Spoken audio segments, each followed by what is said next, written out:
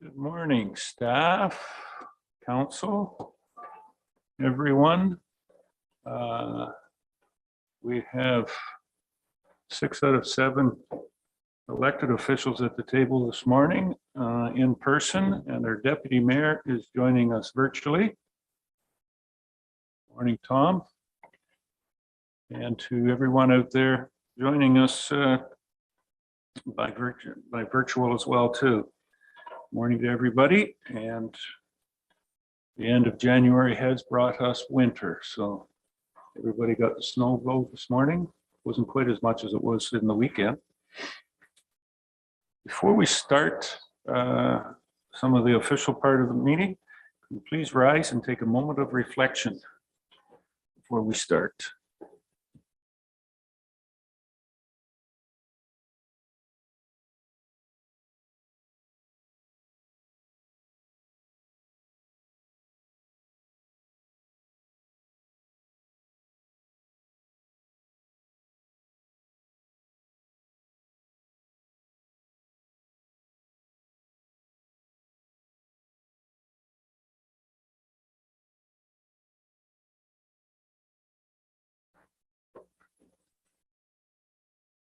I'll ask if there's any declaration of pecuniary interest or general nature thereof from anyone. I'm going to take that was just some background music, not a comment, Mr. Shea. Wonderful when they do that to you. Seeing none, it can be declared anytime if it does arise. Today's meeting is dealing strictly with budget, finance. So at this point in time, I'm going to turn it over to our finance director. Oh, sorry, before I turn it over, still getting used to this virtual stuff as well too. Sheila, give us a report on how anybody can join in, or if they get locked out, how they can come back in. Sheila, please. Thank you, Mayor Eccles. Before I begin, if you get disconnected, you can dial 1-647-558-0588 and enter meeting ID 891-5626-2480. It should be noted for members of the public that this meeting is being held in 2 locations, on Zoom as well as being live streamed on YouTube. Both members of staff and council have been briefed on the various features of the Zoom meeting software. Members of council and staff will be raising their hands to speak. For members of the public, if you require any technical assistance at any point during this meeting, you can send a chat message to myself, Sheila Ferguson, Communications Coordinator, and I will attempt to assist you. Thank you, Sheila. And now, Director of Finance Treasurer, Ms. Mighton. Carrie, what great news do you have for us on this wonderful Tuesday morning in this budget process? If we're following the agenda, the first staff report we have is just a follow up on the Saugeen Valley Conservation Authority WECI funding. They attended the last council meeting, and if council is interested in moving that forward, the 2 projects, the Durham Upper Dam and the Newstead Mew Creek, the Conservation Authority will need a resolution of council to support them applying for that funding.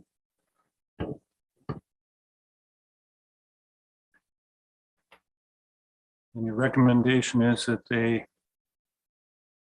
we pass a recommendation to go forward with that, and any of our funding would come out of the Capital Reserve Fund, wouldn't be on the levy. Anyone want to make that motion? Councillor Hutchison? Doug? And the Deputy Mayor Hutchison. Thank you, Tom. Any questions or comments on this? We've had the report from Conservation Authority and going forward.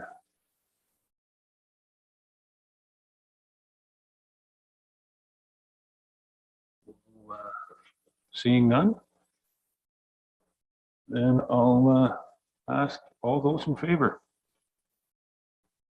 Any opposed? That is carried. 6-1. Okay. Well, that was easy enough. Keep going at this pace. We should be out of here by 9:30. Jeff, or maybe 10 o'clock. Is that good with you? Okay, all right. Okay, Carrie, where going next?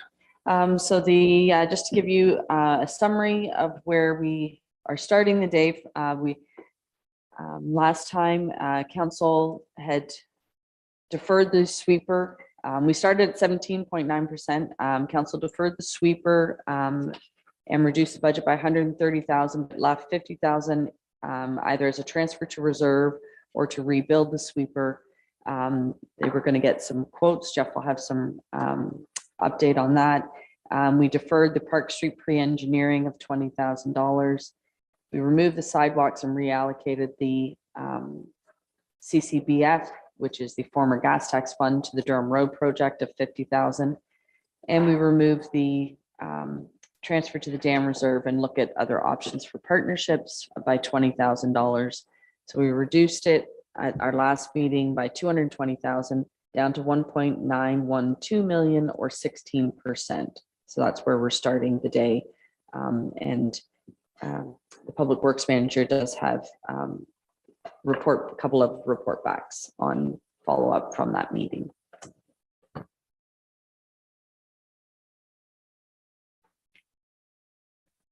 So I take it we're looking for Public Works to give us what the follow-ups are on the options that we may have come forward from the last meeting. So Jeff, give us what we need to hear. Good morning. The update on the street sweeper is that it is at Joe Johnson. They're going through it with fine tooth comb. We expect a formal report sometime this week, early next week.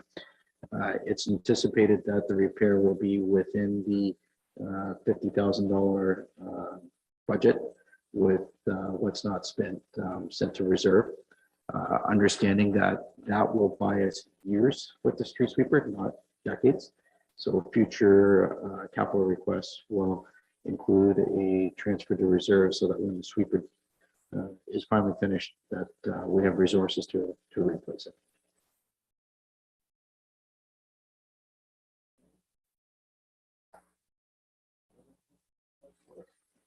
I view it as good news.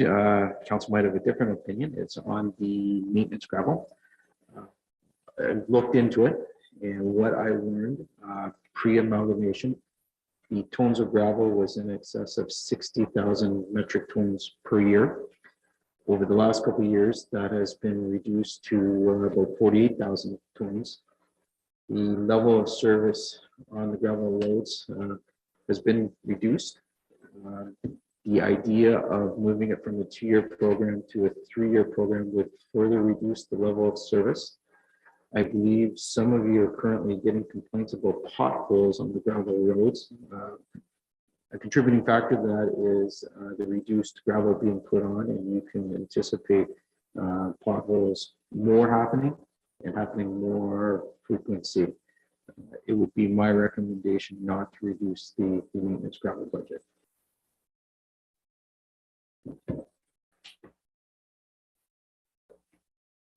Anybody have comments on that one? Councillor Hutchison, Doug.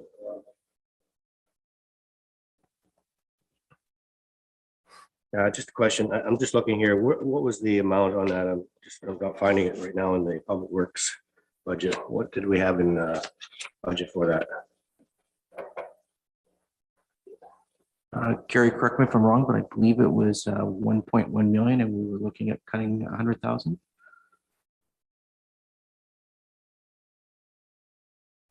Just on the loose top maintenance part of it? That's correct. How much of that is hitting the levy?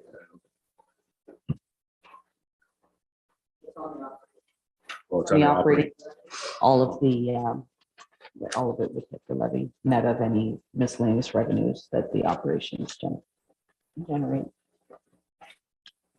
And it's in the budget right now, is it? Yes, Sorry. yep, the original amount of gravel would be in the All right, thank you.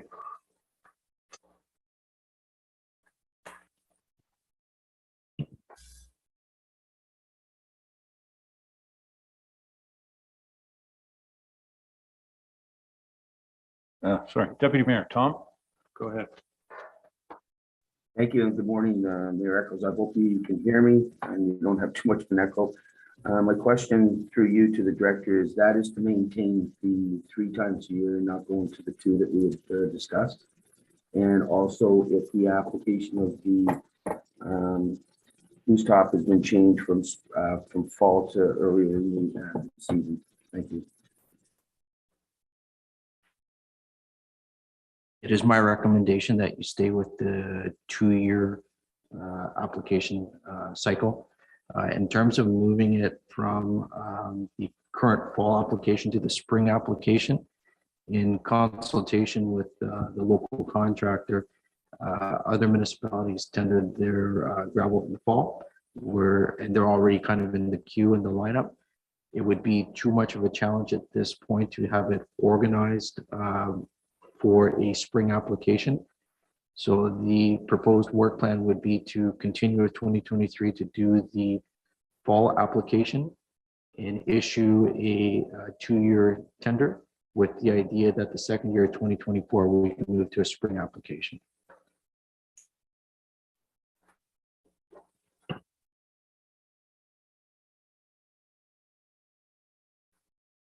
And with 2 years, we'll see a 50% reduction on the application cost. No. If anything, I might be asking for more, but no, there will be no reduction.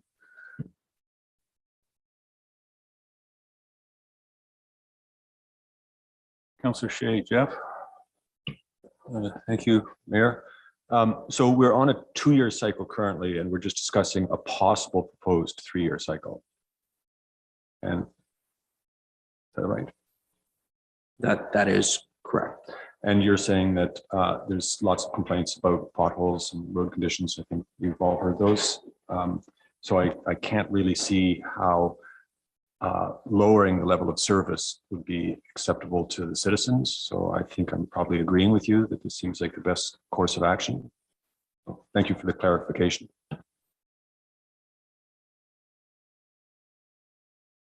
Doug, Councillor Hutchison. Just like to throw an idea out based when we're talking about rooftop maintenance and versus hardtop. When you drive around West Gray, every once in a while you come across a tar and chip road, and then next thing you know, you're on a gravel road and so on. I'm just curious, somewhere along the line, obviously somebody's made a decision about whether a road should be a tar and chip or whether it should be gravel. I'm just thinking going forward, can we look at our traffic study? We did some traffic counts and whatnot a few years ago. Can we look at that and maybe decide? And maybe this has already been done, but just thought when I was driving around, our high traffic roads, should we be looking at getting them tar and chip just because of the maintenance costs on gravel, and try to look at the traffic study? Decide this road's got a lot of traffic, we should be going to tar and chip, and then trying to get more tar and chip into West Gray, and then therefore we have less gravel roads, and then that might work better in terms of the amount of traffic that we have. Like sort of like the county looking at their throughfare roads, even looking at some of our roads where you try to get those straight runs, you know, north and south, east and west. Maybe we should be looking at that too. And I don't know if we have, but maybe that's something for our new director to look at, and maybe there's some potential out there. Thank you.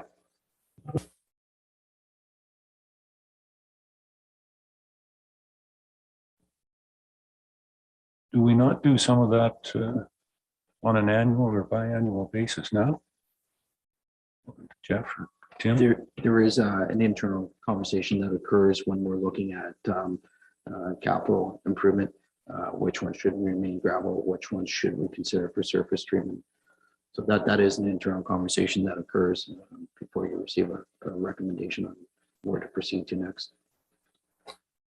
And if I could, secondary to that, what's the most cost effective? Having a hard surfaced road on an annual basis of operating, or having a gravel road? We done any study on that lately? what it is on the upkeep, maintenance, capital? So generally speaking, at a high level, the surface treatment might save you on the operational cost, but the challenge is to do the reconstruction on a gravel road to have it ready to accept surface treatment and to perform at the level you want. I understand there are currently some gravel roads that go across topsoil that you might want to do a surface treatment on, but without doing a full rehab or the actual investment in the capital to bring it up to a level that the surface treatment would perform. That's kind of the cost of benefit analysis you'd have to work through. But I guess, Jeff, just further to that, I know that we did, that West Gray has done a study. I'm going to say it's probably 10 or 12 years ago. And at that point in time, on an annual basis, it was $200 a kilometer less per year to maintain and keep operational gravel road over a hard surface. I mean, I've heard many times, oh, well, the hard surface road would be so much easier to maintain, but by the time you add salt, sand, resurfacing on a tar and chip road, what do we need? Maintenance every 5 to 6 to 7 years, putting another float of oil on it and whatnot. Taking into account the gravel road will need dust control and everything. I'll tell you, it surprised me at that point in time when it was an in-depth analysis. It was $200 a kilometer less to do a gravel road, but maybe it's time just to dust off some of those numbers and take a look again. See Mr. Cook nodding his head there.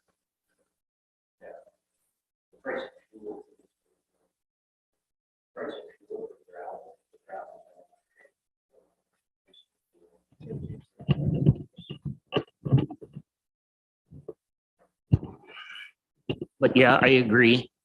Our big problem is a lot of our roads, we just can't surface treat. They have to be constructed.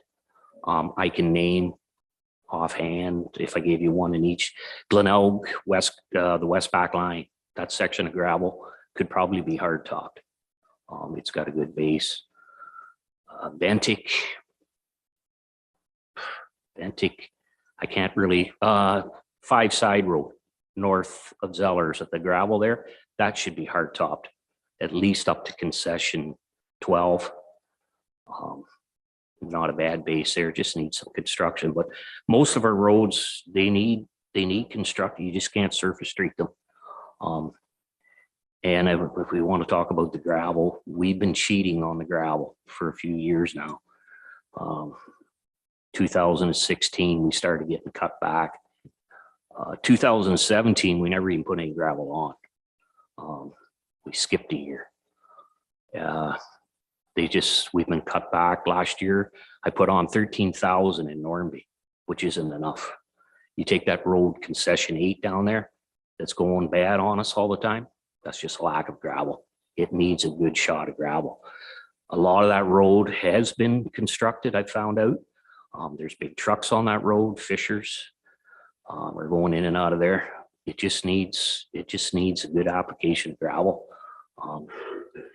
I'm here to argue that we need to up the gravel. I know we can't do it this year, but next year I'd like to put in more gravel. We've got to go back. It's unfortunate we have all these gravel roads. At one time before amalgamation, every municipality constructed 1.25 miles. Since amalgamation, we were doing 1 for the whole 3 townships. And now the last few years, we've been busy trying to catch up with our hard tops. So it's, yeah, we're going backwards with the gravel. We need to put the gravel on every 2 years. If I could talk about the spring gravel, I understand the council wants to go to spring gravel. And at one time I was in favor. It was crazy us putting it on in the fall. Over the years, we've started putting it on earlier. I don't really call it a fall application. I call it a late summer application. We've started in the end of August. In the fall, you get the wet, damp weather. We have rollers now that are helping. Gets it packed in for the winter. With that, the way the winters have been, this year we didn't start plowing roads until the third week in November. So it gives time in the fall for that gravel to get packed. Plus, when you put it on in the spring, you get you've got to maintain it more after you put the calcium on. You're out grading hills, you're grading intersections because they get washboarded. So it's got pros and cons both ways. I'm not set on fall gravel and I'm not set on the spring gravel, but it's cheaper to put it on in the fall. I know we hear a lot, well, you're just going to grade it off. You're going to plow it off. You're going to plow it off. You drive around here and look at our roads right now, there isn't a lot of gravel in the ditches. Some of the gravel I have seen, the graders will pull them out this spring on the intersections and that they'll go around and pull it back out is what we do. But yeah, I've got mixed on the spring and fall. It's whatever the council wants to do. I would consider maybe have another discussion about it later before we tender for the 24 spring. So that's all I got.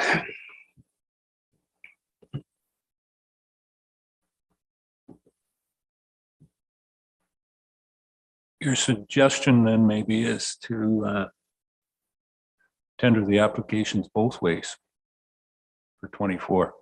Sounds like 23, we're not going to do anything but go in the fall. From what Director Aiken has said.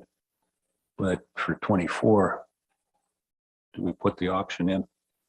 Your recommendation is that maybe we put the option in and see what, put it out there for 23 and for 24, and what would you give us? Both of them. We're too late this year. Yeah. Yeah, I know some of the contractors, and the trouble with the gravel here too, where we've gone is not everybody has hoppers, belly dumps. Dalton Lowe's, he's got out of it. He still has them, but he kind of rents them out. Kerr is the big player, so we don't get a lot of bids on it. And it's just too late this year to do it in the spring. He's got his work already set for the spring. He'll come in, if we want to go spring, he'll come in at a crazy number. It'll be high. And he's already told me he probably wouldn't get here till mid-June to put it on. It's too late. By the time we put 2 weeks, 3 weeks of gravel on, and then get into July, we'll be putting calcium on in August. And dust, will just be flooded with calls for dust. So.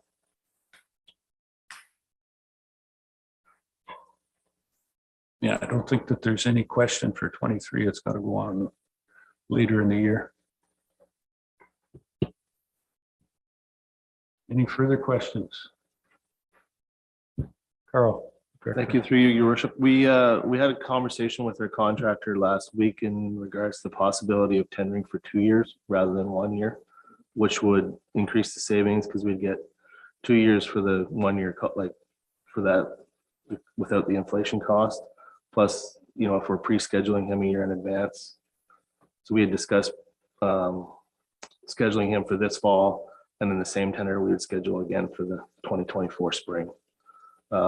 We maybe rediscuss that conversation at a later date, whether we're going to do spring or fall, but that's sort of what the conversation we had to try to get a better price to get that tender out as soon as possible. Councillor Hutchison, done.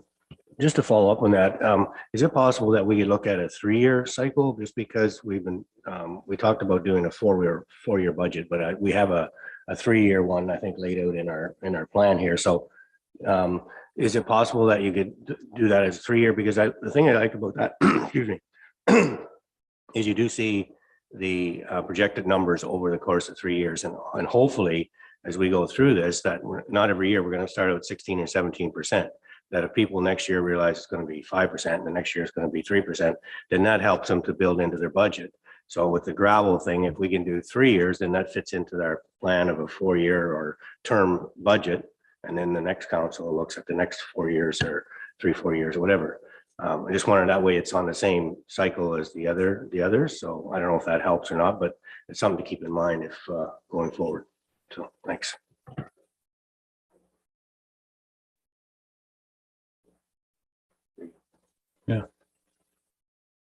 Multi-year. Councillor Noon, Joyce? Thanks, Mayor Eccles. So with the projected, with doing the tender again for the fall, but we want to apply more gravel. So do you know what that percentage increase is going to affect the budget if we're going to increase the amount of gravel we put on the roads? Or are we going to just wait with the increase of the gravel for 2024, just to keep it kind of neutral this year? Thank you. For 2023, we're keep it the same. We're proposing an increase for 2024.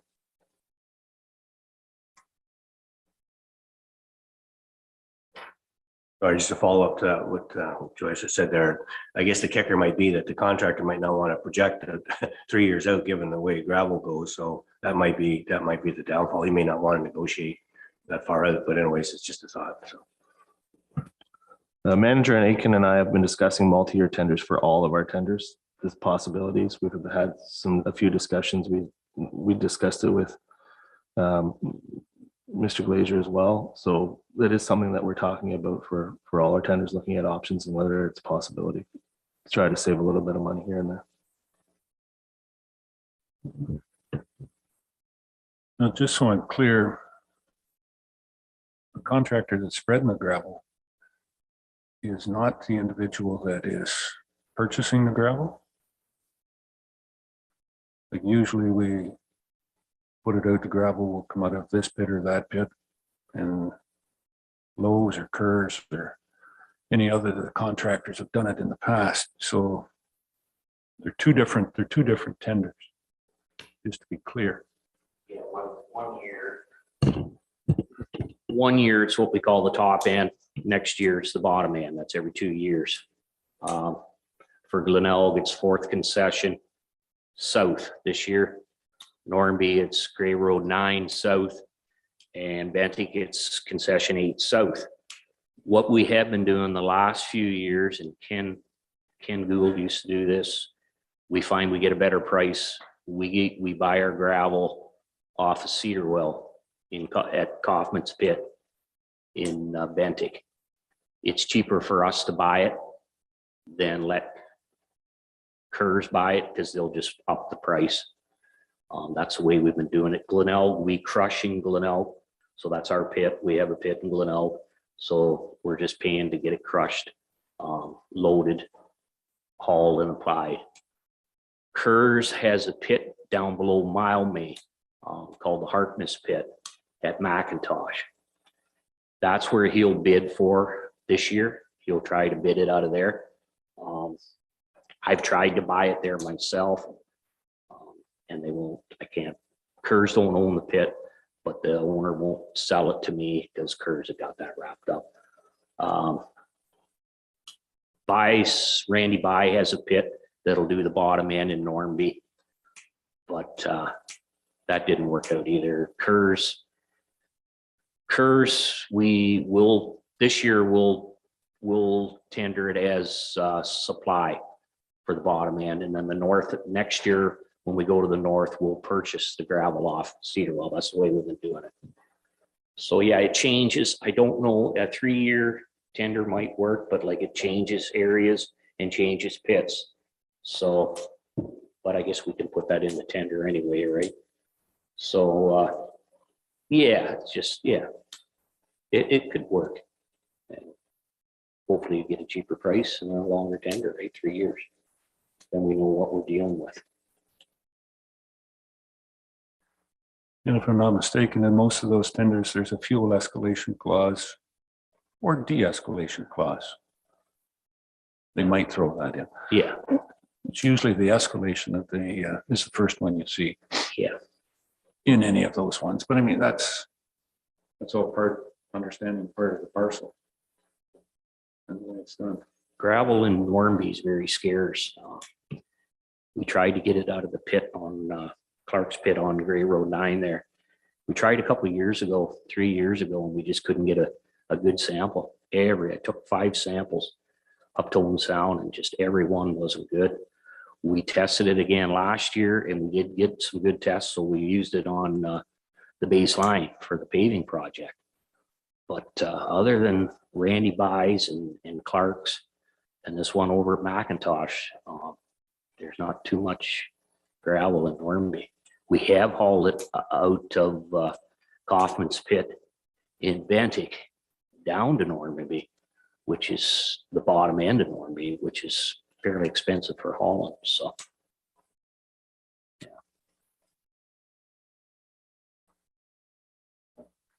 So it sounds like we're leaning towards taking the staff recommendation for the gravel application, which seems sensible to me. But I did have a question for the Director of Finance. Could you just jog my memory what the item remove sidewalk and reallocate CCBF?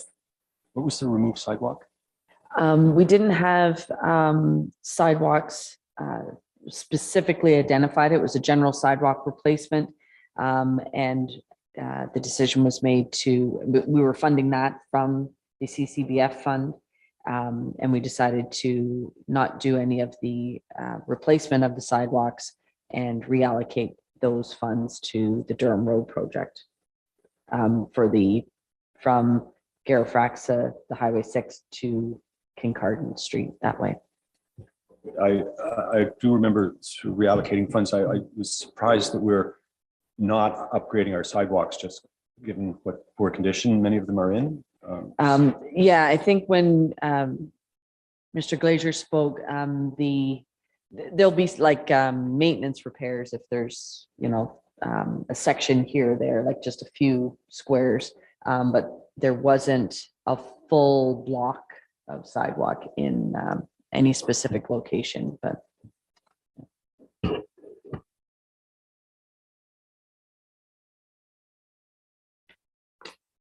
So at the end of the last budget meeting, sorry, Joyce, go ahead. Thank you. I was just looking at the departmental chart, and it had sidewalks, Mill Street, Newstead County project. And that was allocated as 50,000. Is that what you're referring to? Yeah. Okay. Yeah. Carrie, Okay. your mic. Sorry, the county is not moving that project forward. So that road, Mill Street in Newstead won't be moving forward in 2023 from what we've heard anyways from the county.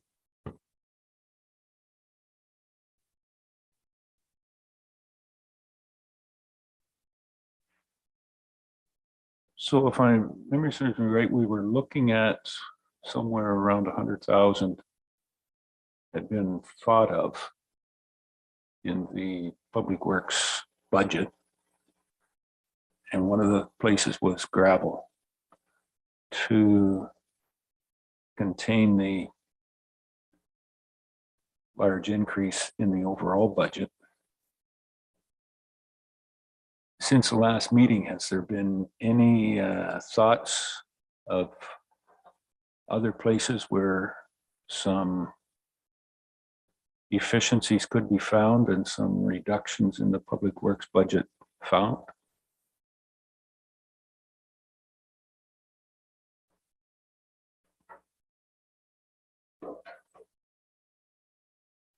So we've been going through the budget, and it's our opinion that it's as bare bones as you want it to be. And there's nothing more that I feel we can cut.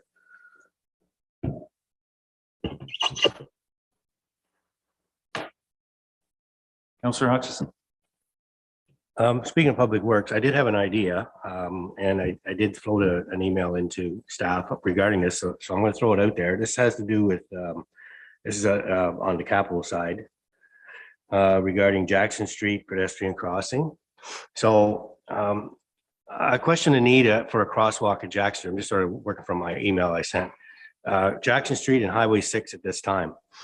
My small sample watching, which means I sat at that corner and watched how many students actually walk across that street from the new subdivision on Jackson Street. That's the north entrance across the highway to the Catholic school.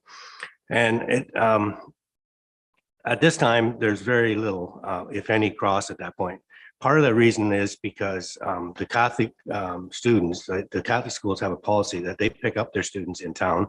The public school has always had a policy that their students walk within a certain distance. So obviously in the subdivision and up on Durham Road East, they're bused to the public system too. But all the Catholic kids are picked up in that subdivision. So there really aren't many walkers across the road. Maybe someday as that development develops, there'll be maybe more families that choose to walk their kids across that road to the highway to get to the Catholic school. But I do believe that down the road, there's going to be a need for a light, maybe there or not there, then at Durham Road East and Highway 6, because that's a brutal corner. And I know from the traffic studies that they've done, they don't feel that there's a need for a stoplight there, but I think eventually that we may be looking at something because we have had accidents, and I think there'll be more there. So the pedestrian crosswalk, it was budgeted in our capital for $100,000.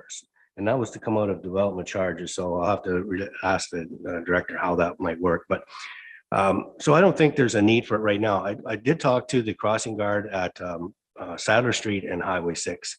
And that's her job, to cross students morning and night at that crossing. She said she crosses anywhere from 20 to 50 students, depending on whether it's summer or winter. And obviously wintertime, there's not as many as there are in summer. So there is a need there, and that was the other one that was in the on the budget. It wasn't on the budget this year, but it was one that was tagged as down the road that we may need to put a crosswalk there.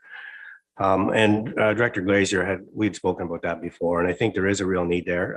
The crossing guard says too, there's a lot of seniors and people that do cross at that corner. So eventually there may be a need for a crosswalk there. But I just think at this time to put $100,000 into a crosswalk that really isn't a great need for, I think we can spend that money somewhere else, like if we can put it towards the Durham Road East project, which is a big factor, or maybe we can't because there's already using some development charge there, then maybe Public Works can use it somewhere else, but to get $100,000 off our budget. We've got to bring this budget down somehow, and I don't know what that is, but I think this is a project that we can delay for the future, and then take a look at it another time. So that would be my suggestion, is take 100,000, and that 100,000 is, like I said, coming from development charges, but if we can move it over and take it off the levy, then that would be another 1%. I'll leave it there.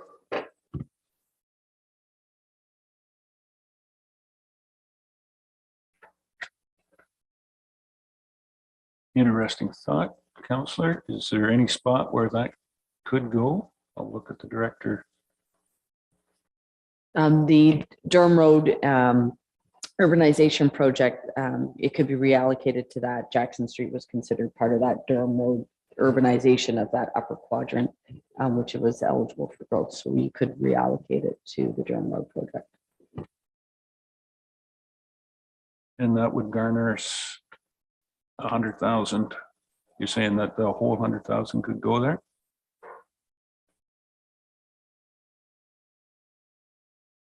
Councillor Shea. Director Maiton, when we look at the budget summary,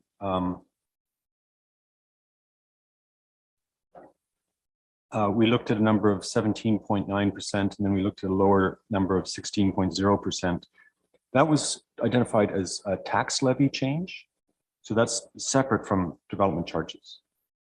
Yes, correct. Yeah. So taking this money and moving it from here to here within the development charge pool wouldn't affect the tax levy change at all. Because your Durham Road project is requiring $640,000 right now of tax levy for a $990,000 project cost. If we move it to additional development charges, it would drop the tax levy requirement by 100,000 because you're going to use more development charges for that project. And if I could, And if we left this where it was, the crosswalk, which was the staff's recommendation, why couldn't we just allocate more from development charges to the Durham Road East project anyway? We're limited on the amount of total development charges that are deemed growth related. So we do have a cap on how much we can use development charges towards that project. So the 200,000 is within that cap. It's just you would be using it all on the Durham Road as opposed to splitting it between the Jackson Street. Okay, I think you have some sensible thinking there, Doug. I appreciate that.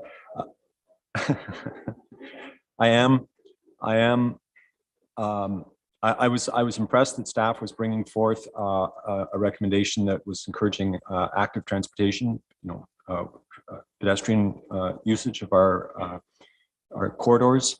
And I think that they were probably anticipating the extreme growth that's going to happen in that quadrant in the next couple of years, and trying to get ahead of that with building some infrastructure that would support that. I know Durham Road East has some pedestrian infrastructure built into it as well. I think we're putting sidewalks in there, so that's definitely a boost. But I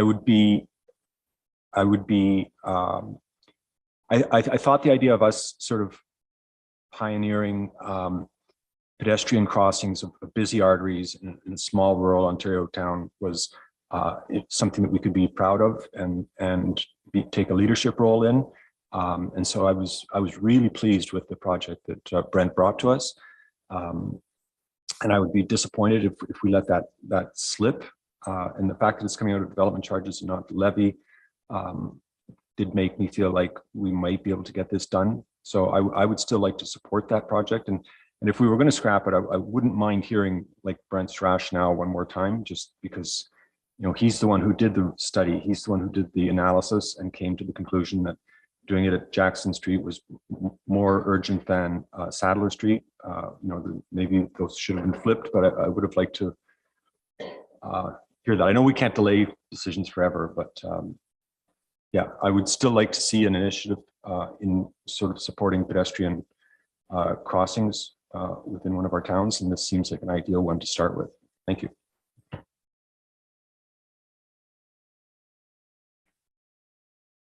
But further to that, is the Jackson Street the correct one? And did Brent take into account that most of the students going to the Catholic school on the top of the hill, St. Peter, St. Paul's, they're bused? And I think in his analysis, he was looking at that they were walking, and they're not. So is that even the right place for the crosswalk, or should it be on Durham Road East to County Road 27? It's Durham Road East on one side of the Garifrex, and it's County Road 27 on the other side. So we can't say it's Durham Road. Yeah. Yeah. Is it at the Heritage, let's say the Heritage Corner Store? Is that the place for it, or is it at Jackson Street? And of course, yes, you have the one down at Sadler. Or do we be like some of our neighbors and not put in crosswalks, but just put in street lights, stoplights? And that way you end up with traffic backup. Is that the best way to say it? From some of our neighbor to the east, to the west, that they have, because of every corner they have a set of stoplights at for traffic movement. Mr. Hutchison, is Doug's put something out there, but the other Mr. Hutchison's got his hand up. He wants to speak. Tom, go ahead. Thank you, Mayor Eccles, and it's, if I may, through you, sir, to Councillor Hutchinson. If are you presenting a motion? If not, I would certainly do that, but you brought the subject forward, so I'm just entertaining that. So Councillor Hutchinson would like to introduce a motion. I would gladly second. If not, I would introduce. Yeah, I can make a motion to that, but just to further the one comment, I think there is a need, there will be a need eventually. I think, as the mayor said, I think to me, it makes more sense to put in a stoplight than to put in a crosswalk light, because we do need to control the traffic in that area, I think, eventually. And again, I think if we started there, the priority would be Sadler Street and Highway 6 rather than Jackson Street, just based on the traffic that I see there, and our roads gentleman here might even be able to testify, because he sort of lives up in that area, that there isn't a lot of foot traffic at this point right now going across that intersection. But down the road, yeah, I agree. But I'm just thinking, here's a chance to get 1% off our budget now, because we've got to do something to get it down. So I'd like to make a motion that we take 100,000 from the development charges that was designated for the sidewalk crossing or pedestrian crossing at Highway 6 and Jackson Street, and move it to the Durham Road East project. Okay, I'll accept that motion. Deputy Mayor, you want to second that? Yes, thank you, Mayor Eccles. I will second that. Okay, thanks, Tom. So we've got that moved and seconded to use $100,000 of development charges. Transfer that from the Jackson Street project and put that on hold. And move that to the Durham Road East upgrade. That's about what it is, right, Jamie? Okay. Any further discussion on that? Call the question then. All those in favor? Any opposed? That is carried. Okay. Jeffrey.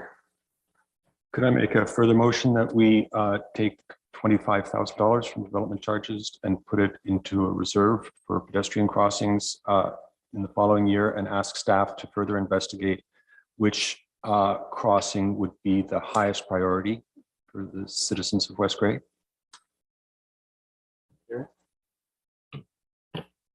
You could, like, the development charges have to stay in separate reserves until spent according to the development charges study. So if it's not it needs to be identified within the study, and it needs to have a growth related component assessed to it. So while it may be a further discussion topic until we revisit our development charges study, we're limited. We can't take Sadler Street pedestrian crossing and use development charges because it wasn't identified in our study with the growth related component down there. So we need to redo our update the study to identify projects that may now be growth related that weren't considered at the previous one. But otherwise the funds must stay in the development charges reserves. Okay, so I'll withdraw that and just ask, I don't know if we need a motion, but could we ask staff to re-study and re-propose the most effective application of structured crosswalk next year? Would you need a motion, or would you, can that just float out there? I don't hear the clerk saying one thing in my ear, and I'm the other side of my brain is saying no. I think that in the minutes, what I would like to see is that in preparation for the 2024 budget, staff look at crosswalks on Garifraxis Street and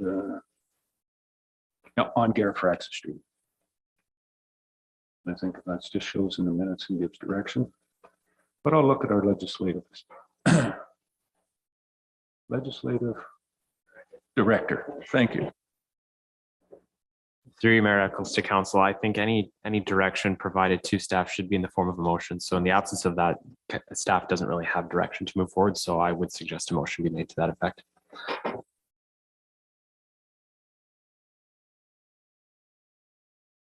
And that comes from a professional, not just a journeyman that's here. So I'll take the advice of the professional. We're looking for a motion. Jeffrey, So I would move that staff do further analysis and make a recommendation for pedestrian crossings on Garifax Street in preparation for next year's budget.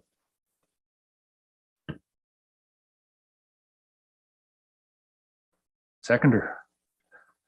Councillor Forrester. Scott, thank you. Any further discussion on that?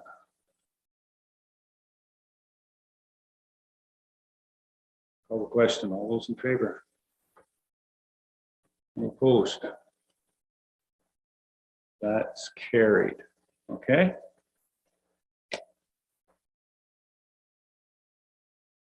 Joyce, Councillor Noon. Thank you, Mayor Eccles. Just one further thing, and I know you was want to get moving on things, but currently we have $200,000 proposed for the Traverston Bridge for the removal.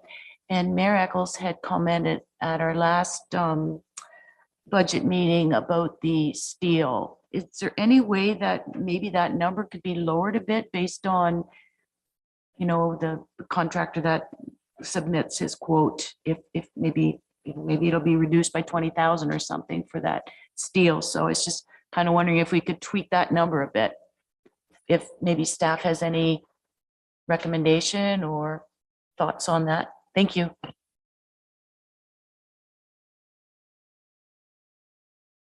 So what we could do is in the tender package, we could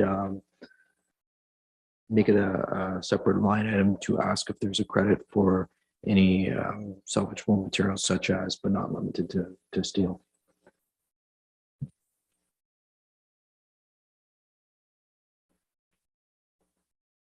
That is fine, but in a professional opinion, is there any reduction, any thought of reduction in the for the 200,000 that's there? Is there a recovery of 50,000 or 25,000?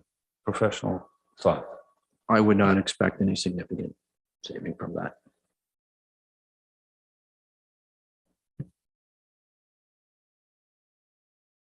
The Durham Road East project is probably our largest capital project for the year.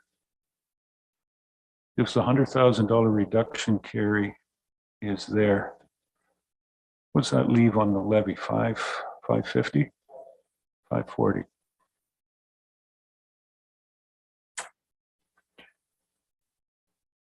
Is there any way of deferring that slightly? Any of that? Jeff? I received an update from the consultant who's doing the design work late yesterday.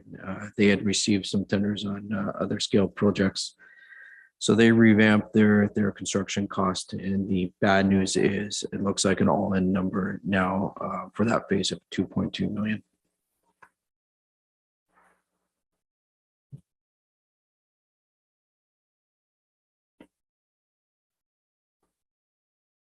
And the 2.2 million would make how much towards the levy cost then? You're looking at another. So offsetting this over a couple of years now is probably our best option of getting this one through. Is there a chance of borrowing from ourselves and putting in X number of dollars this year? Oh, it's not bad. We're only at 10 o'clock, Deputy Mayor. Don't cover your head just yet.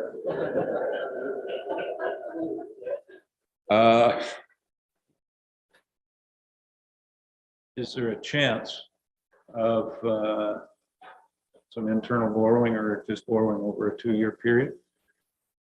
Or sorry, a 3-year period, putting in 400,000 this year from the levy and paying the other 400 in 2024 and 400 in 2025 back to ourselves.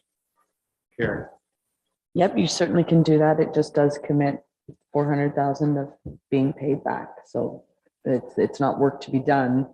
It will be, you need to just commit those levy dollars. But certainly we can do that.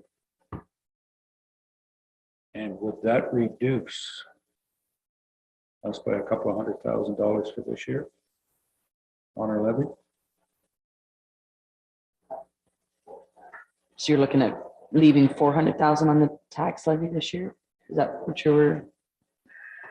Well, whatever numbers figure out, that's why you are the director of finance and numbers, Cheryl. How much do you I want? just got a surprise over here. I was thinking it was 540 and now I've heard there's another 600 Yeah, possibly when we get to the tender. So, I'm looking, are we at the 1.1 million now from the levy instead of the 540? So I was just roughly saying if we left 400,000 in there instead of 540, that would take. so I'll take 140,000 off your This year's. current year levy.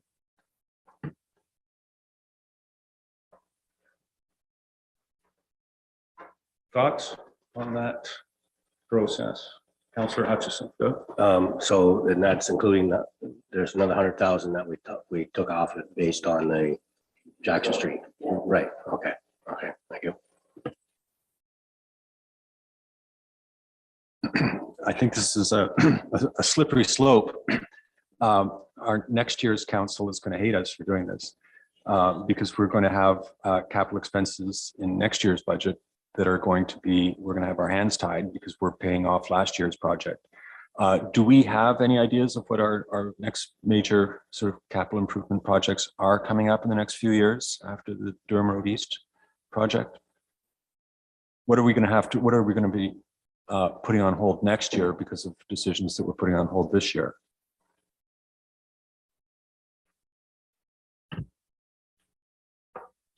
Through you, Mr. Mayor, we would have phase 4 of the same project. So from Kincardine Street on Durham Road East, from Kincardine Street East to where the new pavement was done last year.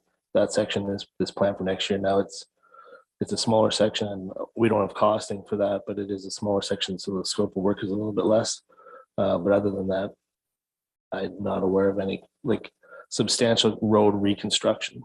But as previously discussed in this meeting, ideally we would be budgeting every year for some road reconstruction, whether it's a dirt road reconstruction or gravel road reconstruction, or from loose top surface to hard top surface. Something we would like to start budgeting for some road reconstruction every year.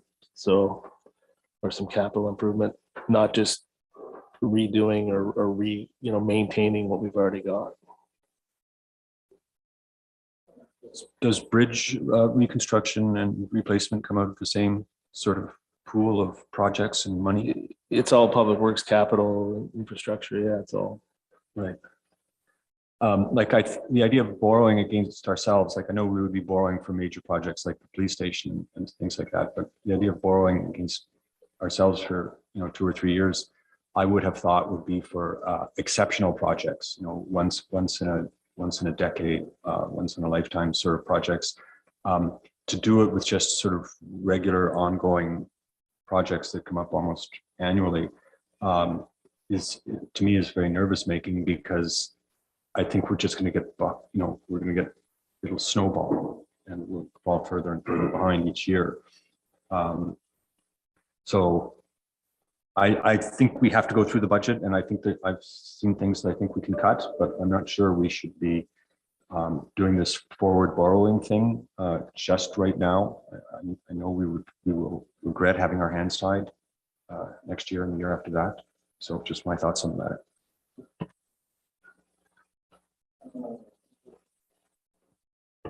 Carrie, and then I'll go to the ends of the council table. Just pulling up the 10-year capital plan that Mr. Glazier had completed. On the radar for 2024 is the Rock Street Sadler to 140 meters south, and South Street Garifraxa to Elgin. I think those are tied in with some of the Rockwood Terrace new build upgrade. 420 for one, he's got in for an estimate, 705 for the other. So that's potentially on the radar for next year. And then in 2025, he had a Lambton Street from Garifraxa to Kincardine project of $1 million. But he does know the county project, so I'm not sure how much would be ours, how much would be water sewer. It's not quite split out there. A lot of it probably in that one would be water and sewer, the road, but we would have sidewalks and that type of thing. So those are just a couple of the ones that, if that's a go 2 years from now, for Lambton Street, just some of the ones that he had projected on there.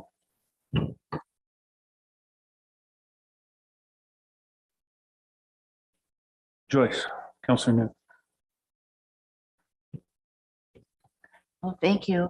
I'm not trying to demean what the needs are in Durham right now, but it seems like since, and I realize with the infrastructure, with water and sewer is a need as well, but over the past number of years, there's been a lot of levy allocated to Durham. And don't get me wrong, I realize the needs in the future as well, but I think again, with taking and distributing the Durham Road East over the next 3 years, we're already gonna hit the levy with 400,000 for those years. So I would recommend that we bite the bullet and keep it in this year's budget, all of it, to look after the needs of what's being budgeted today. Thank you. Yeah, whatever works, but my concern is we're not going to be able to go to the public at a 15% increase in tax. So I think whatever we can do to smooth it out, I think part of our issues we have is that we're feeling the repercussions of a pandemic that we just went through for 2 or 3 years. And I think we've lost some revenue, and I think our costs have gone up all across the board. So I think we need to come up with some way of smoothing this out. And I think if it means borrowing and leveling it out a little bit, that's great. The scary thing when from the last conference and even previous to the conference, one of the scary things that they're talking about is the cutback on development charges due to affordable and attainable housing. So if that happens, and it sounds like it's going to happen, we have to really think twice about how we're going to make all the ends meet. Hopefully the government's going to come up with some extra money along the line, but we don't know that for sure. The other scary thing that was brought out, and I think it was our premier that said it, they're, in order to, before they move forward with the development charge, they're going to do some assessments of some municipalities. And what they're looking at is reserves. And the comment was made, all the municipalities, they've got a lot of money in reserves. So, maybe the development charge isn't such a big thing, right? It's not going to be a big hit for them. But so that's a little bit scary when they start looking at our reserves and saying, oh, you guys should use more of your reserves. And I know Carrie's been very good at trying to slap our hands when we talk about reserves, but we need reserves to a certain amount. But then again, on the other hand, are we going to be penalized because we're not using them? So whether it's reserves or how it makes it work, but I do think we need to somehow smooth this out so that we can go back to the public with our heads held high rather than hiding in the corners. Thank you.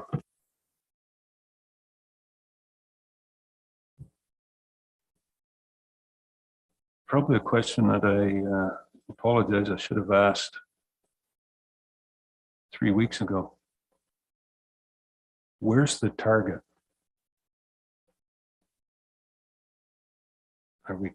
Is council comfortable going to the public with a 15? Yeah, after today, we're down to close to 15%. 8%, 10%. What's the target that we feel comfortable that we can present and have our residents of West Grey accept? I'll look for comments on that one. Carrie, can you tell us what inflation is currently? December was, I think, 6% for Ontario. So anything that we present that's less than 6% is actually us rolling back. So I think we'd be starting there. And just to Doug's, sorry, to Doug's comment about leveling off, there's two ways of leveling off. One would be to borrow against the future, and the other would be to borrow against the past, which would mean digging into reserves. Are there any reserves that could be applied to that Durham Road East project? We don't have any specifically set aside for that project in the public works area. We have used some of our general capital reserves today for the WECI, our share of the WECI funding for the Conservation Authority.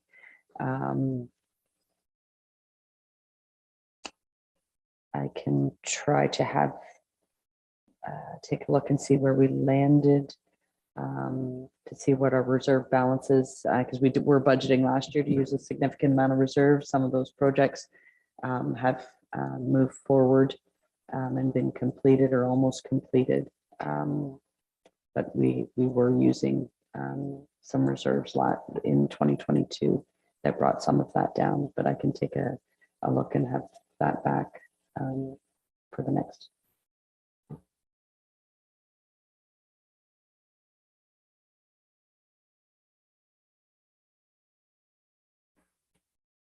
So before I get to Joyce, Jeffrey has kind of put it out there, inflation's around that 6%. So for our own purposes, let's put, is that the target that we're trying to hit or at least get close to?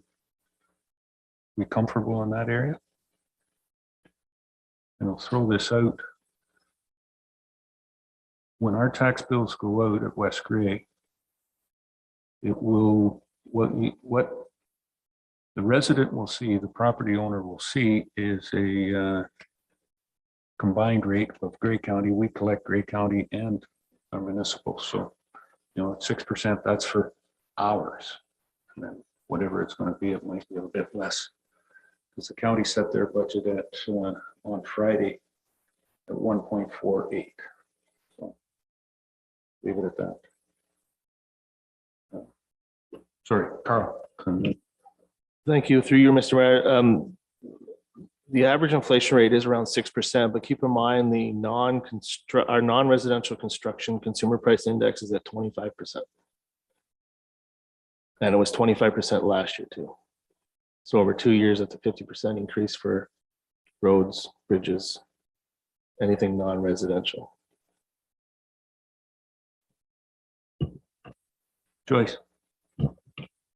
Thank you, Mayor Eccles. Again, another line item I'm looking at, capital bridge repairs at 100,000. Do you have specific bridges that that need repairs that you're going to spend those exact dollars? Again, it's another number. I was just wondering if we could tweak a bit. Thank you. So that 100,000 is for a handful of bridges that require new guide rails and some general maintenance on the approaches and the deck.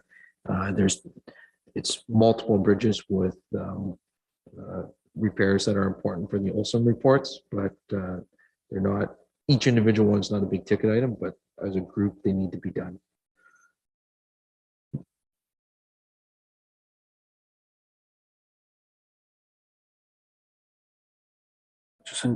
Yeah, so I was just going to suggest, can we sort of park that idea of the using borrowing against ourselves to smooth out the budget? And I think there was $160,000 was what Carrie had maybe mentioned. So can we park that in terms of that's a potential that if we need something down the line that we can maybe come back to and just maybe move forward and with some other things, and just because we may need to go there and we may not need to go there depending on what else happens with the budget, right? So if we can just move forward and then revisit that at a later date. As the wise treasurer once said, you've got to have a few things in your hip pocket to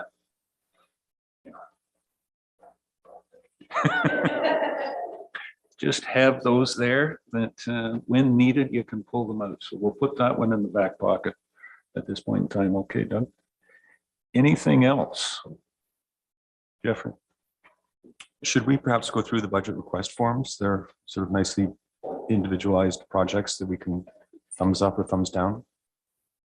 Or is there a different structure to this meeting that I'm unaware of? There is a little bit different structure, and we'll let Carrie go through. We were hoping to move into the landfill budget next, just sort of high level summary. Some of the items in the landfill budget are included on the budget request forms and are in the budget. Most of the other items that you see on the budget request forms are additions to the budget. But we were hoping to move into waste management.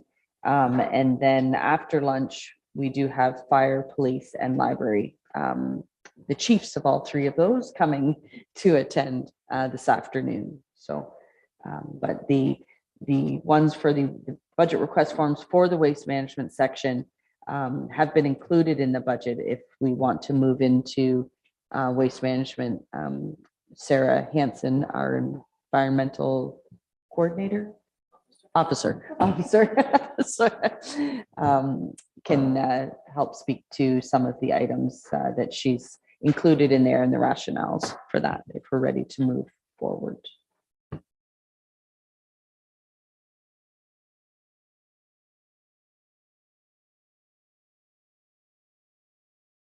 That's, sorry, I should have laid that out of how we were going to go.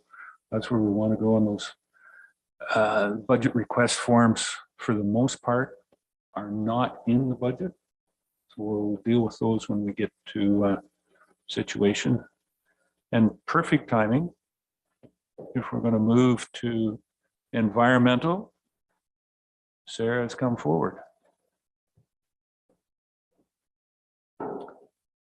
So starting, and I'll turn it over to staff to be able to go through this the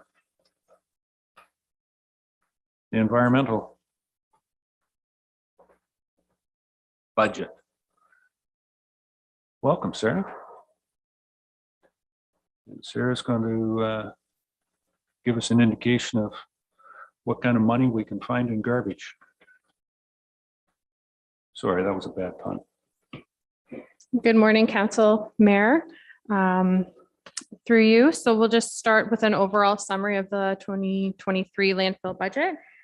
Operating expenses are going to be roughly $970,000.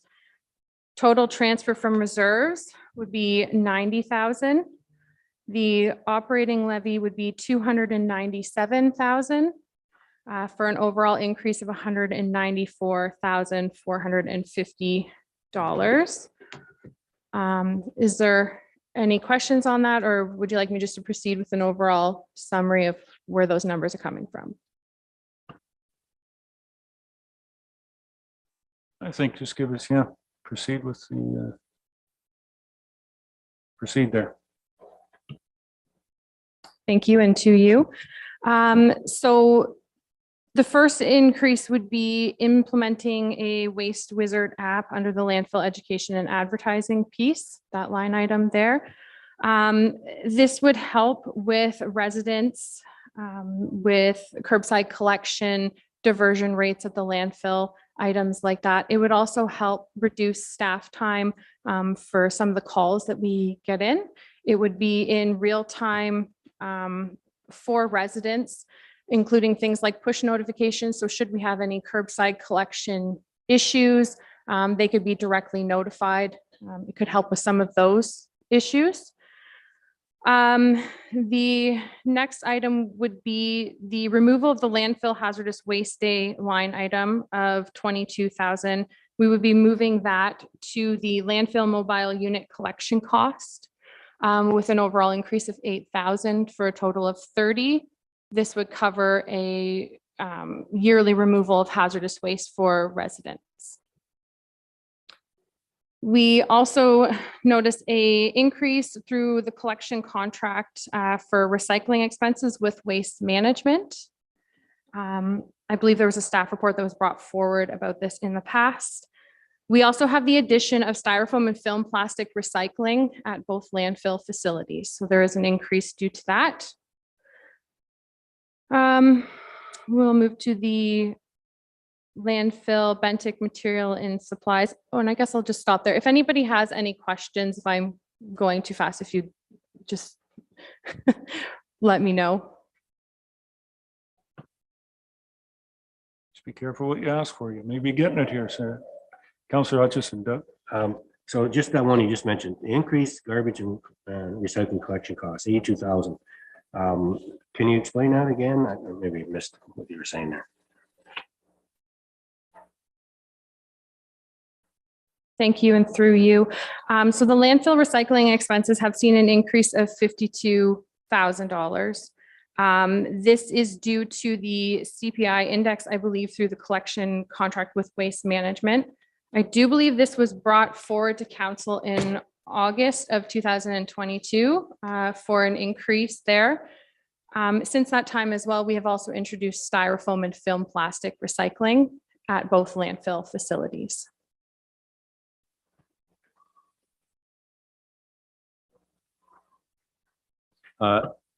Thank you. So the Waste Wizard, in the budget request forms, it was spelled out in a little more detail that there was an upfront cost and then a yearly cost. Is that right?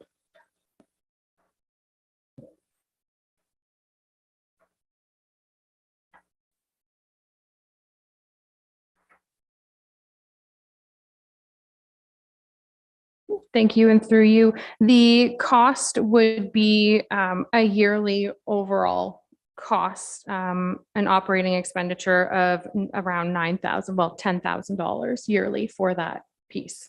Okay, so that's an ongoing cost. That is, Given that this is primarily, it seems to me, to encourage recycling, if the recycling program is moved to the private sector in the next couple of years, which is what's on slated currently, would this cost then be transferred to the private sector provider? thank you, and through you. No, not exactly. So it would be something that we would have to incur as a cost. It is an all-encompassing app that could be used for more than just recycling. It's just for general waste curbside collection as well. We could utilize it for the mobile hazardous waste unit to let residents know where it's moving to, what days it is operating, things like that. It also has a general search tool. We do get a lot of calls into the office about where does this item go? Where does that item go? So it would help field a lot of those phone calls as well.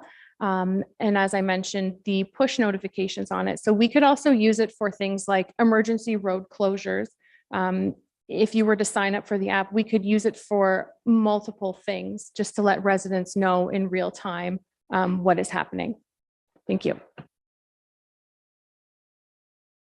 So my understanding with the transfer of the Blue Box program to the producers collectives who are going to manage that in a couple of years, that they have to take on whatever level of service the municipality was offering currently. So if you were just offering drop off your Blue Box material at a depot, then that's what the private sector was obligated to undertake. If you were doing curbside pickup, then that's what the private sector was obligated to undertake. So I just thought if we took this program, made it exclusively recycling, bundled it in and said, that's part of our recycling Blue Box program, then when the private sector comes in to take over in the next year or two, they would be obligated to take on that cost. Do you think there's any way we could spin that so it's something that we end up transferring to another sector? Or am I just dreaming here? Thank you, and through you. I would have to report back to council on that, as I am unsure of whether that is something that could be transferred with the Blue Box transition. That is something I could look into and report back to council with. Thank you.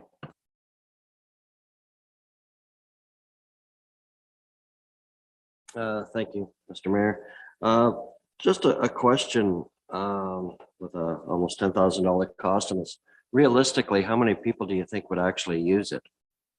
I mean, everybody loves to go to apps and all this other wonderful stuff and electronic, but I mean, realistically in West Gray, how many people would actually use it?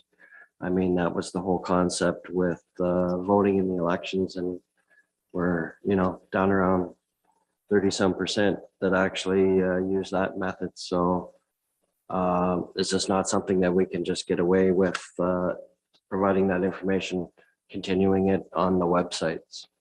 Thanks.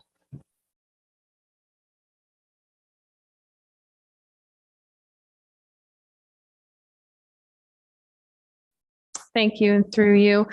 That is definitely something we could look into, possibly making some changes to the website to provide more information and make it more readily available to residents. Yeah, thank you. Well, actually, I'm on the other wavelength. I think the app is a good idea, especially I think in my kids, that generation, they use apps, anything for convenience, everything's on their phone, right? So, I mean, that's where they get their information. So I think anytime we can use an app, especially with all the changes coming forward in our Blue Box program and our recycling and so on, I think any way that we can get that information out there is going to be key, because there are going to be a lot of changes in terms of how whether they go to the big bins.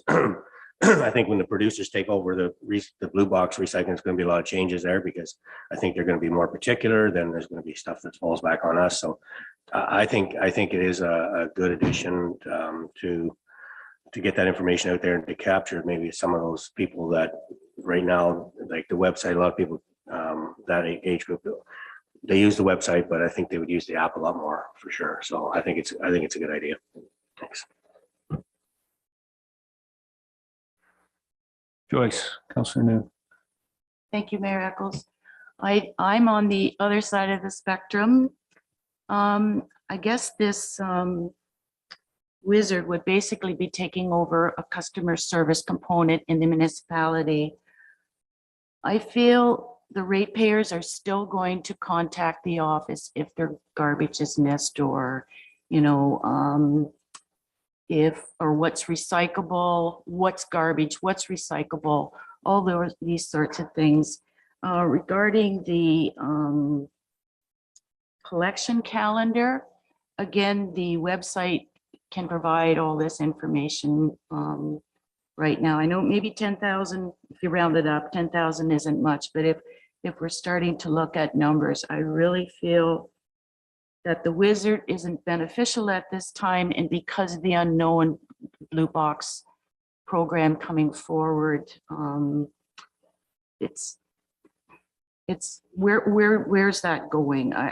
There's just too many unknowns right now from now in 2025 to make it $10,000 every year.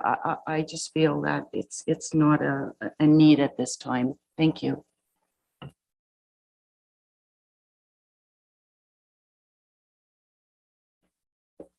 Anything further on that? Scott? All right, mine's on a different topic though. The mobile household hazardous waste unit. We were paying a lot of money to own sound for that service. Is there a possibility of offering our mobile unit as a drop-off location for other municipalities that don't offer the service? Thank you, and through you. At this current time, that would not be a possibility. It would require us to amend both of our C of As for both facilities to allow us to collect waste from other municipalities. Thank you. So on the wizard, we've had that conversation before we lose that. There's been a thought process of eliminating it, delaying it until we get further where we're going with recycling and all of that. How do we deal with it? Does somebody want to make a motion on it one way or the other? Yeah. As much as I think the Waste Wizard is a great tool, I've actually went and logged on to other municipalities that are using it, like cities down south and stuff, and it was great because I could type in, can I put textbooks in the Blue Box? Can I put yogurt containers in the blue box. And they said, yes, no, specifically how you have to do it and everything. It was great. I get so many questions about, can I put this in the blue box or can I not put this in the blue box? I'm sure staff are swamped all the time.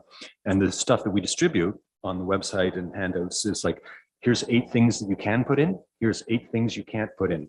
What about the 10,000 other things that go through my household in a year? So I thought it was just great. I'd love to have it. I can't wait till we get it.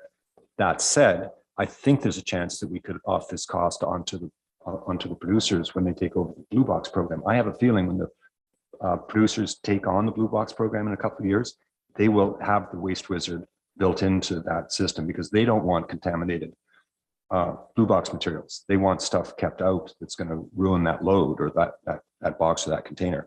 So as much as I favor this, I'm going to move that you remove it from the current budget proposal.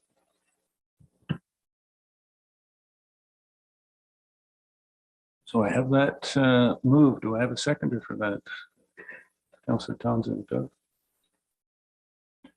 Further comments, Mr. Hutchison.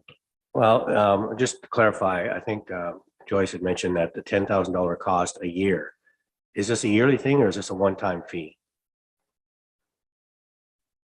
Thank you. And it is a yearly fee. Of 10,000.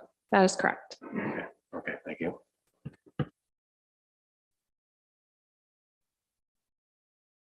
Any other questions or comments on that? Got the motion on the floor, then I'll call the question. All those in favor?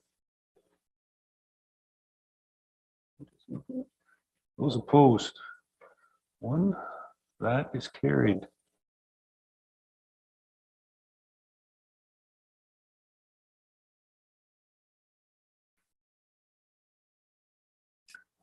Further, anything else, Sarah?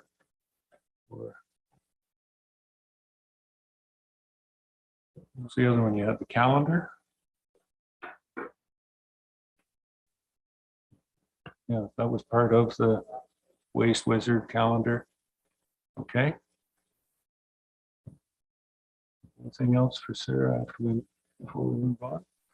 Just as a quick question from the chair, Sarah. We pay 25,000 to Owen Sound for their hazardous waste. Having our own hazardous container moving between the 2 landfills will eliminate that cost, but that wouldn't be a savings per se. You wanted to transfer that 22,000, keep it in there and add another few thousand. Is that to operate the hazardous waste? Thank you. And to you, the Owen Sound contract that we had for hazardous waste services was just shy of $2,000 a year, I believe. The $22,000 was for our one event day that we would host here in West Gray.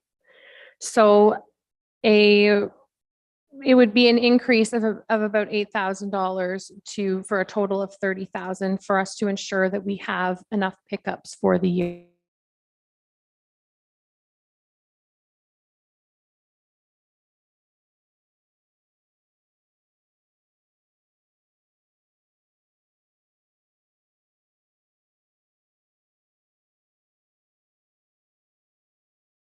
In the Owen Sound, was there any other fees in the Owen Sound hazardous waste? Thank you. And to you, there was the overall contract cost for the municipality itself. Each resident was allowed to take, I don't remember the number off the top of my head, so many liters of material.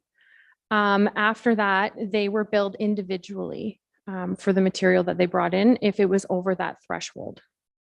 Thank you.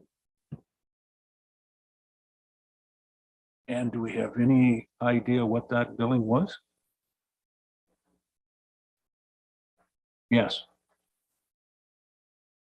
Less than $2,000 probably in a year. Most were below or within that threshold amount. We maybe.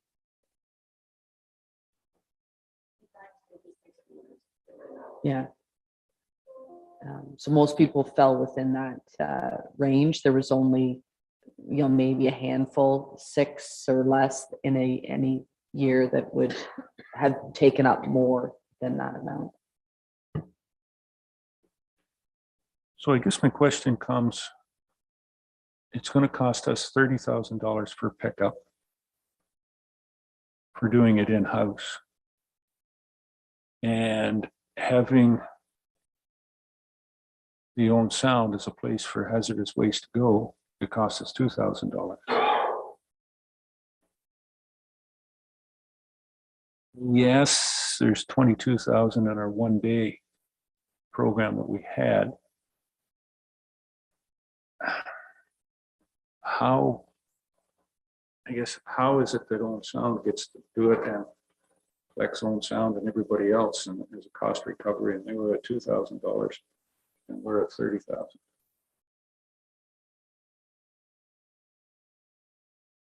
Just question. Somebody want to jump at that one? Inform me.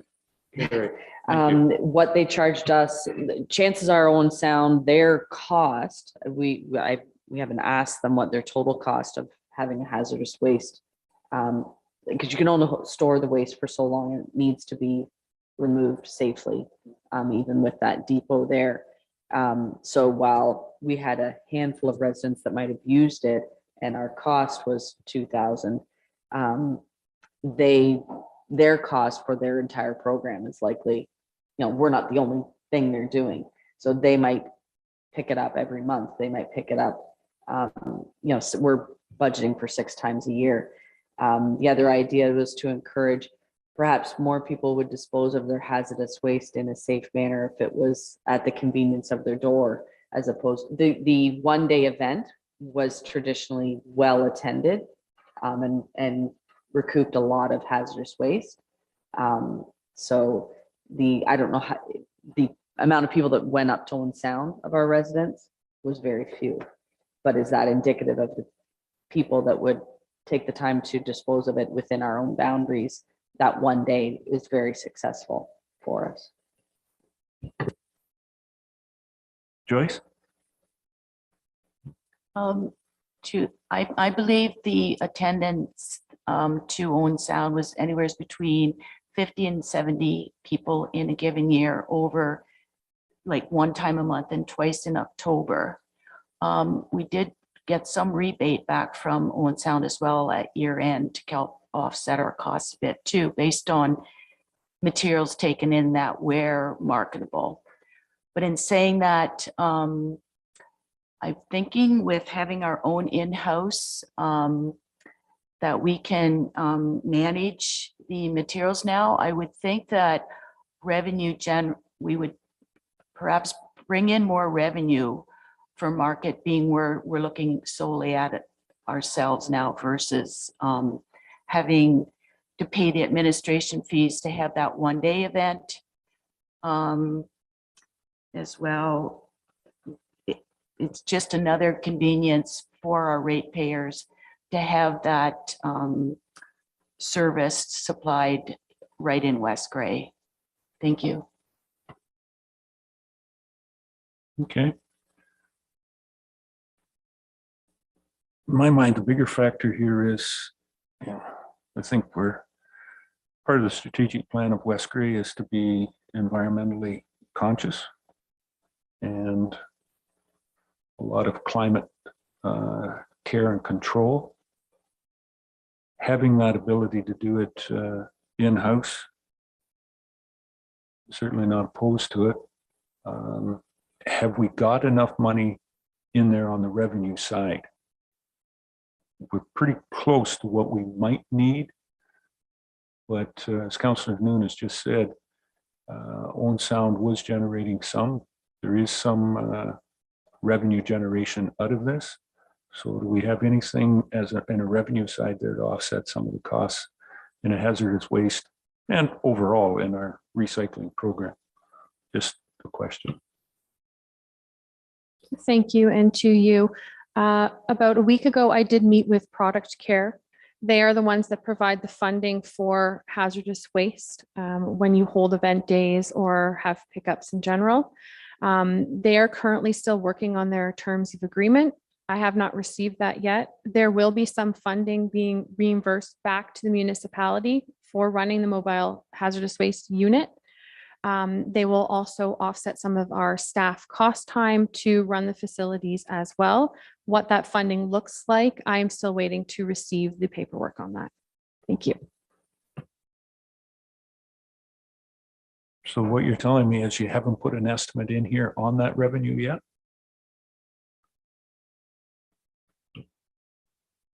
Didn't have, because the staff, covering staff time would be a new piece. We haven't had, like, we've done, in there would be for that 1-day event, but it'll depend on the volumes that are collected. Because otherwise the recycling revenue, we've based it on the average. And that had our 1-day event and the little bit that we get from Owen Sound built in there. So it'll, if the volumes increase, we haven't increased the revenue, not knowing what the final contract is. It hasn't been overly lucrative on the revenue side, to be perfectly honest. But I don't know if that's changing. You know, roll the dice, you come up short, we deal with it at the end of the year.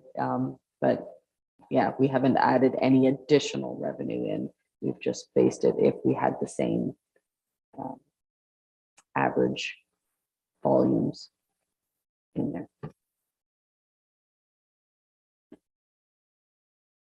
But this is, what we're looking at is more availability for individuals, less for our public works department to pull out of the ditches, which unconsciously still happens on occasions. I hear a couple of people nodding, and I know that I've taken a number of paint cans because I have lived on some back roads in West Grey, and surprisingly, electronics and whatnot seem to be deposited. And I believe we have a couple of deposit places that are regularly used in West Grey for individuals that drop stuff.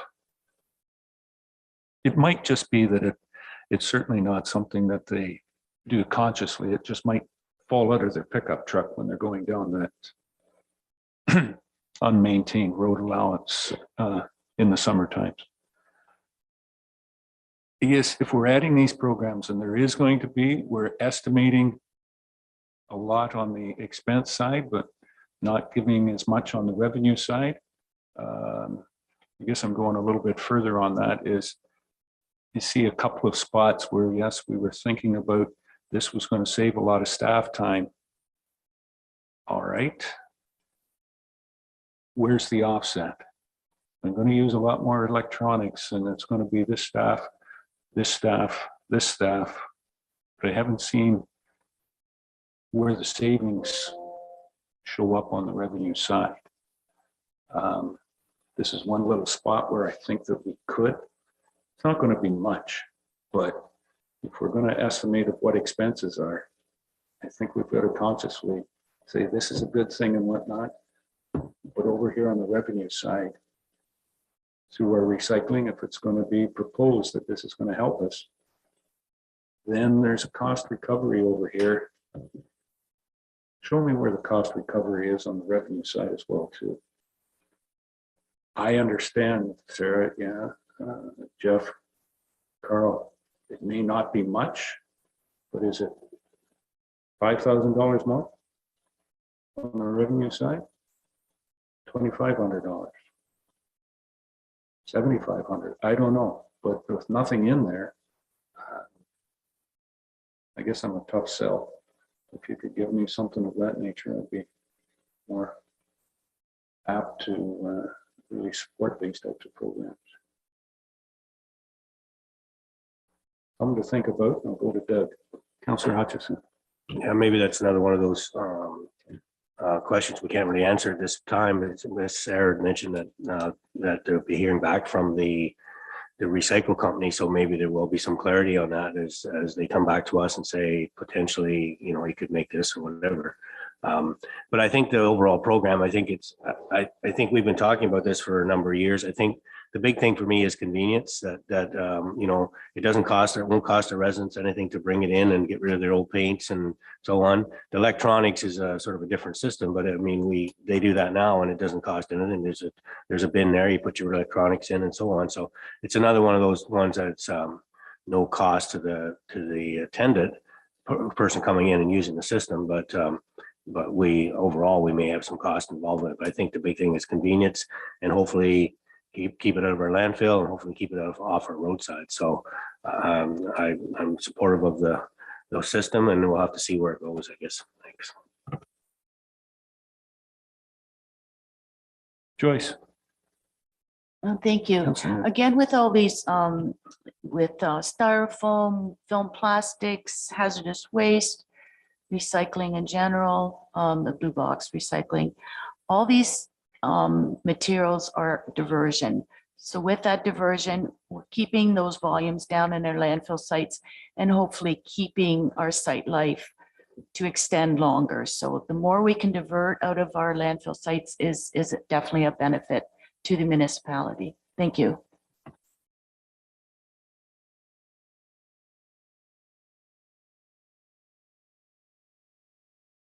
All right. So Councillor Hutchison has said, keep that one, park that one in the hip pocket for a little bit until we get a little more comfortable on those revenue streams. Whether we need to add anything in there or not. Anything else, sir? I know you've only just started. You've got a lot more for us. It's great. Thank you. And through you, I wanted to point out for the landfill Bentic material and supplies line, there is an increase there as well. This would cover the implementation of the new scale software system. Both of the landfill sites are having daily technical issues with the current scale program that we are running. This is causing extensive wait times for residents. We're also having some technical blips, I guess you could call them, where we are having difficulty recalling license plates, things of that nature. The current software system also is not designed to work in a waste setting. So we are missing out on the opportunity to weigh more divertables that we could be using on our data call to increase our funding as well for our landfills. This is a approximate $30,000 ask that I have asked to take out of reserves for this to do the necessary upgrades that are required at both landfill sites. Thank you. Any questions on this one? This is interesting that we've got, we can't weigh garbage with this, but we can weigh gravel. So you're saying that it's underweighing it? Maybe we should weigh all our gravel that Tim is trying to purchase and we'd end up with better pricing. That's a very sarcastic remark. Joyce. Now, this is a question for the Director of Finance. Over the years, what have the revenues been from the data call? I know it used to be just a little over 100,000 that we generate, but have those numbers diminished because of the contamination factor?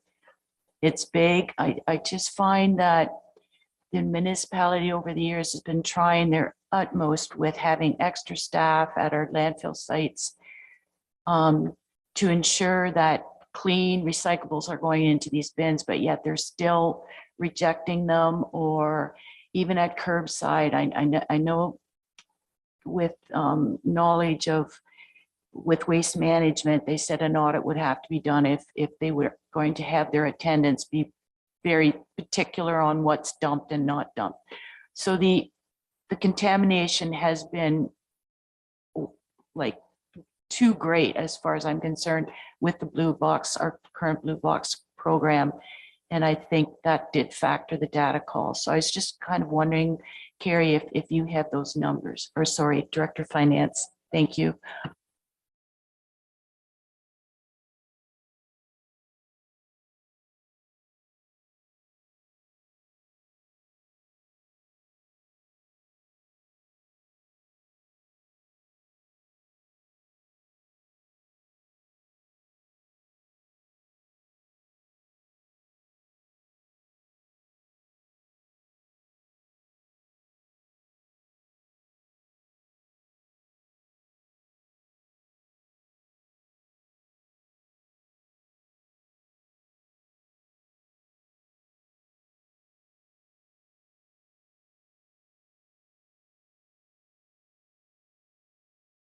So, yeah, I'm on what Joyce was saying there. I do have a concern too with that whole thing, and since we're making some changes, when you drive down the road and you see the recycling days, you see people that put out their garbage, and to me, I would have a hard time just deciphering some days what's garbage and what's recycling, because a lot of people put their recycling into plastic bags, which they're not supposed to do, because the plastic bags, they don't like them because they bung up their machine. So I don't know whether they start to remove them when they get there. Maybe that's part of the contamination part when it comes to the overall thing, but it's a bit of a challenge. And I know for a lot of people, like, you throw it in the recycle, it's out of sight, out of mind. And if it's not totally clean, that's not, not their worry sort of thing, but it is an issue.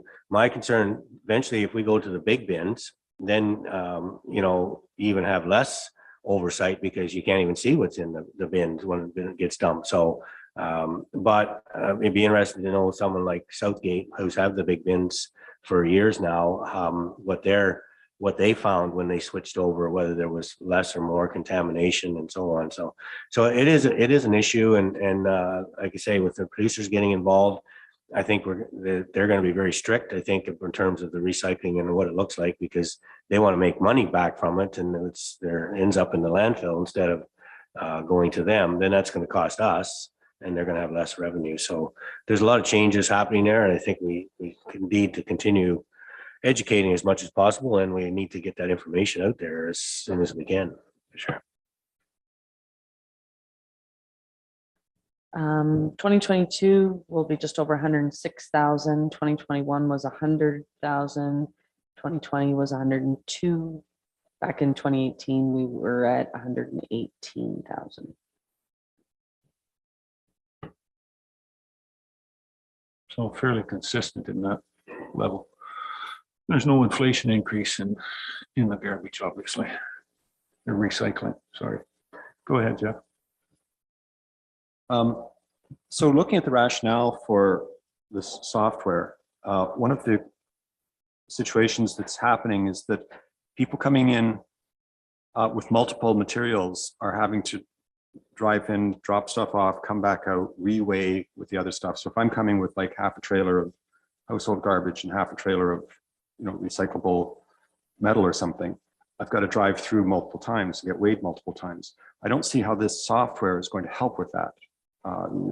It can't really determine how much of that weight, of that load that I've got is one type and how much is another type. It also says that this software would allow it to automatically bill account holders.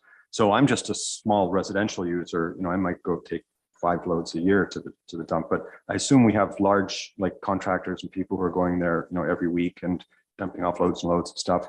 Are those the people that would get billed automatically?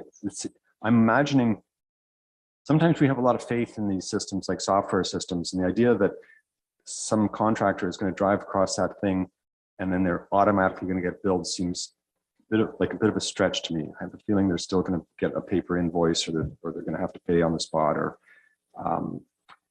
are we expecting more from this software than it can really deliver? That's my concern. I have a feeling that we are expecting more.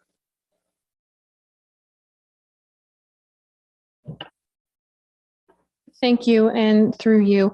This scale software is pretty much used in most landfill settings. If it isn't, it's something that most places are transitioning to. Our current software system, and I would like to state for the record, there is nothing wrong with the scales currently at either landfills. It is strictly the software system that we are using. So the scales are accurate. Everything is running fine that way.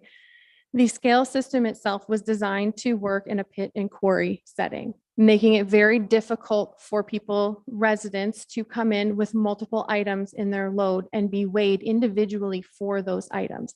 What's having to happen right currently is residents are having to do multiple transactions on the scale. So they're having to pay for an item, then start a new ticket to create another ticket to go back and to drop something off as well. This increases wait times, things like that, but we're also experiencing some technical glitches with the system itself. So if we have two types of material and those type of material don't want to work together on the scale system, then it automatically kicks out the ticket, increasing the amount of time that staff are taking to then delete tickets, create new tickets. Tickets are disappearing, they're coming back. There is a multiple issues going on with the system itself. As for billing of account holders, this waste station software is designed to work with many different platforms that you currently have in-house. So we have iCity here, I believe is what it's called. It will work with that to automatically upload reports instead of having to be manually input by some of our staff. It will automatically take those reports, send them to who's responsible for those reports. From there, it generates the invoices. Those invoices then can be checked by staff and then they can automatically be sent out. It just reduces the amount of staff time for handling paperwork through multiple people. Thank you.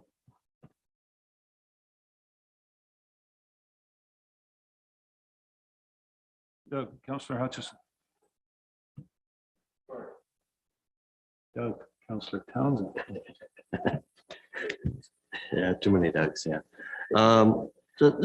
A question again with the software, and I'm trying to wrap my head around what it actually will accomplish for us for $30,000 that a Excel spreadsheet wouldn't. Because if you're, like, I use the Durham landfill all the time. I seldom have ever had a problem with wait times other than the fact that there's a lot of cars in line if you go right at noon when it opens. But if you're going to break things out by how much recyclable I'm bringing in and how much garbage I'm bringing in, it's only one scale to what Councillor Shea was saying. You've got to go in and out anyway. So it's not solving anything from that standpoint.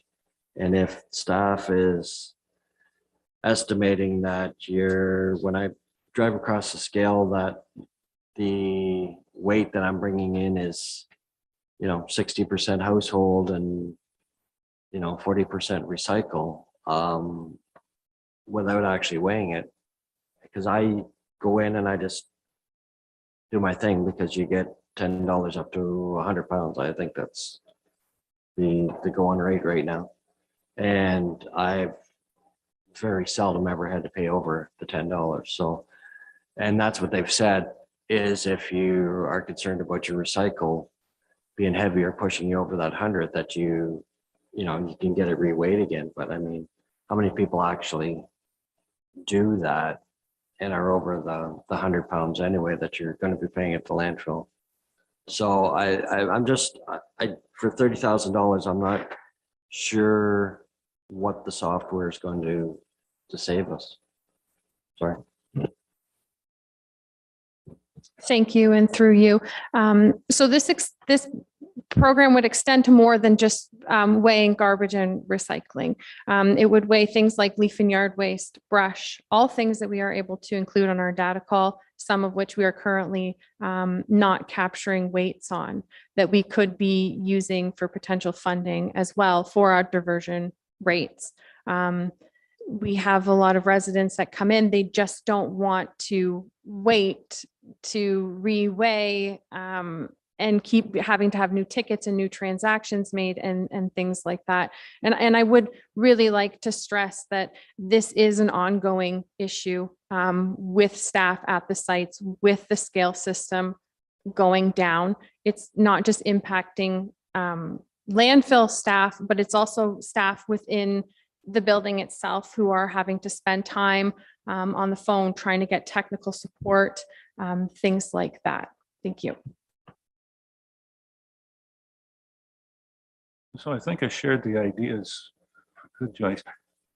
Shared kind of the thoughts when I first saw it, but I don't think the biggest reason is on how many times you're going across the scale.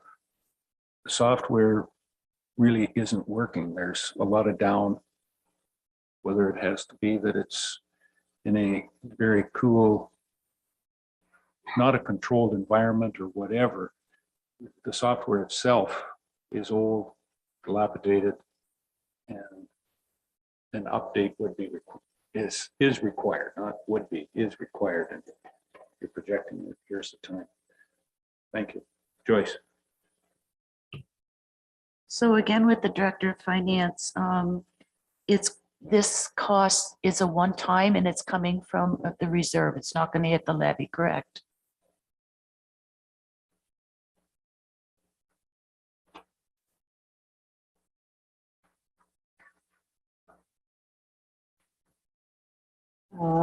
We're budgeting 30,000 for the first installation of the cost. So there's the initial purchase of the software and setup, and then ongoing, the annual support is currently about $4,800. So that would be built in on a go forward basis.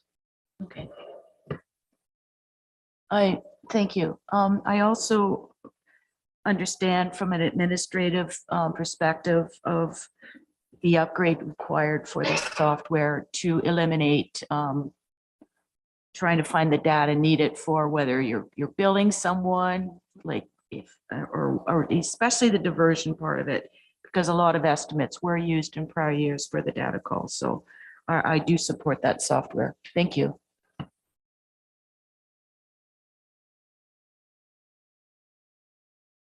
Okay. Any other questions then on? Good with that? Leaving that there. Anything else on that, on the landfills there? Got a couple of increased staffing. If I'm correct on that.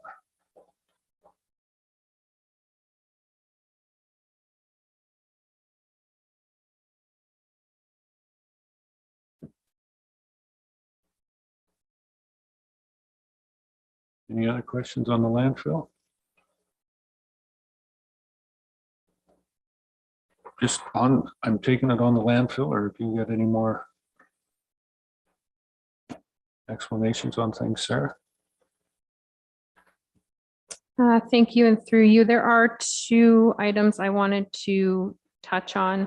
The first one is the landfill Bentic contract labor. The 37,000 that is required for the installation of litter netting and hydro poles for the landfill. There currently is no landline out to the Bentic landfill and limited cell reception. So this is a health and safety issue in itself. We also have an obligation under our ECA to control litter management, to conduct litter management. As we have moved from trenching the waste to now an area ramp method of going above ground, we are having some issues with litter blowing onto surrounding lands. I have been dealing with in discussions with the landowner, but there is quite a bit of waste that is blowing onto his property. So we are trying to manage that as best as we can. But moving forward, it would be best to have the litter netting installed at the back. The second item that I wanted to touch on was the landfill Durham material and supplies. There is a increase there for $50,000 for the transfer offsite of the waste and recycling bins themselves. As we move to a transfer station, we have to transfer that waste and recycling out. So that is to cover those costs. Thank you.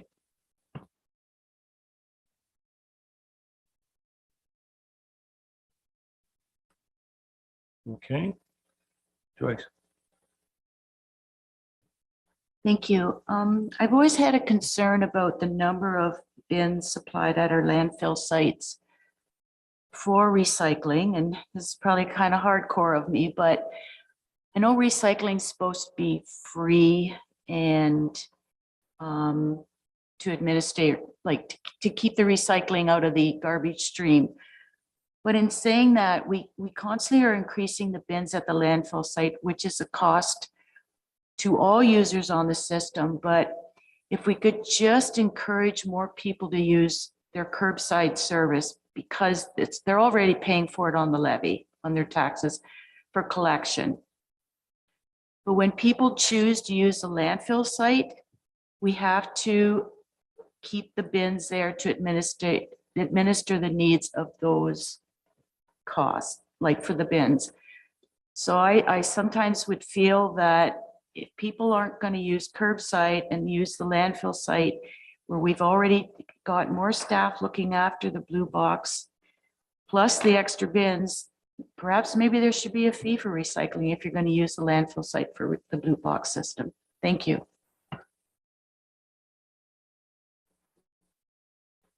Any suggestion on what that fee should be, Councillor Newton?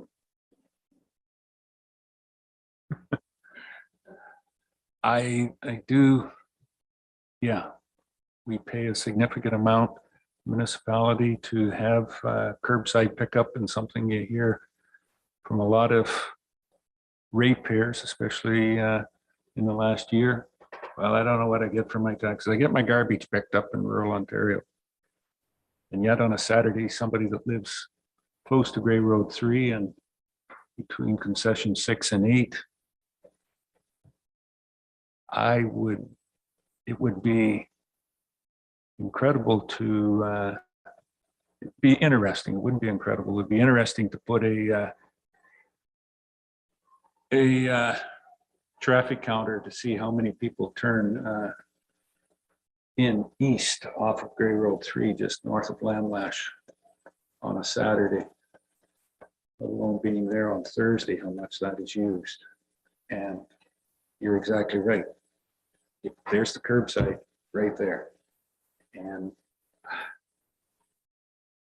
so which one do you use? Which one's needed and which one's required? Going through for our environmental, is it more environmentally conscious to have one truck go up and down the road and pick up everybody's garbage and recycling, or to have 150, 200 pickup trucks go on a Saturday from gosh knows where, the edge of Hanover, into the Pentic landfill or the Durham landfill on a regular basis, because there's been lineups at the gate there as well too. Thank you for letting me have my induced rant on that. Jeffrey. Sarah, do you know when the Blue Box program transitions to producer responsibility, will they take over operating the depot as well? Like, it seems to me they should take on that responsibility of having those bins there. Thank you. And through you, the depots would still be operated by ourselves. We would still be able to collect blue box materials. We would have to go into negotiations with Circular Materials or the producers themselves to get back our funding for operating, like our operating costs for those facilities. So there would be cost recovery there, but that would not be until 2026. Thank you.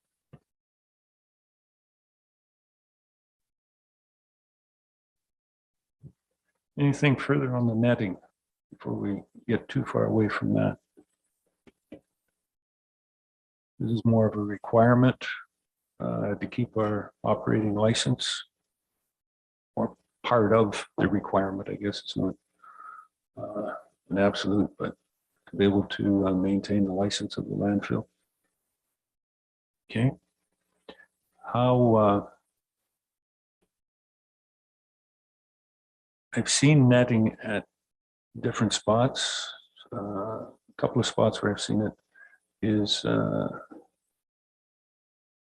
on driving ranges, golf drive ranges. And there's probably some of it you can get very cheap because wind has a terrible effect on those systems. So I guess I'm looking at more towards the chief building official. What are you going to find to? It's a tough one with the winds, but I know that you will find something that will work and be long lasting. That's the best way to put it. Okay, good. All right. Quick question on the revenues. I see up on the revenue side, increased tipping fees November the 1st, but I don't see any increase in the revenues themselves on the budget. Expecting a decrease, or I'm just not reading that right. Here. So there'd be 2 months of the year, and it is the slower time of year when we are increasing those fees. But we wanted to make sure there was sufficient time to let the public know. So the impact of the revenues, we didn't anticipate being significant in the final 2 months. Was that to increase them again, right? The tipping fees? You wanted to make them the same as, similar to Hanover's? Thank you. I think that is something we were going to discuss further down the line. We did just increase them though in November, the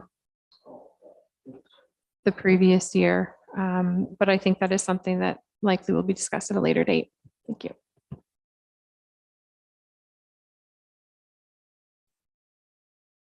So the increase was 3%, 5%. Go ahead, Sarah.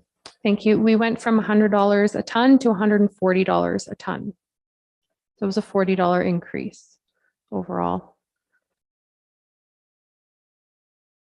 And that will continue on in 2023.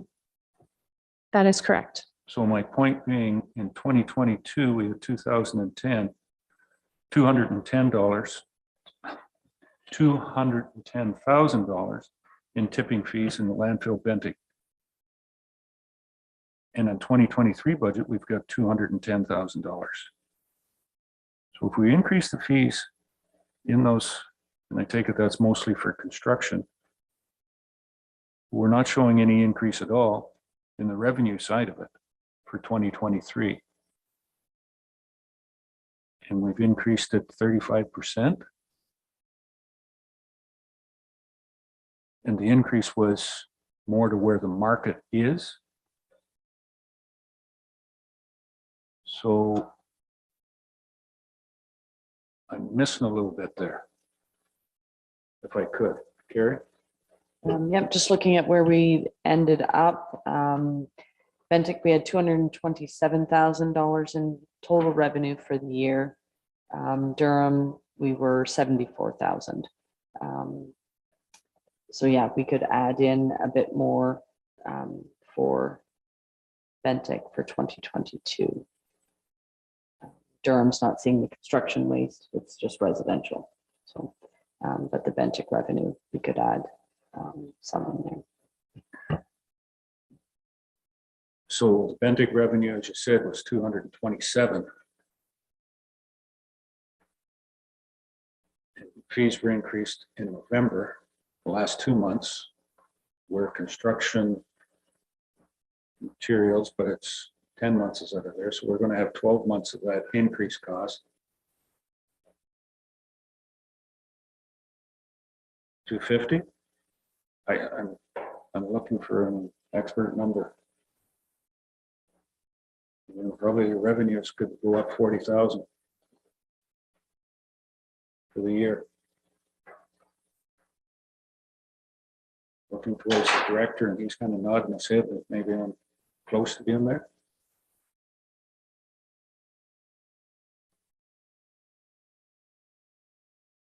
Is that a change that we require a motion, or can that be adjusted by staff? Carrie? Now I'm looking at what council feels comfortable. I threw at 40,000. And I saw some heads over here at the staff level on this side. But you're the one that's in control of the numbers on the screen. If our clerk doesn't object, I'm fine with just increasing the revenues by 40,000, if that's your consensus. Yeah. Good. Okay.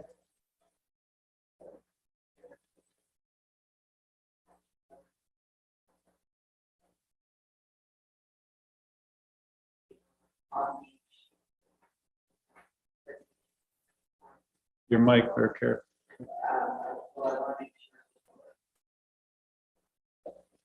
They have 12,000.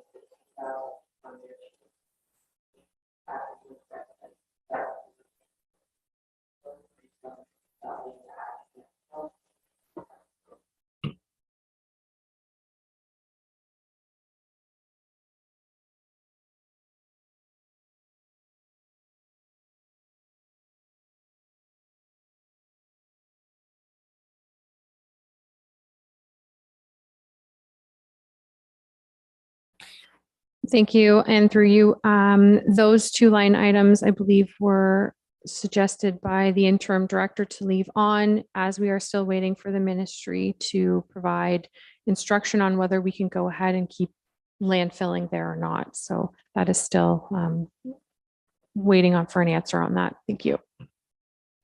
So the idea was that the Durham compaction covers at 12,000, the contract labor's at 15. While it's a transfer station, we could pull $10,000 and $13,000 out of there and leave minimal amounts because we're not covering, and we wouldn't have the contract labor. If it becomes an active site, then in theory, would we have less transfer costs in the materials and supplies? If we reduce those two numbers for 23,000 together, if it opens back up and is active, would our transfer costs go down that we have in, we've got 50,000 in transfer costs right now in materials and supplies because it's not open and active. So can we offset, you know, and then if it becomes open and active, in theory, we should be spending less on transfer and then more. You'll see a shift in those actual line items. The expense then moves $23,000 into compaction and contract labor lines if it becomes active, because we wouldn't have those as much in the transfer if it opens up.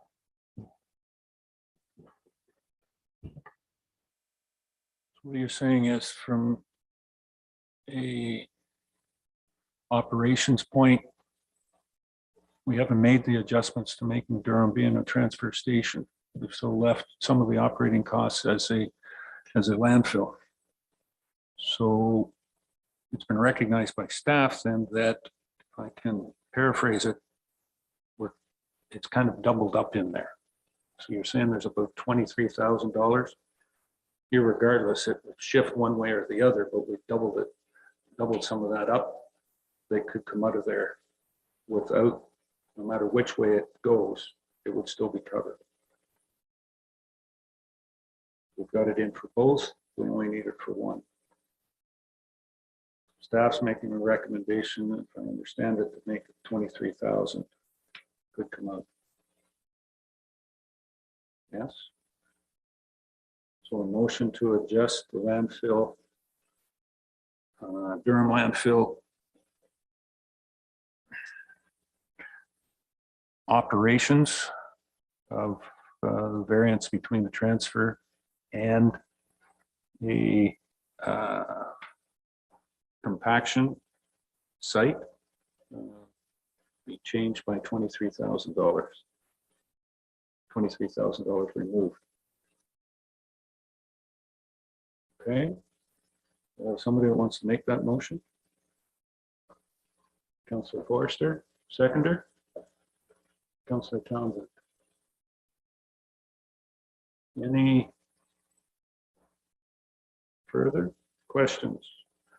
Mr. Shea, Jeff? Mr. Eccles. So the version I'm looking at has Durham compaction at 0 in the event that Durham can landfill again. Am I looking at the wrong version?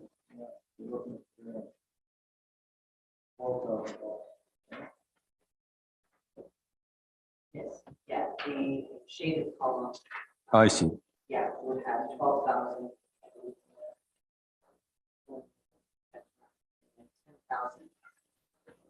10,000. Okay. 12,000 in the compaction cover and 15,000 in the contract labor, but both of those come into costs associated with bringing the landfill back up. Okay, great. Thank you. Okay, any further questions on that motion of reduction? Call the question. All those in favor? Any opposed? Is that opposed, Mr. Hutchison, or in favor? Tom? There's a slight delay there to where Tom is. Yeah, it's a little slow here, Mayor Eccles. No, I was in favor, sir. Okay, thank you. All right. So that one, Councillor Noon. Joyce?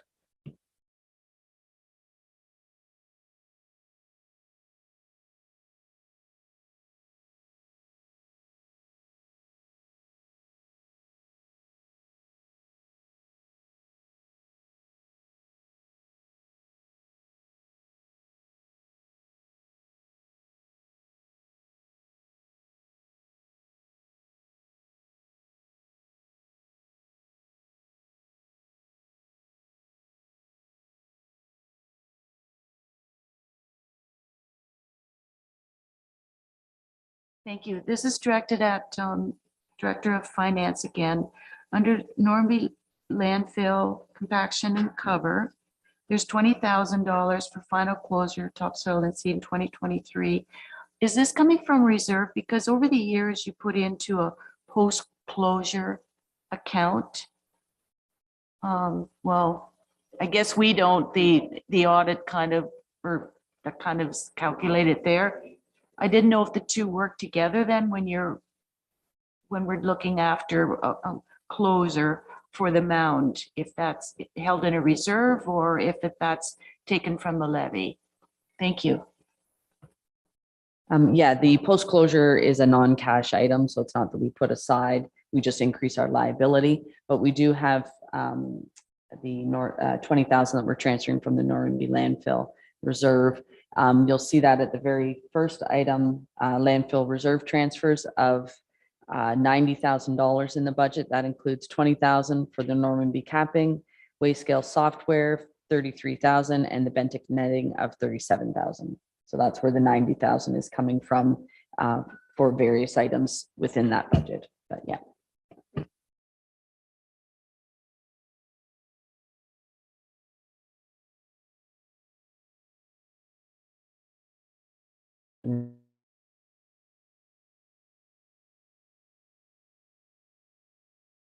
Already, and I've been here for about 2 hours plus in this chair, and I think I need to get up and just stretch not only parts of my body, but big part of my brain here for the rest of it. So can we take, what are we, quarter after 11:19, 11:30, and we can come back.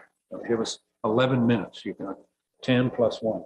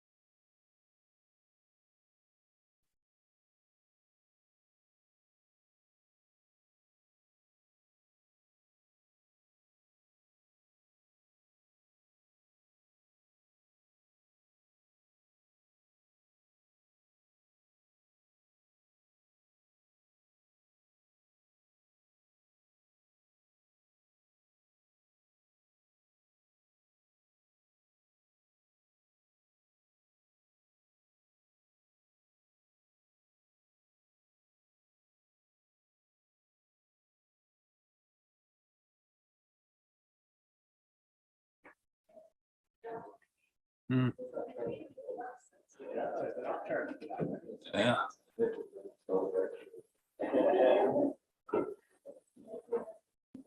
Okay, all right, we'll call the meeting back to order.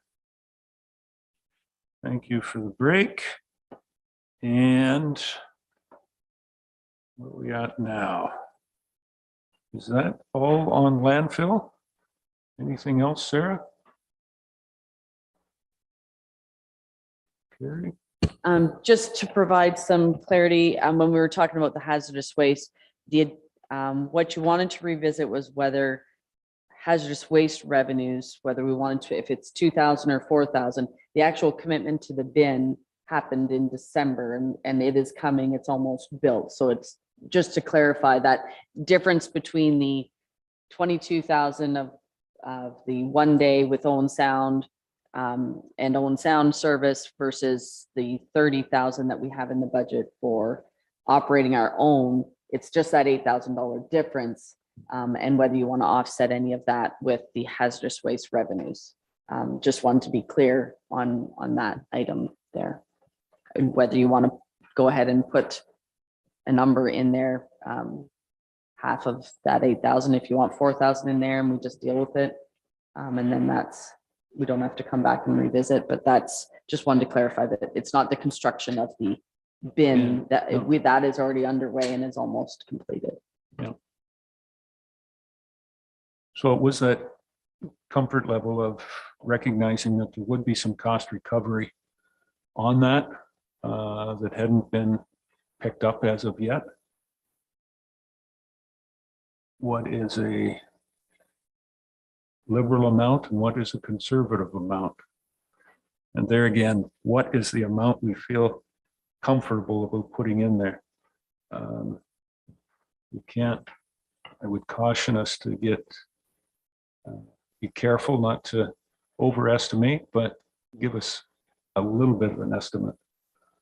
And Carrie, your proposal was another couple of thousand in there, so that it would offset that 8,000, bring it down to 4.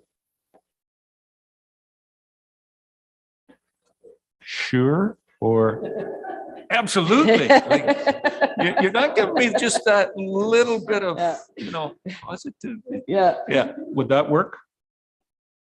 4, yeah, be the 4,000 in on revenue. No, I said 8 to 4. Yeah, because I think there was 2 in there. Did the 2 bring it down from 10 to 8? No, that 2 was.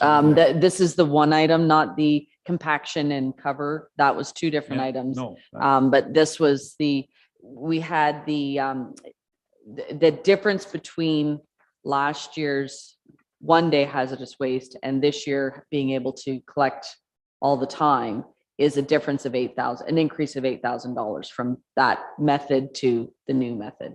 But it's just the net difference is 8,000. And the other factor is we didn't have a revenue number in there on what we would get for recovery. And I'm suggesting 4,000 go in there as a revenue, which would be, in my estimation, conservative. It should be a little bit more than that, but if it is, we'll know that positively it's a great program. By this time in 2024, we'll recognize it's good and been accepted and doing well, and that the recycling revenues the markets are up and we can go forward from there. So we're comfortable with that revenue number of 4. Jeff, Carl, Sarah? Yep. Jeff said, I don't know. I haven't been to the landfill yet. I don't know. Okay. All right. Good with that direction. Thank you, Carrie. Joyce, Councillor New. Thank you. I noticed in the proposed landfill truck, 5,000, is that just to kind of paying Peter to buy from Paul buying it from Peter, like from, is it like a truck from Public Works or something that's coming to the landfill to be used there now? Being the numbers so low, I was just wondering what that represents. Thank you. Thank you. And through you, this would just be the purchase of a used truck to help do daily site inspections, as the site is quite large. We also have residents that come in and choose to dump mixed waste at the back. We do have an obligation to sort that material to make sure it gets into the right piles. As of right now, there's no means for staff to move material around on the site other than by hand and walking. So this would help with those job duties. Thank you.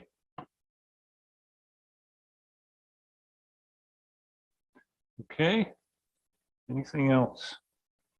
In the landfill, Doug, Councillor Townsend. Thank you, Mr. Mayor.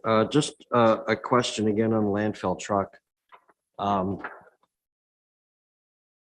I don't, how do I politely put this, even to find a used piece of something that might be dropped off at the dump for $5,000 for a truck nowadays is, I would say, next to impossible. But on the topic of vehicles, when we start looking at the Public Works and everybody else, with the police now using more F-150s because they're more economical for them to purchase, is there a possibility of hand-me-downs, decommissioned police vehicles, and then use them in Public Works and maybe bump up the buying cycle for the police? I don't know if that's an option that would work for everybody or not, but it's something that we could keep our used vehicles in-house then. Just a thought. As an update from the police services, I believe that there is a vehicle being decommissioned in the police service, but it is not, it's one of the last cars. So for this year, it's not a possibility, but good spot for staff to think about going forward. Councillor Hutchison. Yeah, to go along with that, so does Public Works not have any trucks that we can maybe, if not this year, maybe next year, that they're going to decommission and sell off because we don't get a whole lot for them? Do we have any used vehicles that we need to transfer to the landfill? Thank you. And through you, at this present time, there is no vehicles that could be moved out of fleet and into the landfill. That is something potentially we could look at next year if something would be able to transition that way. Thank you. All right. Is that it for landfill? What else? Great stuff do you have for us, Sarah? Or yeah. Thank you. And through you. So we're going to move on to the health services budget for 2023. There was a overall increase of approximately $6,100 for the year. This includes the addition of a can manage program for corporate-wide safety data sheets. We do have a responsibility under the Occupational Health and Safety Act to ensure that all workplaces where there are hazardous chemicals present do have SDS sheets. This would allow an online portal for staff to access to gain those SDS sheets. The alternative to that is binders with papers in them. We do have a requirement to ensure that all paperwork is up to date. Given how many facilities we have and how many books we would need to have, this would require a tremendous amount of staff time to maintain those binders. So the alternative is a program like Can Manage to manage that for us. The second piece to this is the addition of audiometric or hearing tests for all full-time and part-time permanent employees.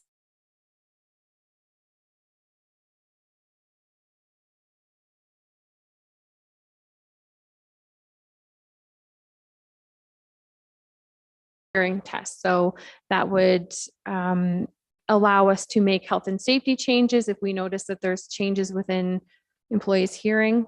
It also allows us to establish the baseline for WSIB claims for hearing aids and that as well. Thank you.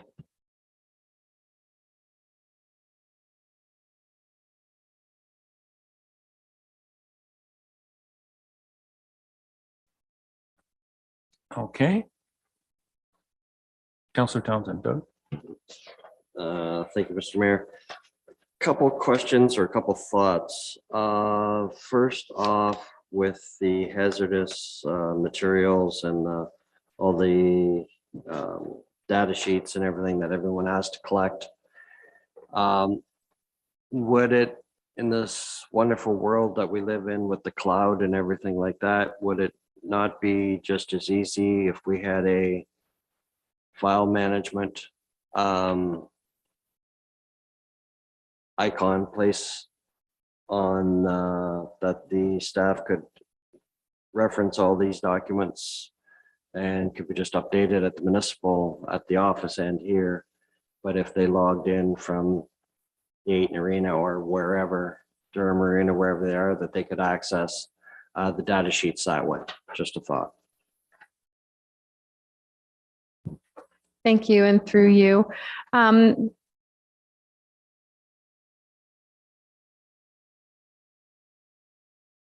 Individually organized, we would have to maintain the expiry date on them. So it would require a significant amount of staff time to make sure that each one of those documents and itself was relevant and not expired. With the Can Manage program, they would manage all of that for us. So we would not require staff time to ensure that each individual sheet is within compliance. Just between two of our depots, we have about 400 products just in two of them. So it is quite a bit of material that would have to be updated constantly. Thank you. Yeah, no, thank you. So I'll take a little jab and say then there's a possibility of reducing some staff then. So if that's going outside. Question 2 is to do with the hearing tests. I have a little trouble with this one at $4,000. I thought hearing tests were free, and why, unless things have changed in the business world, I've never ran across where a employer would be doing this and creating a baseline and all that other stuff, because I mean, our employees, so where did they suffer their hearing loss? Did they suffer it at work, or did they suffer it at home or on their side business cutting lawns with out ear protection, or going to the local speedway or wherever? I have a little trouble of dabbling in that again, and as far as I know, hearing tests are still free in Ontario. So I'm just a little concerned with that number also.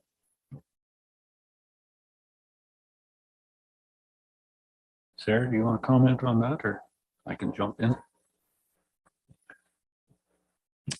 Thank you, and through you.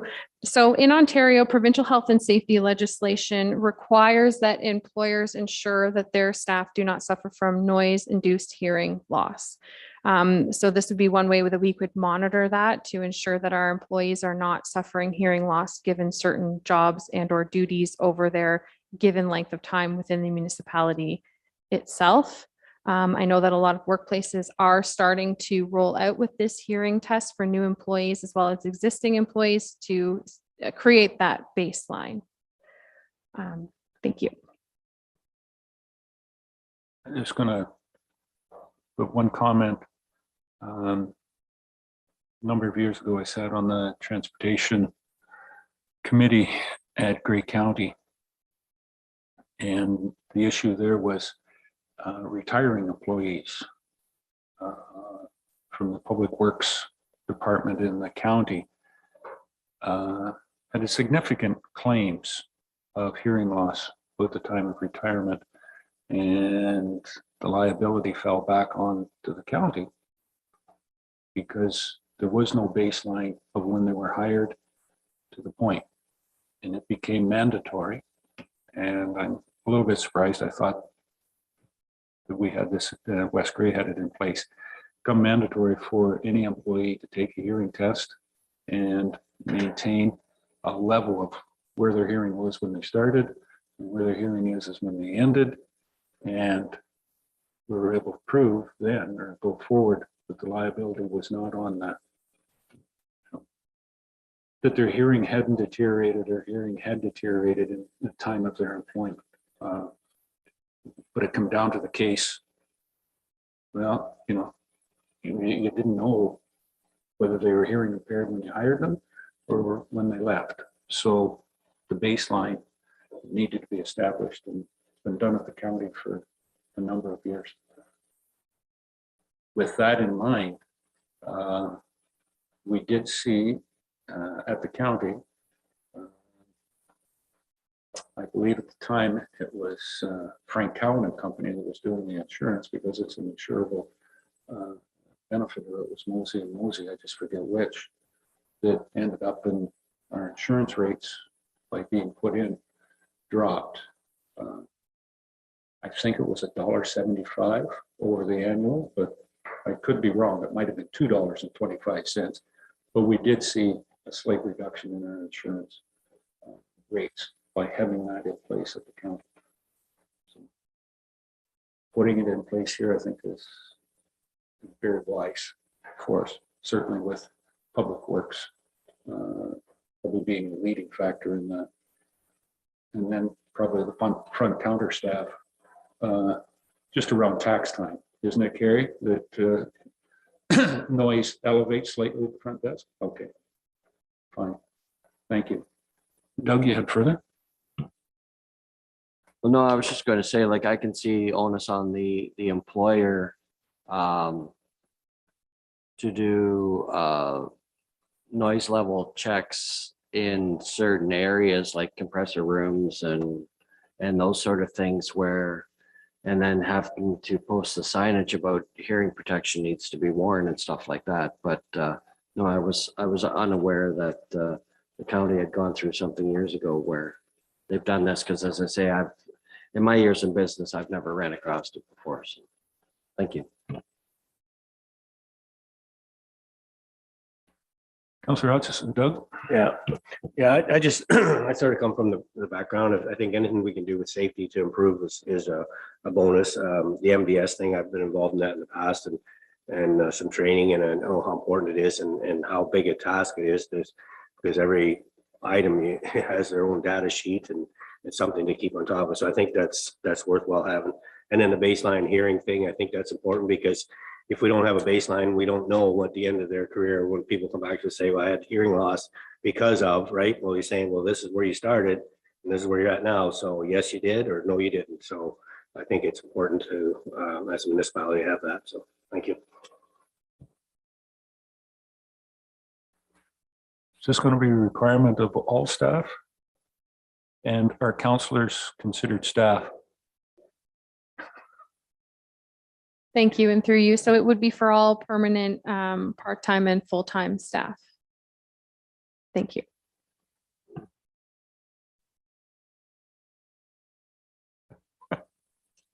Thank you, Sarah. Okay. That's, everybody's kind of, Councillor Shea, Jeff? I'm just curious about this. I'm fully in support of it, but I'm almost 65. I'm starting to suffer from hearing loss, and it's not work related, but it's happened over the last 20 years. So if I got tested at work 20 years ago and said your hearing's fine, and now here I am approaching retirement, I'd say, hey, I've got significant hearing loss. You guys have to pony up for that. How do you differentiate between work related hearing loss and just age related hearing loss?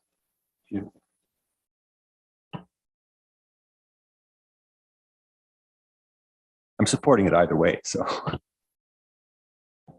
Thank you, and through you. I believe that would be probably a very good question for those that would do the testing themselves. I'm not an expert in that field, so I could not say one way or another. Thank you. There certainly is a bit of subjectivity in that. It's not, not totally objective, but if you have nothing, then it's really all subjective. So let's go with that. Okay. Anything else for us, Sarah? That's it for health and safety, if we're fine with that. Everybody? Good. Next.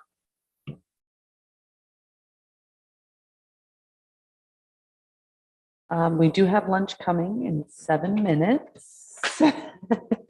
It's here. Oh, so it's here. If you do want to break for lunch, fire chief will be here for 12:30 to start back in. So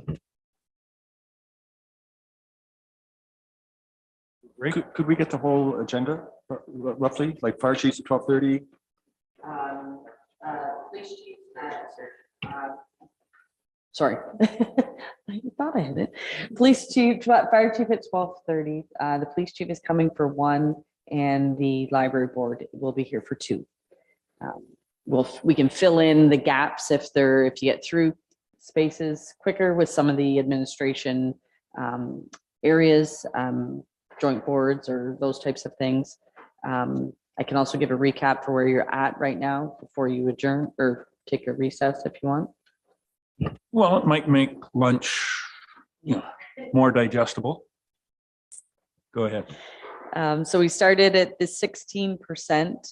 We've removed the Jackson Street pedestrian crossing and reallocated the eligible development charges of 100,000 towards Durham Road. We have lowered the Durham landfill compaction cover by 10,000, the contract labor by 13,000. We've deferred the waste wizard app of approximately $10,000, added 4,000 for household hazardous waste revenues, and increased the Bentic landfill revenues by 40,000. So that gets us to 1.735 or 14.6%.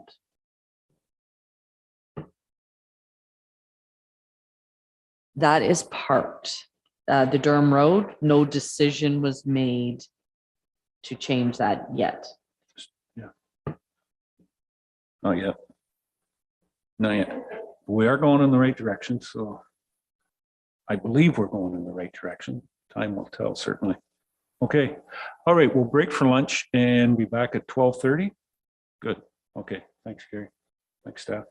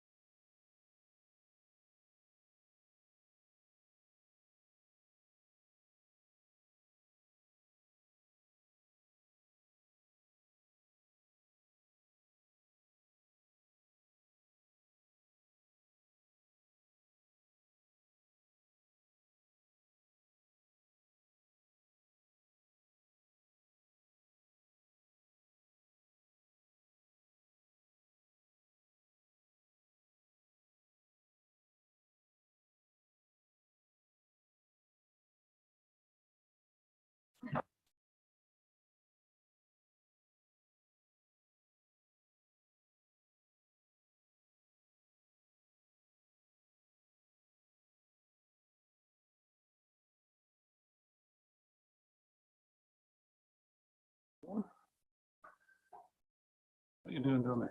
Good, Sheila? Okay. All right. Welcome back, everyone. Budget meeting and landfill, health and safety, public works, we're done with. Believe now let's all take a run at the fire chief and see what he see what he has to offer up for today. Welcome, Chief Schwartz. And where would you like us to start, or where you feel comfortable? I guess we'll start with the Durham budget. The Durham budget? Yeah. All right. Okay. Turn it over to you, and then we'll interrupt you whenever we need to and go from there. All right. Fine? So, okay, very Go good. ahead. So the largest increase here is under the wages. We had a very busy year last year, and we were actually in the red with the wages, so we've increased it a bit. I believe there was a cost of living increase too, was there not? Yes. So that also added into that. That's the major line. Of course, that takes the next three lines and increases those, which is life insurance, EHT, or workers' compensation. Go down to fire Durham insurance, that's for the vehicles. And there's an increase on that. Insurance has gone up right across the board. Fire communications maintenance with their new radio system now will be invoiced. I believe it is 30,000 on. It'll be about 30,000 a year to be on the new radio system. That's just for the radio equipment that we're paying back to the county. That equipment now is in service. It's been in service for about a month now and working great.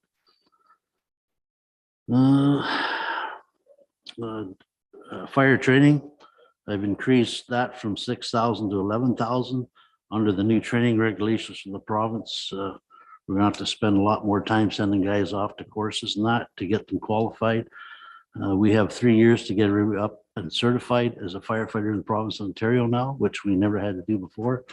So that includes firefighter 1, firefighter 2, and hazmat operations.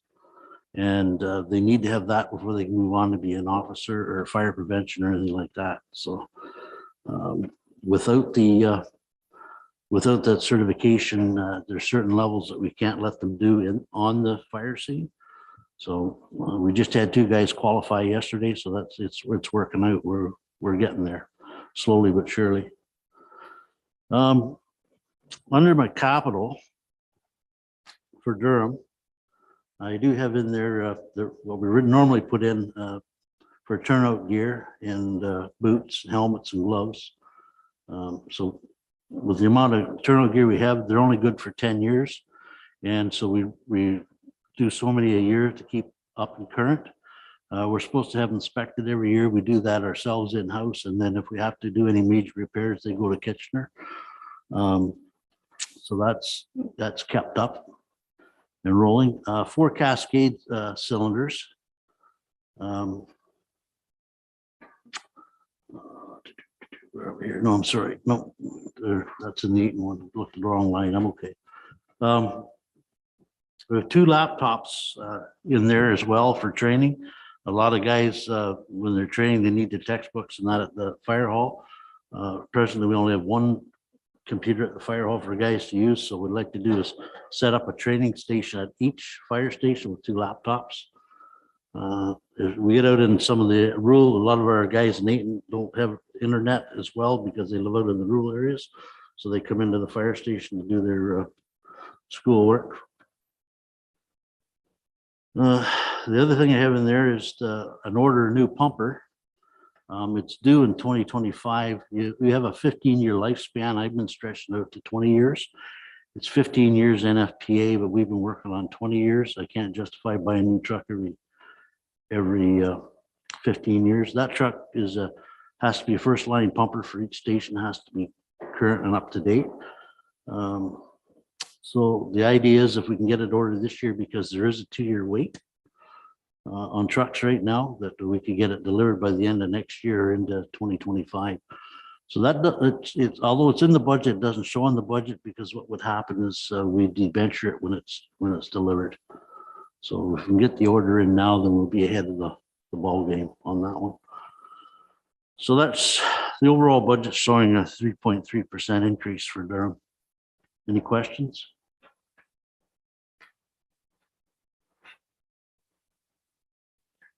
The, just sorry, the revenue from Southgate doesn't show in Durham. Yes, it does. Second line from the top. Okay. Then surprisingly, There's no like capital.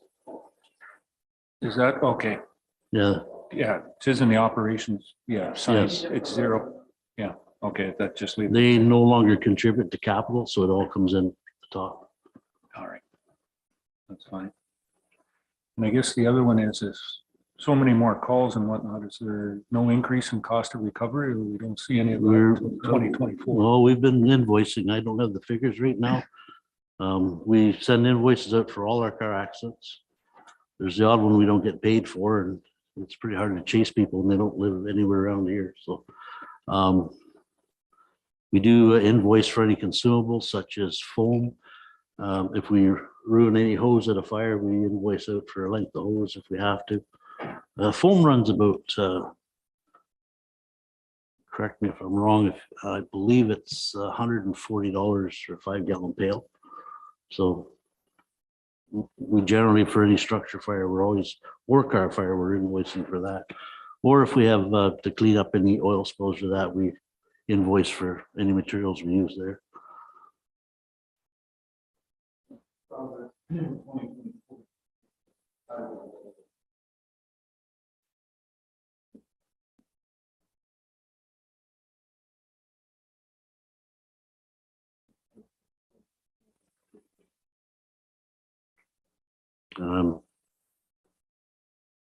Just whatever we take in, I guess. It's hard to say how many calls we're gonna have. It's guesswork. You're looking at me through the corner of your eye. What do you want? Yeah. Well, we didn't guess on wages. We were in the red, and with the, I sat down with Carrie and figured that one out, so.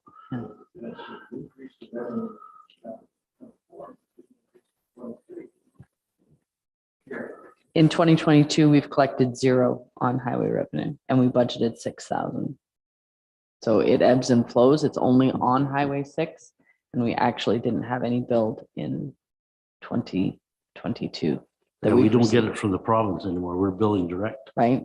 Like even used to be the provincial that you used to submit Yeah, for. and it's, we're likely gonna go back to using that again, but right now we've been billing direct for highway calls.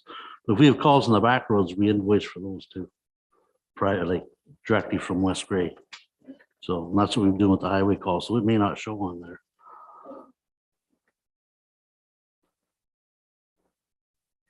Doug, go ahead.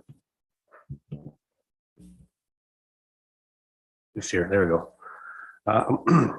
So Phil, just a couple of questions. Under the capital revenues down at the bottom, it's under Durham Station 2.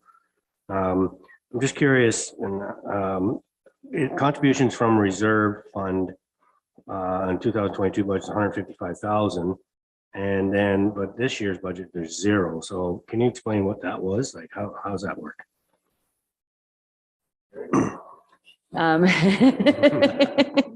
Yeah, in 2022, we were buying the new Cascade bottles and self-contained breathing apparatuses. So it was a $400,000 or $500,000 amongst all the 3 stations. So we were pulling from some of that from our general capital reserve in 2022 to help offset the budget increase that year for that, you know, extraordinary expense that they're good for 25 years once we buy them, or 15. Well, Yeah, they're good for about 15 years. That's our last cycle. So you're allowed two, what they call two generations. So every 5 years, they're always doing an upgrade. They keep trying to reinvent the wheel. So yeah, we've gone 15 years since we bought our last set. So we've gone from a 2,200-pound cylinder up to a 4,500-pound cylinder, which gives the guys more time inside. So. And one other question, so that clarifies that. Under the capital expenditures, and maybe this falls under that too, went for Durham from 205,000 in 22, down 170 to 34,000. So is that taking in part of that? And then I'll explain that. Yeah, so that was we tried to keep the budget last year at approximately the levy supporting the regular items like the consumable safety gear, the odd radio, pager type thing. But because we had that large cascade system and CBA purchases, we used that from reserve, but didn't want to reduce the levy further than that, knowing that you need about $40,000 to $50,000 every year to maintain your fire capital. Okay, thanks. Okay. One further, Doug, go ahead. Yeah, just glancing here, I just noticed that, so 2023, there's a 3.3% increase. Then we're at 0.9, 1.1 and 0.9. I just wondering, Phil, maybe if you could share your philosophy to other budgets, other departments, how you keep your budget so low. maybe that'll help us going forward. I don't know. Trying to follow council's wishes, I guess. It's hard to predict what you need for equipment. We're well equipped at the fire service in West Gray. There are pieces of equipment that do wear out and you eventually have to replace them. I think the biggest thing is the turnout gear. We like to keep rolling that over. If we get behind the 8 ball, we'd have to buy 70 sets of gear at once, and the gear are, in the last 2 years have gone up considerably. So you're talking almost $3,500 to $4,000 for a set of gear for one guy. So you have 70 people, like, yeah, it's astronomical. Oh, thanks for that.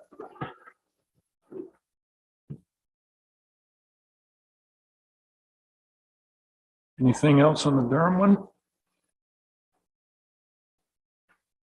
Where to next? Eaton? Slide over to Eaton. Yeah. Okay. Excuse me. There again, that increase in wages, which also affects the next 3 lines.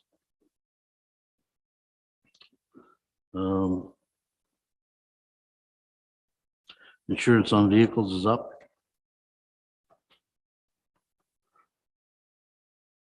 Our fuel is up a bit. Our fuel was, I believe in 8 was almost in the red, or it may have been in the red last year.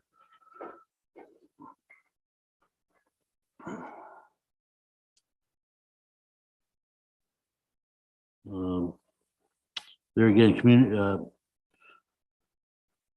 wonder why that's not showing an increase on fire communication maintenance, but we did pay 10,000 in the 2022 because we're on the system back in November.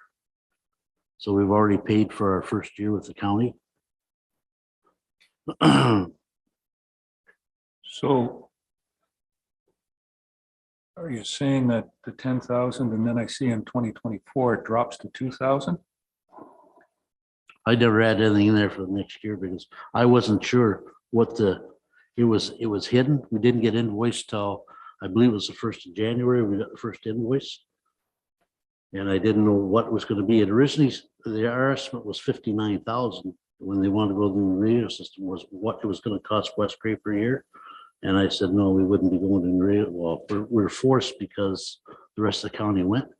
And then I got them down to 49,000. When I finally got the bill in, it came in at about 30,000. So I never had anything in there when we did this budget up in November because I wasn't sure where we were going with it. So that's for the, basically paying for the transferring the system, the capital and everything's in there, and the ongoing cost is $2,000? Per year, no. You messed up in the forecast. It'll be 10,000, I believe, per Yep. station, roughly Depends on, 30,000. depends on the amount of radios they have on the system. Each station's a bit different. So, Yeah, so next year we'll see 2024. Right now, 2024, 25, 26, your projections out. yeah, You only have 2,000 in there, but that Yeah. will be a 10,000 that'll be up. updated. Okay. Yeah. Yeah. I thought maybe we found $8,000, but apparently not. No, Thanks, we Phil. didn't. Sorry. What else is there on there? And there again, training, we raised training up from 5 to 10.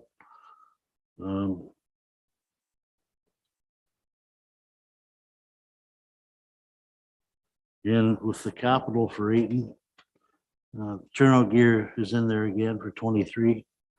We put in 4 Cascade bottles. We have the 4 in Durham. And we had 4 in, we have a fill station in Eaton as well as Newstead. It's mounted on the truck.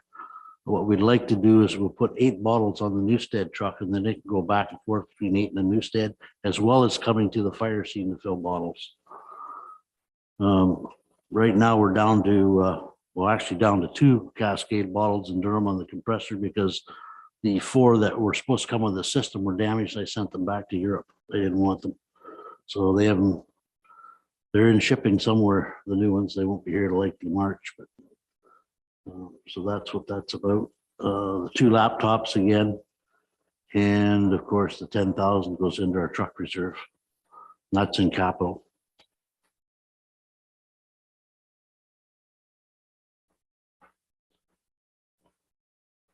Any questions there?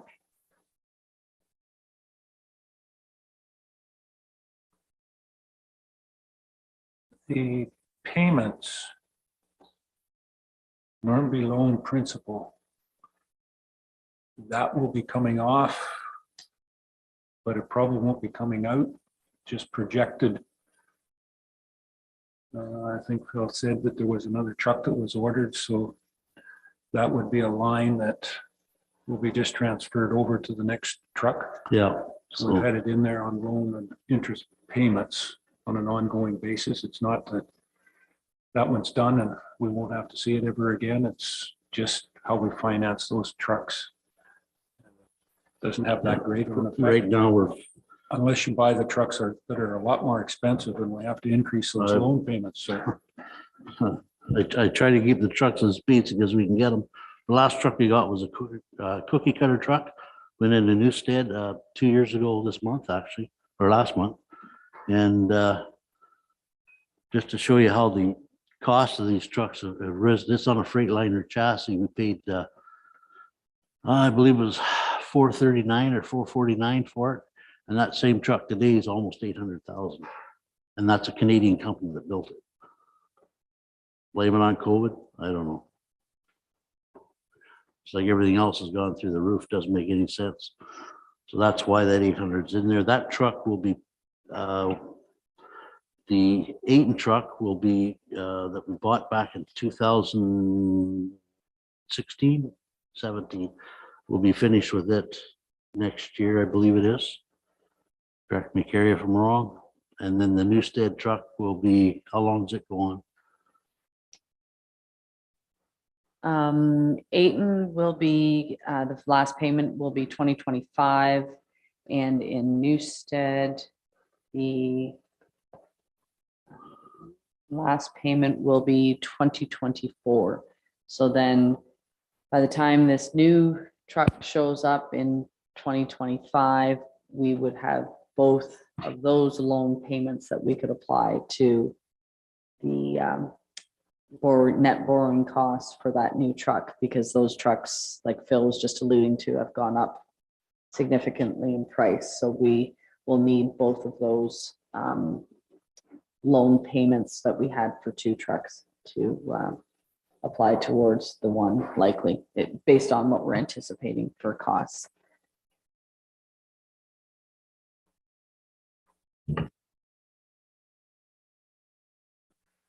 okay, so is there anything else there in the Newstead, or sorry, the Eaton budget? Keaton Fire. Not quite a rosy a number. Durham was 3.3 and this one's 7.4. Are we scared to look at Newstead if this is doubling each time there, Phil? I think we're okay. There's no suggestions on any cuts in that. Then we'll move on to Newstead. Fire.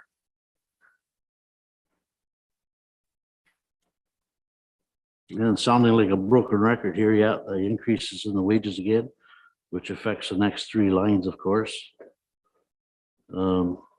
Insurance is up.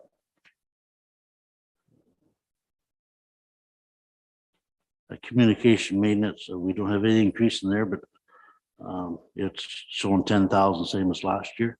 So we had that figured out what it's going to be, but it didn't well, it is upgraded next too. So I don't know how I missed it on the 8 one. I guess I did.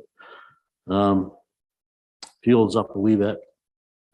Newstead training again, we've increased that from 5 to 10,000. And the capital is pretty much the same as the Aiton station. We have the turnout gear, 4 Cascade cylinders, and 2 laptops, plus the transfer to the truck reserve, which is only 10,000 for all 3 of them actually. So. Any further questions on the Newstead? Sorry, Joyce, go ahead. Then I'll go to Jeff. Oh, thank you. And I missed it bringing it forward, but the increase in training, 5,000 each year, and I know as you've kept it at that, then moving forward in 2024 to 26. Why the increase in the training? Like what component has affected that training cost? We no longer have a fire college in the province of Ontario. What we have is regional training centers. So before, there's still a $65 registration to take the course, which they had at fire college. The fire college itself used to be free. You'd send a guy up there, you just paid his wages, his mileage, and he lodged at the college. They closed the college, so now we have these regional training centers. We have one in Waterton, we have one we're running here in Grey County. They're all over the place, and certain ones run certain courses, so sometimes you have to send them. For firefighter 1, I had guys going to Walkerton and the Bruce nuclear plant up there to do courses, and there was I think the courses were 10 days for that course, so they're driving back and forth every day. The training itself, you have to pay the regional training center, so the $65 goes to the college, and for the course in Walkerton was 300 and say 300, I'll round it off, 375 per person, and I had 6 guys go over there, so it wasn't long eating up, for one course. So that's why we added that in there. I do believe there's our training budget's been kept low for a few years because of the way the fire college operated, but we can't operate like that anymore and train these guys.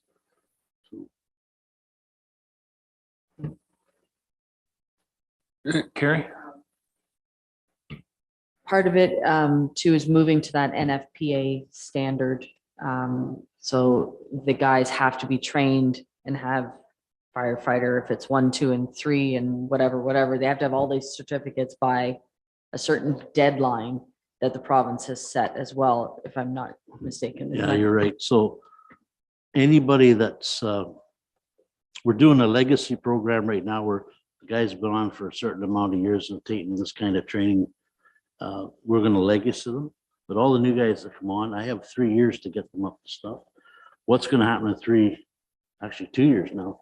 What's going to happen in 2 years when they're not certified? I don't know. You're not going to fire the guys, but what's going to happen is the guys that are going inside now, by the end of 3 years, if they're not certified, they won't be allowed to go in the building.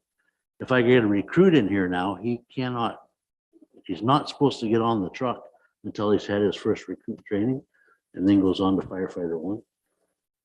in a small community like West Gray, where we have quite a turnover of firefighters, it's hard to keep up to that demand.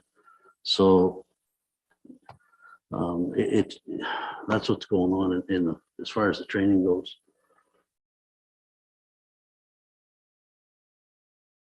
Jeff, Councillor Shea.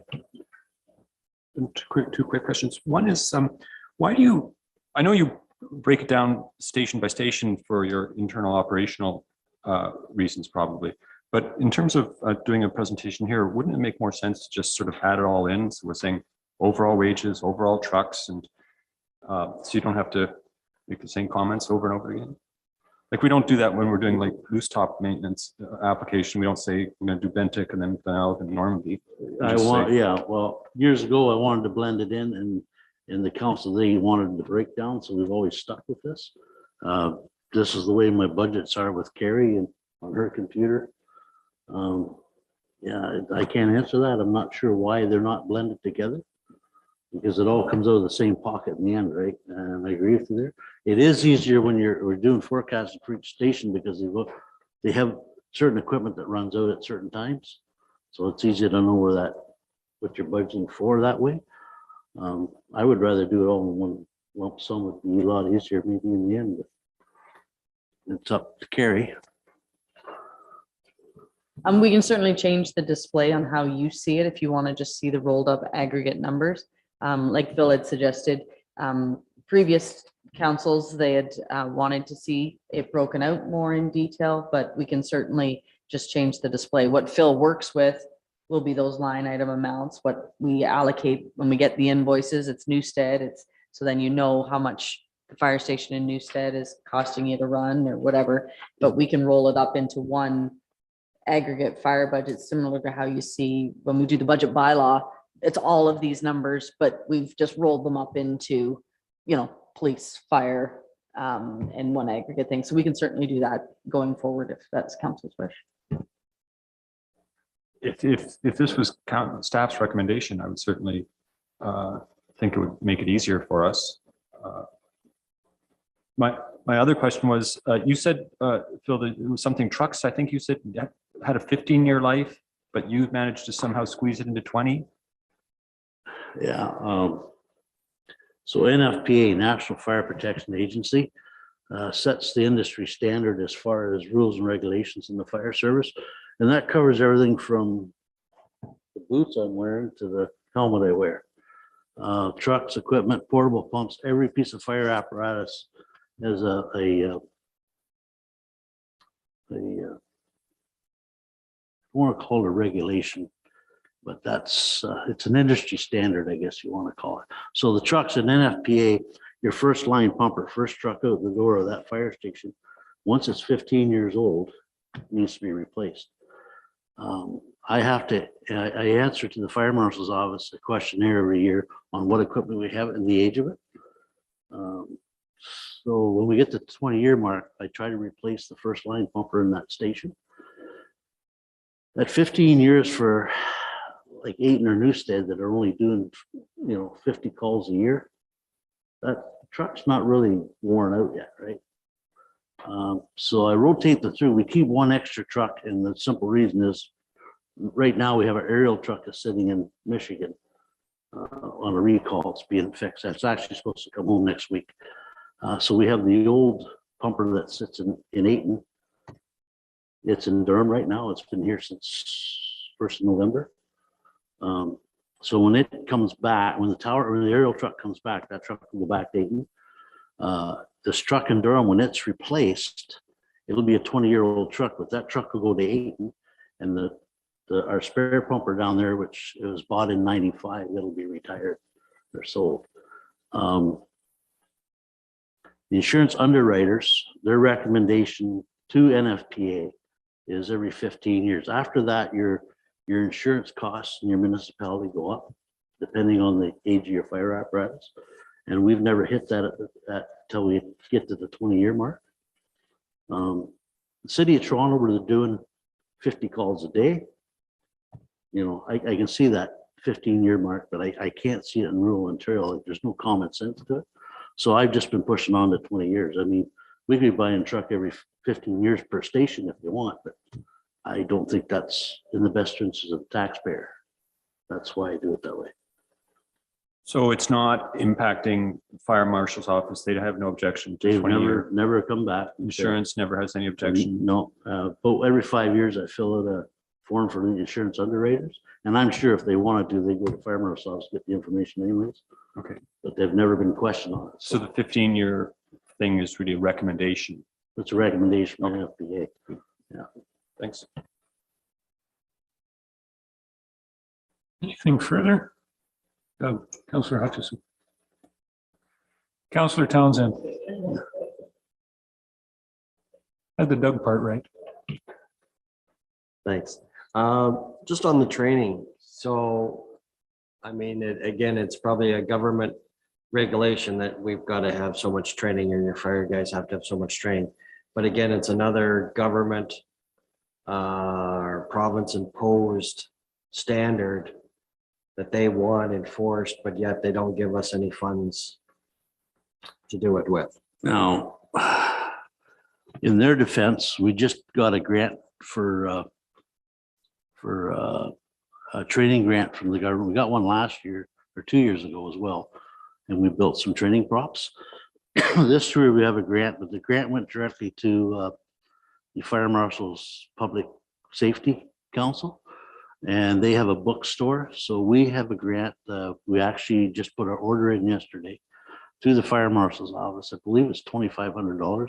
So we bought textbooks and training materials to meet that training standard. So, but they do kick up a bit, not as much as maybe they should. As far as the regulations go, it's a good thing. It's all about health and safety when it comes right down to it, right? And yeah, the part that bites me is the fact they closed the fire college because they just downloaded everything it cost or was the government was paying for all them years has now been downloaded onto the lower tier. And that I don't like because it just makes our budget up. But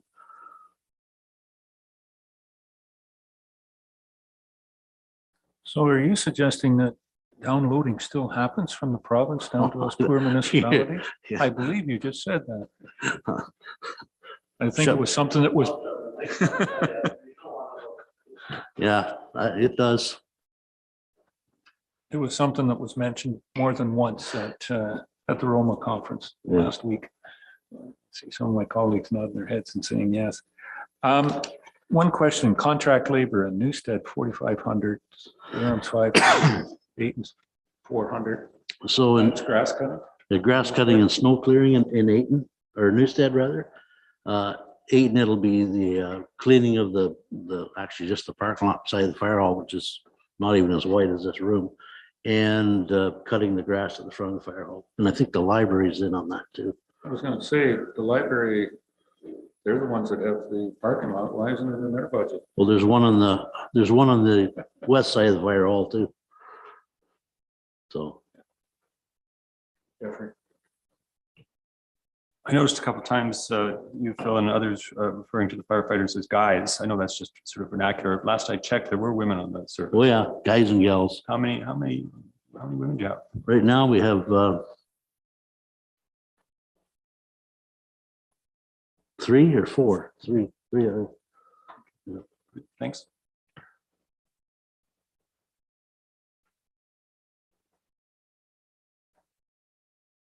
So this budget's in at 7%. We were looking for.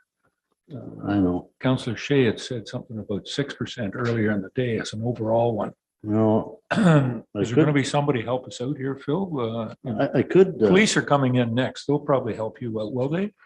I doubt it. They're probably still paying. I mean, if you want to make some cuts, I could knock out 3 laptops. Like that's not a big decrease, but that's about all I can get out of capital.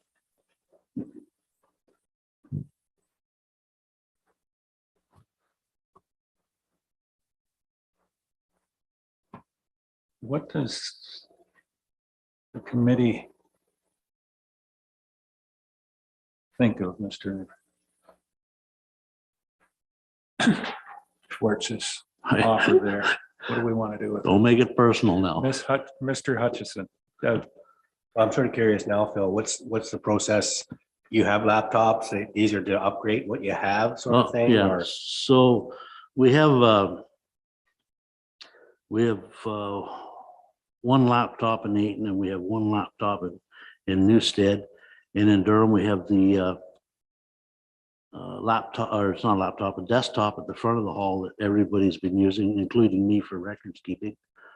And then there's an old laptop from the middle of the mid 2000s that's they use for training right now, but it can no longer be upgraded. It's, in fact, the laptop in Eaton will not be upgraded either. It won't take the new programming because it's out of date. We updated the one in Eaton last year that they used for paperwork, and they've been using it for training, so they've been doing two things with it. It's the same as the ones you have in front of you there. We upgraded last year because the other one just quit completely. So, and they were all bought back in 2000, I'm gonna say 2007, 2008. So firefighters would come in and use the laptop Yeah. to do some study and some training Yeah, we'll in the set fire up, hall. I want to set up 2 training stations, yeah. Okay. And then that's, So what if we bought one new laptop for each station this year, and you have one new and one older one that you could use or something? yeah, we can You get, have two. So it we could could get away with but- that. But, yeah. Just a thought.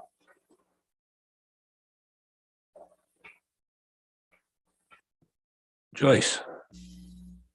Thank you. It's just a suggestion, but I'm sure you've got your suppliers out there that are, that you get a lot of what your needs are for the fire department. Do you think maybe they'd want to maybe donate a laptop? Could you reach out to some fielders like in the community to find out if maybe somebody would like to donate one to the fire station? You can get a receipt from the municipality. Or just, Here it's on. I don't know any suppliers that actually donate a laptop. I mean, that's money out of their pocket, right? And if they're in the business, well, never thought of that.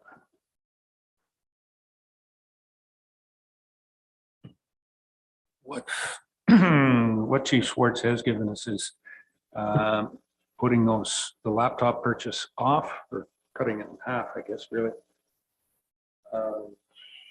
$500 a laptop.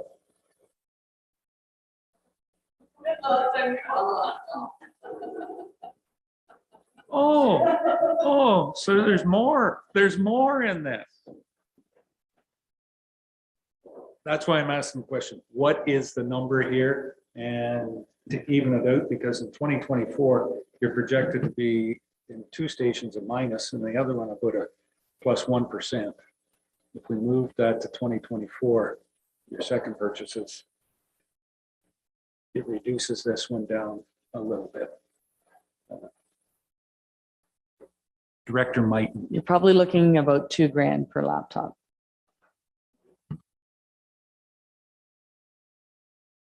You were saying that you're looking at a 7.4% increase, but that's just the Eaton, or was that new stat? Eaton is 7.4, Durham is 3.3, new stats 7. So that probably comes out to like 5.5 or something. Carrie, I'm not good at that. So it's well, I think if you took a look at the thing overall, it's probably well below 6. Currently, I don't know if we need to be stealing $1,000, $2,000 laptop. And Chief Schwartz seems to have a constant vigilant attention to the needs and wishes of the taxpayer and council. So I think this is a very frugal budget. I would be happy to support it as presented.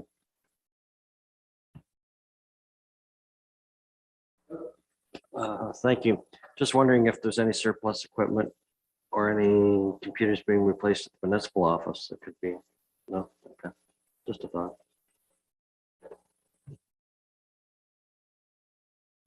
Mr. Forrester, Scott? Would the firemen in Eaton have access to the library and could use their computers?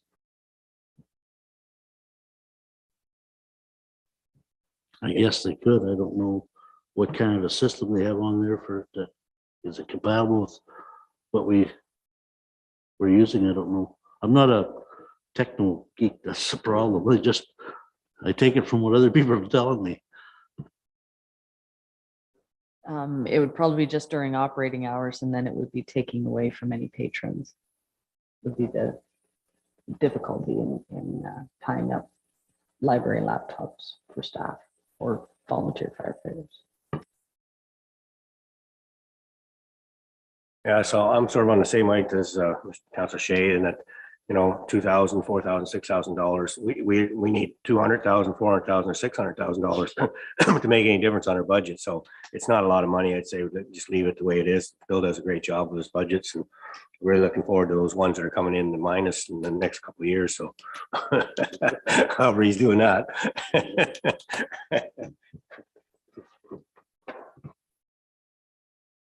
And you have put in for the Durham Fire Hall, the increase in utilities? Now that you are going to be paying for your hydro going forward? Pay for hydro now. What increase are we looking at now? Apparently I was looking at the police budget and they've reduced theirs so that you'll have to pay in full instead of the police department paying.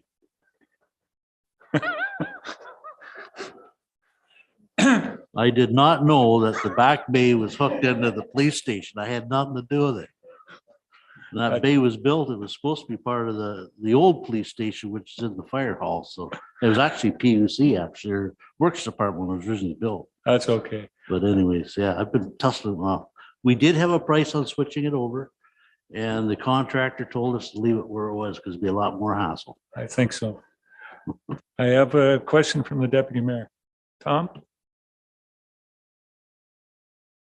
Thank you, Mayor Eccles. It's not much of too much question. I just want to know, let you know that I think, thank you very much for the presentation, Chief Schwartz. I think it's a well-prepared budget.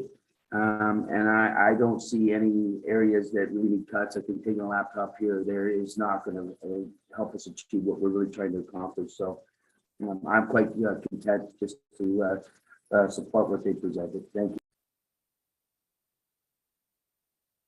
Thanks, Tom. All right, I'm feeling that the consensus, keep the budget as presented. I would suggest, oh, you want to get down to fire in West Gray now? Maybe that $6,000 will be required here shortly. Just trying to be upfront and honest here, guys, gals. Go ahead. Anyways, so with the fire, West Gray Fire, there is an increase. And that's due to the hiring of a second full-time person, Deputy Fire Chief, Fire Prevention Officer. And we had put money in there for wages last year, I believe, for I think 6 months, half the year. Quarter, yeah.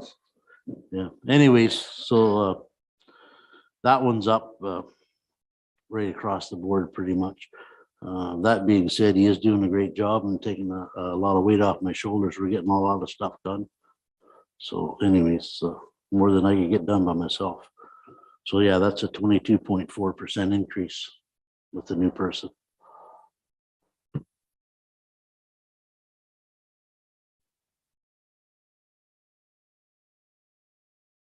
Any comments on that? Councillor Noon, Joyce? Thank you. This is directed to the Director of Finance. You had mentioned that now OMERS is incorporated into your part-time and full-time. Does that fall into the category of the fire department with volunteers, like with the OMERS? Because I notice it's not showing under any of the stations. No, they're considered volunteer firefighters and not part-time employees, or other than continuous full-time employees. They're not, their pay status is different.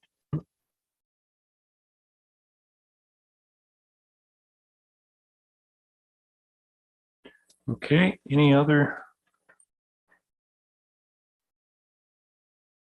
questions?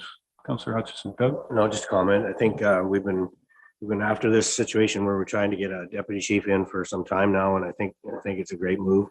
I think it's like Phil said, it seems to be working out and it's helping him, and it's part of our succession planning. Not saying that Phil's going anywhere, but anyways, I think it's important, and I think we eat the $50,000 and move on. I think it's something we need, and it's in the budget, so I think we carry on.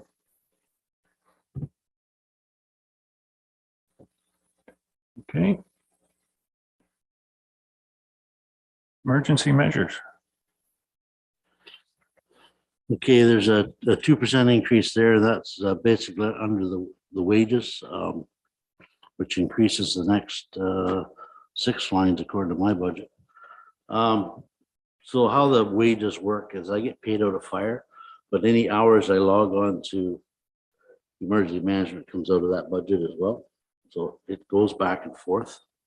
So basically that's the increase isn't much, but it is an increase. And everything else is run fairly smooth there. Equipment maintenance, only with 1,000 in there, but I understand I found out today, or heard today, you're wanting an automatic starting system on your generator because your generator does come out of this budget. Does anybody know about that? But I don't know. Like when I pay for That was was that in maintenance the- on your generators comes out of this budget, so I didn't, it's the first I Yeah. heard of it. It hasn't been included in the budget. I think it's on your budget request forms as an add.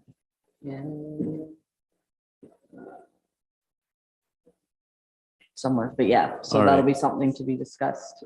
But yeah, we haven't added that into the budget yet. All right. Sorry for bringing that up. So are you suggesting, Mr. Schwartz, that there's a reserve in the emergency measures and? Well, there's no funding reason, can come out of there? there's no reserve there, Your Honor, Your Worship, just if you're gonna add it in that budget, I'd like to know, that's all. Or I find out what pricing it, or maybe Carl was looking after that, I don't know. Let's just leave it that it's not added into the budget. Makes me happy. That's it in a nutshell. Maybe we'll just have to get a couple more keys cut, that's all. Okay. So that's the emergency measures. A little over 2%, we're fine with that. I guess we could cut it 2%, and that would be another $200, but we decided we weren't gonna cut it by 6,000 in another one, so this is fine. Okay. Thank you, Mr. Schwartz. You're welcome, Council and Mayor. And the Deputy Mayor.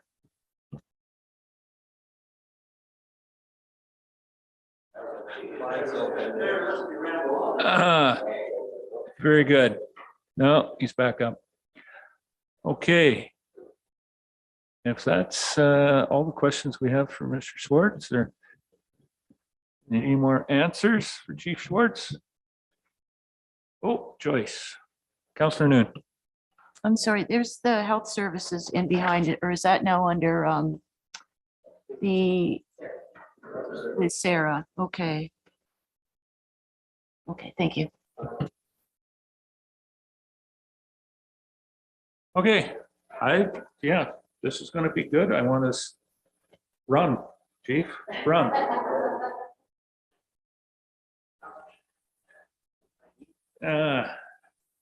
Yes, I do, but I don't want either one of yours. Okay. Police. Thanks, Chief. Next chief, an inspector.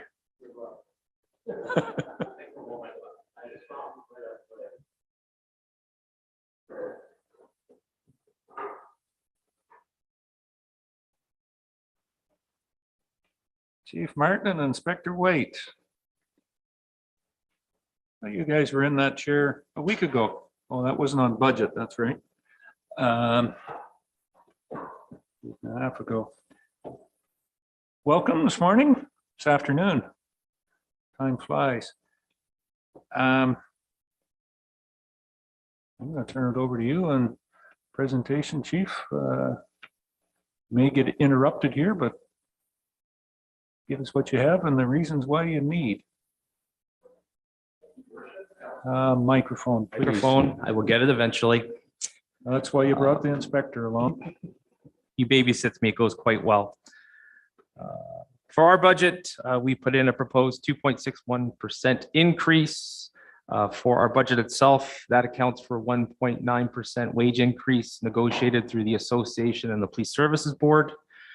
It represents $11,500 increase in insurance through the municipality for our shared portion, and it covers a $13,000 increase in our dispatch contract. That is solely due to the NG 911 upgrades that were mandated by the province of Ontario that every municipality must partake in. It has increased our contract for a total of, I do believe, and if I'm wrong, Ms. Mighton, please correct me, for an increase of $106,666. We have redeployed some money from our training budget and some of our other budgets into our fuel costs to deal with the causes of inflation and the increases there.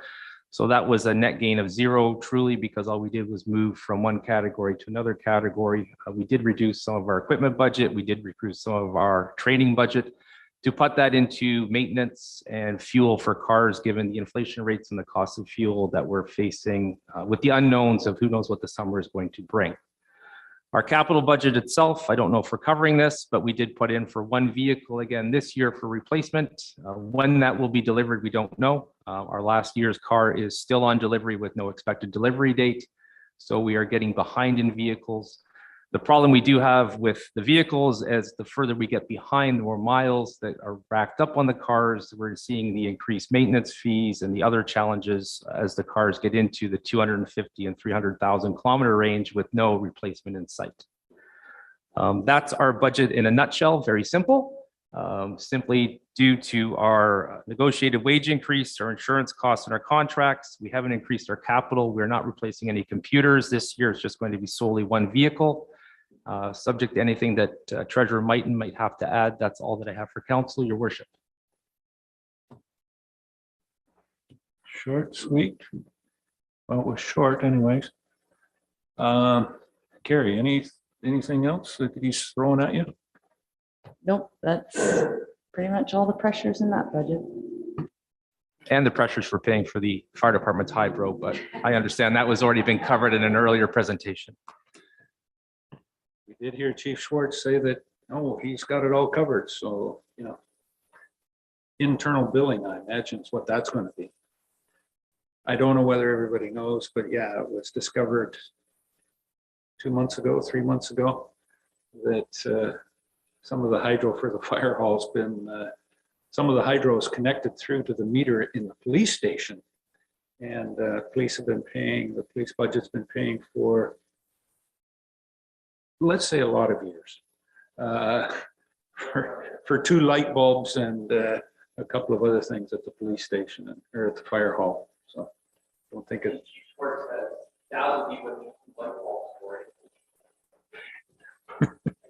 Mic is off.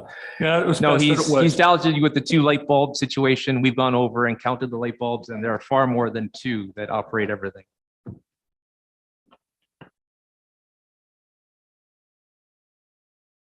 Questions on the police budget? Councillor Shea. Jeff? Yes, thank you. And thanks for being here, Chief. So there were 3 new personnel brought on in the last little while. So they've all been fully incorporated in the budget. There's no increases in the budget related to those. Sometimes they're prorated from the previous year. No, there's no prorating. Those have been included in the budget. So there's no surprises for those new staff members. Okay. And the other thing is, in past years, you've sometimes needed to come to free up capital to initiate a vehicle purchase in January, February. Is that going to be something we'll be looking at this year, or? We've only asked for 1 vehicle this year. We do have 1 on order. The delivery date, unless I'm mistaken, the inspector can correct me, is undetermined. So we're not going to be asking because we've already have a car on order waiting for it to arrive. Okay, so there's not another one. No. In the future. Great, thank you. Councillor Townsend. No? Thank you. Just more of a, I guess, a question. When you're turning vehicles over, you're doing so they've got roughly 200,000 K on them or something like that? I will let the inspector answer that question. He's in charge of our fleet. They're roughly around 300,000. Okay. And where I'm going with this is now that we're using F-150s in the force, there's still some use left in those vehicles that we could maybe use some of those in public works or the landfills or whatever to put off some of the costs with them getting vehicles by using the used police vehicles. Just a thought, trying to save the overall budget.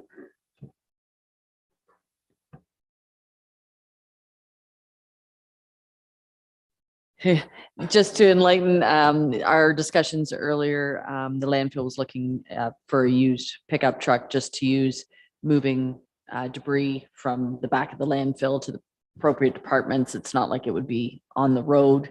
It's just inside the landfill. And a suggestion was made whether we had any in our fleets, whether it be police or public works, that could possibly be reallocated. I think your oldest ones that you're getting rid of are still cars, not pickup trucks though at the moment, but in the future, that might be a way to offload an old vehicle, perhaps, was the suggestion around the table. In response to that, Councillor Townsend, we do not sell our cars to the public given the events in Portapique and Nova Scotia a few years ago. So we stopped selling our excess fleet. Our last car is now out of commission. It's been donated to the Saugeen Valley Safety Village for a display car to meet certain requirements they have. But once our cars are used up, we did have discussions with the previous director of infrastructure, Brent, about giving them the vehicles. If those cars can be used for public works or landfill, I would have no problems getting rid of them to public works or landfill. We just don't give them to the public anymore, given the impersonation and events that happened tragically in Nova Scotia, and we're seeing across our province where we have imposters showing up in police cars. We decided as an organization we're not accepting that type of liability, but we would have no issues with them being transferred into public works or the landfill for usage. They're still good cars. We have a very rigorous maintenance schedule. We do follow the police standards on vehicle maintenance. So even though saying they are 300,000 kilometers up, they are still in good running condition and safe vehicles. So I would be happy to give them to public works or whatever other department could use those cars to get them, for lack of a better term, off our books. Okay. Councillor Hutchison. Yeah, so just a thought. So when we're looking at budget, some of the departments are coming in with 3-year projections sort of thing. And I know this is something you'd have to discuss with the board probably, but is that a possibility that maybe you could draft a 3-year budget going forward so that it becomes easier to forecast and we have a better idea what's coming up?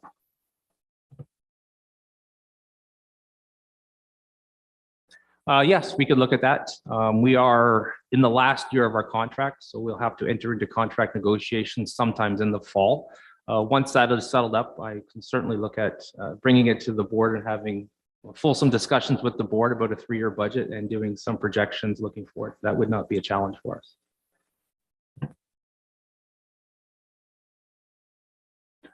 Okay, anything else? For police services? Nothing on the commission. No projections of that being up. We might need some support going into contract negotiations, but I think that's already incorporated into the police commission budget. But nothing else. Got us right back on time, Chief. Thank you very much. Very efficient. I'd say the same things I did to the last chief. Get up and run before this gets real serious. Yeah. Okay, thank you. Do you want to take a quick 2-minute break? And the library was coming in at 2. Yeah, okay. So Take a quick 5-minute break and then be right back and probably go into Elmwood Community Center or any of those other budgets that we have. Fire, very good. Okay. 5.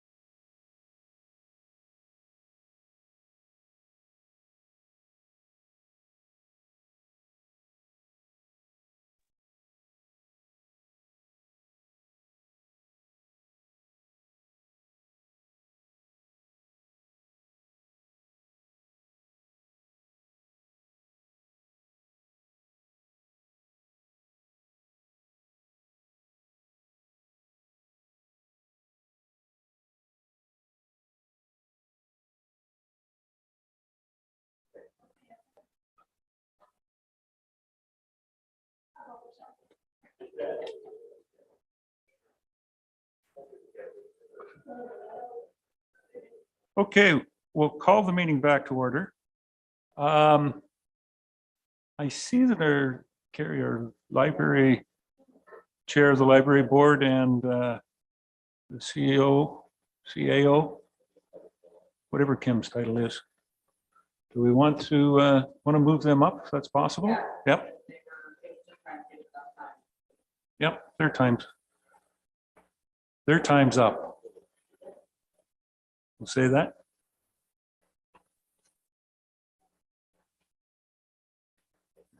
Yeah, Sarah, they're not paying any attention to me. Pretty.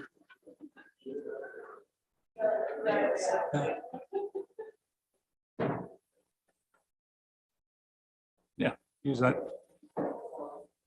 table there, Kim. Malcolm. Wanted.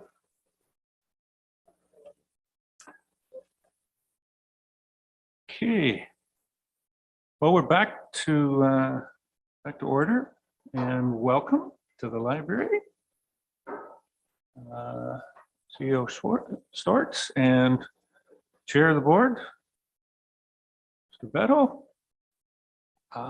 Presentation of your budget and how floor is yours. If you want, where you go, Kim. Thank you for having us in today. Today we are presenting a budget with in mind of increasing staffing as well as services. So those services include our digital services, programming, as well as our computer software that we have. Most of it is coming from two reviews that we had, one in 2020 and one in 2022. And both of those are suggesting that we are understaffed and under budget. And the board, previous board, had decided that this would be a step in the next 4 years to gradually increase that. Yeah, we're looking at a positive approach and a proactive approach, which we've been trying to do for a number of years. We understand there's always constraints on budget, and we feel that we are really underfunded. And the one good thing with the pandemic and so on, so showed us that we can actually increase membership and services during that period of time, and which we have done, and the stats that are there show that. We would hate to lose that now that we're moving into this after pandemic situation. And so when we ask for this money, we would like you to consider the dollar amount as opposed to the percentage, because percentage with a small amount seems very large, but a small percentage on a large amount of money, there's quite a difference. So whilst it seems percentage-wise we're asking for a lot, in funding we're not. And I'd like you to look at that as opposed to going line by line as such. And the board would take your recommendation. We go back to our meeting, we'll have a meeting, and then the line by line discussion here might not necessarily be beneficial that way, because it comes back to the board and it's the board amount, the dollar amount that we look at, and then we allocate line by line according to what we have available in the budget. Kim? I just wanted to touch base. Malcolm mentioned statistics. So in 2022, our operational goal was to increase the number of new members that join the library, the program attendance, and our circulation. Now, we did reach, based on 2021, we were closed 1 month for curbside, but the rest of it, we were on and off, kind of open, closed. So, we knew we would reach our 2021 goal, but I compared it to 2019, which was pre-pandemic and open all year. So our new member sign up in 2022 was 329 members. And in 2019, we had 290. So we definitely surpassed our numbers. Program attendance we were well over 10% increase over 2019. And circulation, unfortunately, we didn't reach it. We were about 500 circulation short of our 2019 number. So from a staff perspective, we were very happy that we came back 2022 in full force and that we were successful in reaching our goals. So open for questions. There we are. Any questions on where the cost points or the pressure points from our perspective? Councillor Shea, Jeff. Thank you both for being here and presenting. I was wondering if you could just clarify for me there, Kim. You said something about 2020 new members, 300, 2020. The numbers were going too fast for me. I couldn't keep up. Sure, no problem. So is that 2021 new members? No, unfortunately. Okay. In 2019, we had 290 new members. And in 2022, we had 329 new members. New members. New members. So that's cumulative. They're adding up. Correct. So what is the total number? Actually, I haven't looked yet. I'm still pulling those numbers for the provincial government that we have to do every year. So I haven't pulled the full number yet, but I would guess we're about 1,200 to 1,500 members. Okay. So, okay, it's great. and that's active members because we have to. Active means that they've used the library in the last year. It's not necessarily the number of card holders that we have. So you're getting something like between 1,200 and 1,500 users per year. Right. Oh, that's impressive. And I understand that you also will provide services to non-card holders. Correct. So anybody out of town can use our library services. We don't charge out of town fees. Okay, and you did mention that 2 service reviews had recommended increases, and I remember that you presented to us earlier where, just looking for that number.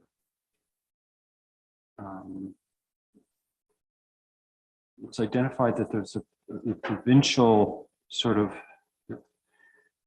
standard for libraries of our side, which would be somewhere between 6.7 to 8 full-time equivalents, and that we're currently operating at 5.6 Right. full-times. And so you're trying to get that up to what, 6.6 or? We're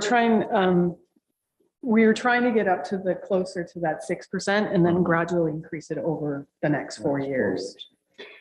You're trying to get up to 6. So, Yeah. so you're asking for a funding increase that would be like for a partial position. Right. Of The half an FTE roughly. correct. Okay, so quite a modest request. Would that be a fair characterization? I'm on the library board in case anybody didn't know. Okay, thank you. Thank you. Any other questions or comments on the library? I think if we could from the chair, just one. You've indicated that the membership has gone up, participation in programs has increased. But the strange one was you said books being signed out or circulation has dropped. So is it the primary goal of the library for reading and research and materials? Is it fair to say that that's decreasing and some of these other programs are increasing that are non-primary to the library? I would say it's both. So as I said, we were only about 500 books off of 2019. So that's, I would say, this consistent. Obviously in 2020 and 2021, our numbers were a lot less. We weren't open. But that's, so I would say that we're still very much in demand for the research, the resources when it comes to physical or virtual books, but we're also moving more into being there for programming as well. Yeah. Councillor Hutchinson, go. Sorry. Okay, thank you. So just a quick question under your budget, Kim and Malcolm, under right at the top under revenues. I presume the revenue library wage is 360,000. That's coming from West Gray, right? Is that where that revenue is coming from? How do you, or where's the 360 coming from in terms of revenue? Under the, This is right at the top on the third line down. Revenue library wages 360,000, which is in the 220 budget. Now it's 427. So I presume that's West Gray's. Library board budget, which looks like this. No, the draft budget. So that is our side of it. So. Sorry, like- If I can just jump in. Kim. thank you. So on ours, when you see. Oh, sorry. Oh, sorry, I thought I did do it. The budget you're looking at is our version as opposed to the board. So what the board, you'll see down lower of, what are we? For library West Gray payments, partway down there, 537,490. That's what the board is asking West Gray for. And then because we process payroll through West Gray, then we charge it back, if you will, to the library board budget. So that top part, when you see the revenues and then those payroll expenses, those are just a flow through because we do that accounting for the board. But the actual library board budget will be on the next page. That's the one that the board prepares.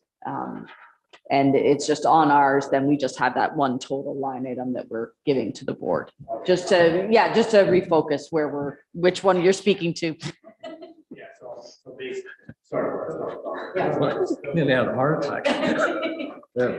Right. So sort of where it's coming from is basically the revenue for wages is coming from West Gray. So no big deal. So first of all, your budget based on the increases has to do with staffing mostly. I think that's the biggest bump. And where we're coming from, our dilemma is that we're starting at a 17% budget, and each 1% is about $120,000. So that's where our dilemma is, that we've got to get our budget from 17% down to something respectable. And I know where you're coming from in terms of yes, we'd like to have more staff, but again, we have to make some tough decisions here. So that's sort of weighing on my mind. But I also realize the importance of libraries and where we're at. I find it a little bit peculiar. You said that people from out of town or out of municipality, I presume you mean, don't have to pay to use our library system. But if I go to Hanover, I have to pay to use their library. If I go to Grey Highlands, I presume I would pay if I'm not on their list of people that we already subsidize. Because we have a list that we already give them some money, right? So I don't know how that works in terms of. Anybody is subsidized to use Grey Highlands. Okay, so they take your name and then there becomes part of that. And Mount Forest, I think it's the same. They have a user fee or something. So yeah, so that makes it a little bit difficult that we're not paying, but then everybody around us is charging for people to use their library. So maybe we're losing out on some revenue there. I don't know, but it's an interesting thought. So. Yeah. So anyways, yeah, I understand where you come from. I know it'd be nice to get our numbers up. I agree based on, and we are going to have more growth right now. Our growth is sort of stalled, I think, right, in terms of building and that, but we are definitely going to have more growth, and something that nice to keep in mind in the future, but I don't know whether we can go there right now. So that's my concern. If I could add another little bit. The population of West Gray is 13,000, the last figures I saw as such. And the provincial library standard dictates 1 square foot per capita, which would mean that we would need 13,000 square feet, where we have 5,200. Obviously unobtainable, but it is what we're contending with when we're dealing with what our facilities are for incoming population. They expect to have sort of similar facilities and services that they received when they left from wherever they're coming from. And they come here, and of course, it's not possible right now.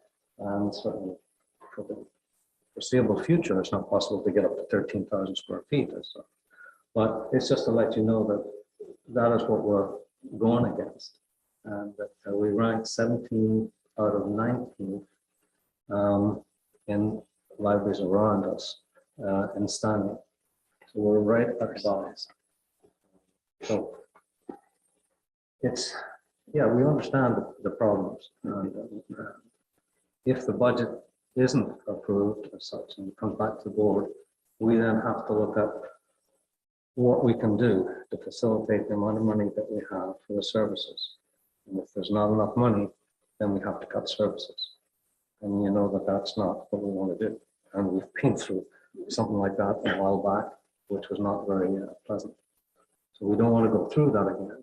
And certainly I'm sure we wouldn't want to go through that. Just a little bit of background there. Hutchison, go ahead. So I think you're correct, Malcolm. I think part of our dilemma is that some of the municipalities like Hanover, for example, has one library. We have three. You know, Greyhounds, I know they have one Flesher, and I think Markdale, I'm not sure after that how many. They have three. North Wellington, Mount Forest, I'm not sure. They just the one. 17 or so. 17, yeah. So it's a yeah, county. right. It's countywide, right? So yeah, so sometimes when we compare, sometimes it's not necessarily apples to apples because we're running 3 buildings compared to someplace might be running 1, and then if you're comparing county level, then that's a different ballgame again. Yeah. The good thing I think I did hear recently was Bruce County is back up and looking at their bookmobile again, so that may help us with the Elmwood situation, which I'm not sure where we are in terms of right now with library service there, if we're doing anything, but sounds like that might be coming back again, so that would be good. So.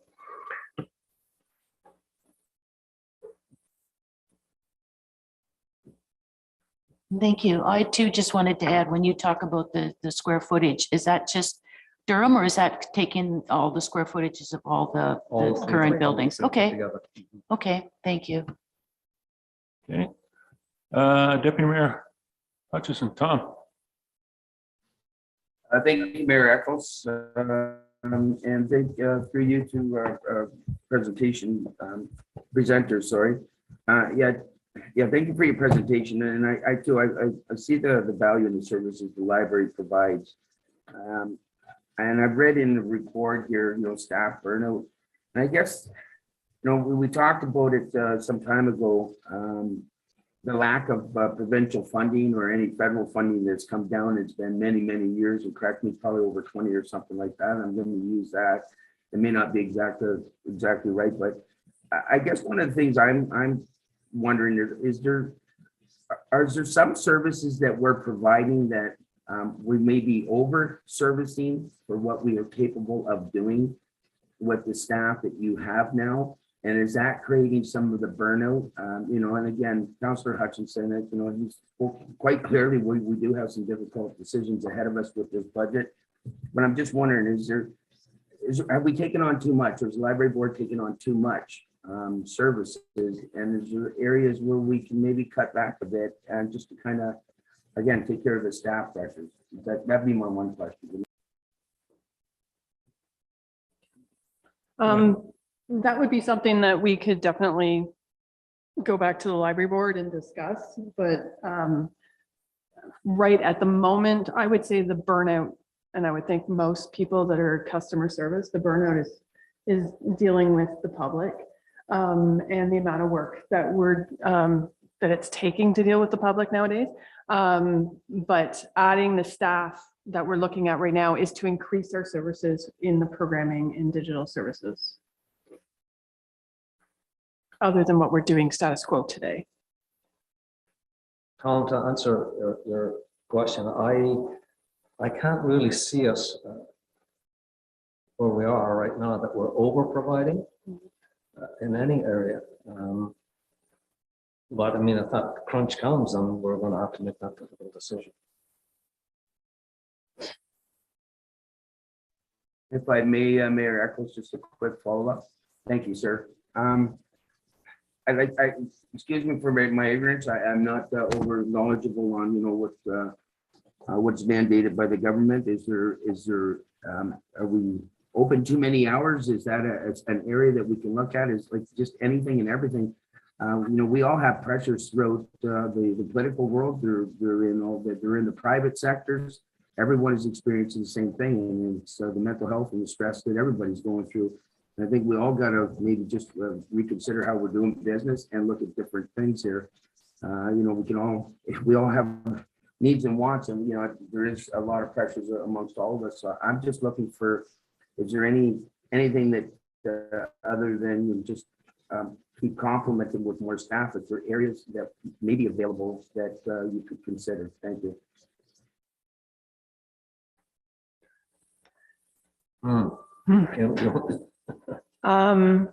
I think the goal would be that we maintain the hours that we have right now. And as I said, or as Malcolm said, I don't think we're offering more than what our capabilities are or the capacity that we have to offer at the moment as status quo. But I guess it depends on the budget that is given to us by council, and then that would go back to the board for a decision. That's not something that I can decide today. And realizing that we know the provincial is not providing funds, extra funds, and they haven't gone back to the library board since what, 1984 or something like that, when they issued the amount that they were going to give to library boards, and but to municipals to give to libraries. So unless that really changes, I don't know. And we need pressure put on the provincial government by the municipals to increase that. I mean, it's that's a lot of years, and there's been no increase. Which, of course, if I may, Mayor Eccles, would be my final statement then, sir. Thank you. And I guess my question to you is there any kind of plan to possibly start looking at avenues to advocate, through your other library boards throughout the province, to start advocating for some support instead of putting this rate on the local levy? And again, I'm very supportive of what the library services are, but I just think, there's a lot of pressure that's put on to the taxpayers to carry something, and you just identified it's been what, since '84. That's an awful long time to just basically turn their back on any form of funding. So I would like to see some research or some advocating for support from them to help us with all of us to support any form of library services in any community. Thank you. There is two organizations. One is FOPL, which is Federation of Ontario Public Libraries, and the other one is OLA, which is Ontario Library Association. Both of those groups get in front of actually the minister and the government, Ontario government, and are constantly trying to get that financial amount changed. They were just at Roma. I think it was Roma that was last week. They were there. They're always, that is something that they work on yearly. Without much success. Yeah. Exactly. Yeah. Doug, Councillor Hutchison. So just going to throw an idea out here. So we're in the process of budget cutting rather than budget adding. What would it look like? I see on your expenditures that you're looking at including two staff from full-time to or part-time to full-time. Is that what that's saying? Yeah. What would it look like if we did one from part-time to full-time, which would be, instead of 50,000, we'd be looking at 25,000 increase? Is that something you could maybe take back, Kim, and talk to the board about, or if that's a possibility? I mean, that's $25,000, but $25,000, $25,000. So it is something that we could take back to the board. Okay, well, so I'm not sure where council wants to go with that, but I just thought I'd throw that there's an opportunity maybe. And that was that referencing the current two full-time? That wasn't adding two full-time. That was, there's currently two full-time employees at the library. Or there's currently two part-time that we would like to increase to full-time. Okay, so then you'd have four. Right. 4 full-time employees then in total. So they're already There is currently 2. working. We're just adding hours to them.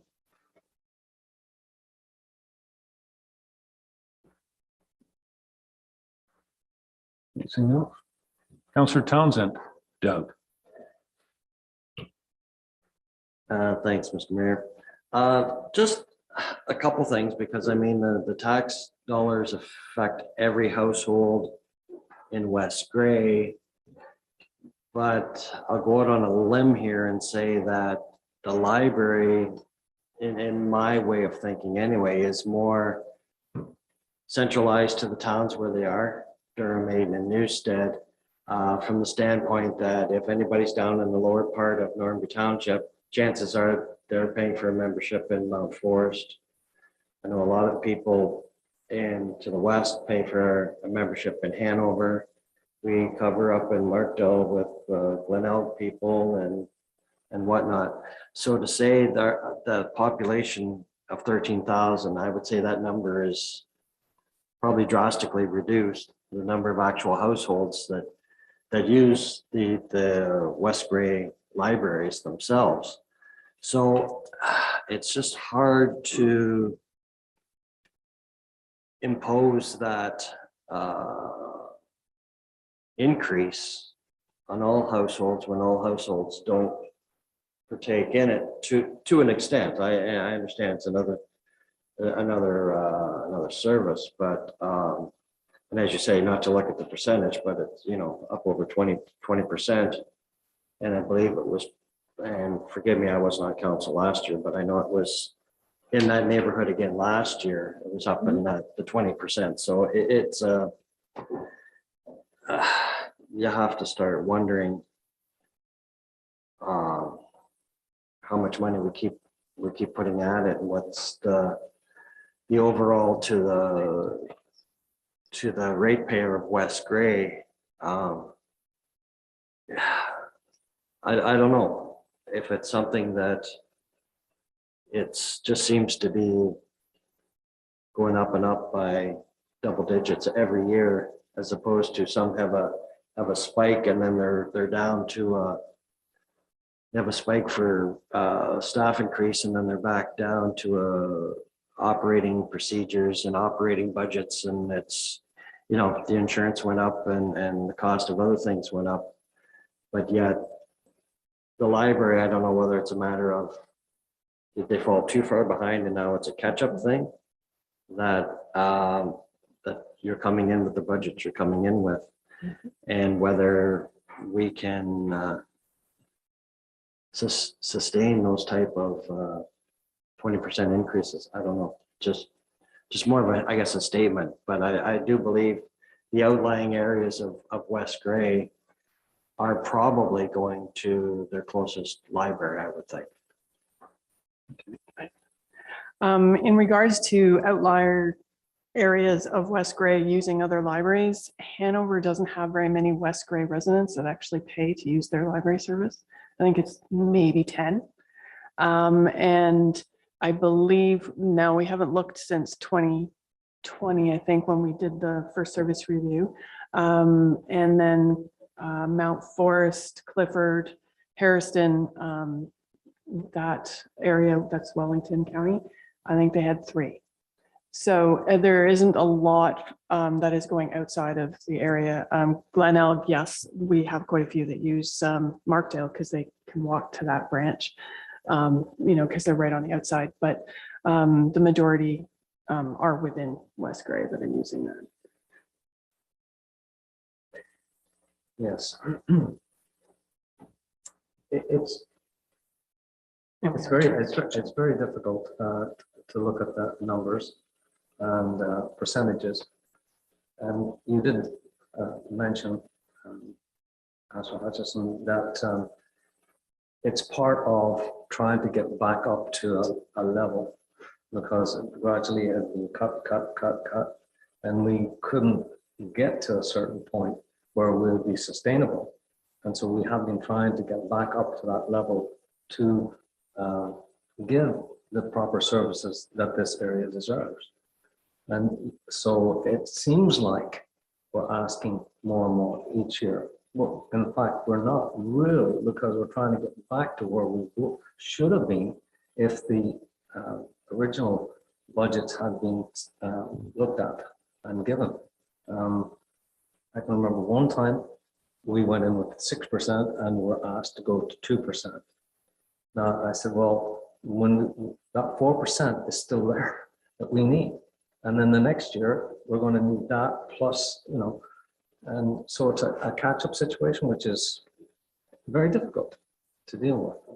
So the board is fully appreciative of what that means, and our members all on the peripheral areas. And we've looked at providing services like we do with greyhounds, that idea. And we've looked at, well, the Library Act says only one library in the municipal, and we've looked at that. And so, I mean, we don't really want to go to just a one library system in West Grey. I don't think anybody would appreciate that at all. But that's, if we were cut back sufficient amounts, then eventually that's what would happen. I wouldn't like to see it.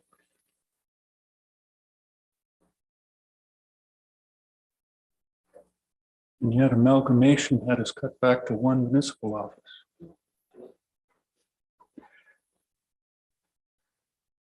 What's the percentage of residents in West Grey that are using the library system?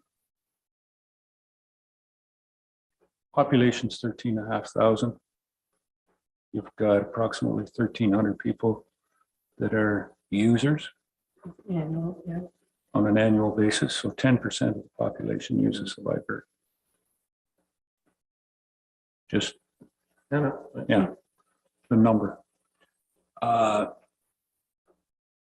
will say I'm not certain, you know, the problem with part of the issue of who uses the Hanover Library or who uses the Clifford Library or Hairston, Mount Forest, has always been a problem. And it was one of the reasons I believe that council a number of years ago to try and capture that and say, okay, you're from over here and you're using our library, so you got to pay. Council years ago did it, and it was why we did it. The administration and trying to figure that out of who lived where and where the numbers went. And Carrie, you were involved in it. The administration of that to try and, we were spending $40,000 of staff time to try and figure out $10,000 of billing. And council made a conscious decision of that's why the library should be open to everybody, no matter where you live. I mean, that was why the Carnegie was built. Carnegie give that much money. So I think that, you know, our friends over in Grey Highlands, certainly our friends in Hanover don't believe in that. Quite a few libraries in the province don't believe in that, but I'm proud of the fact that West Grey does believe in that, that the doors are open. And certainly the doors to our conservation campgrounds, to the number of campgrounds that we have that individuals are coming in, and I've heard it from a number, maybe not as much now because it's a bit further walk from the Saugeen Conservation Campground To the Carnegie. downtown than it was to the Carnegie Library, but I remember hearing that an awful lot. So yeah, we struggle with it. You're saying, Councillor Townsend, it struggles to generate revenue, but I'm never certain that the library was there to generate the revenue, but it was there for a primary service. Where is that for that 10% of the population, or are we trying to increase that? And one of the things that clicked with me,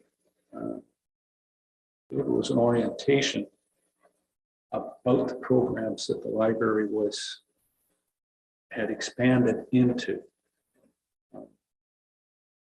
So I'll throw it out there. The storage of your snowshoes, where do you store those? Shelves.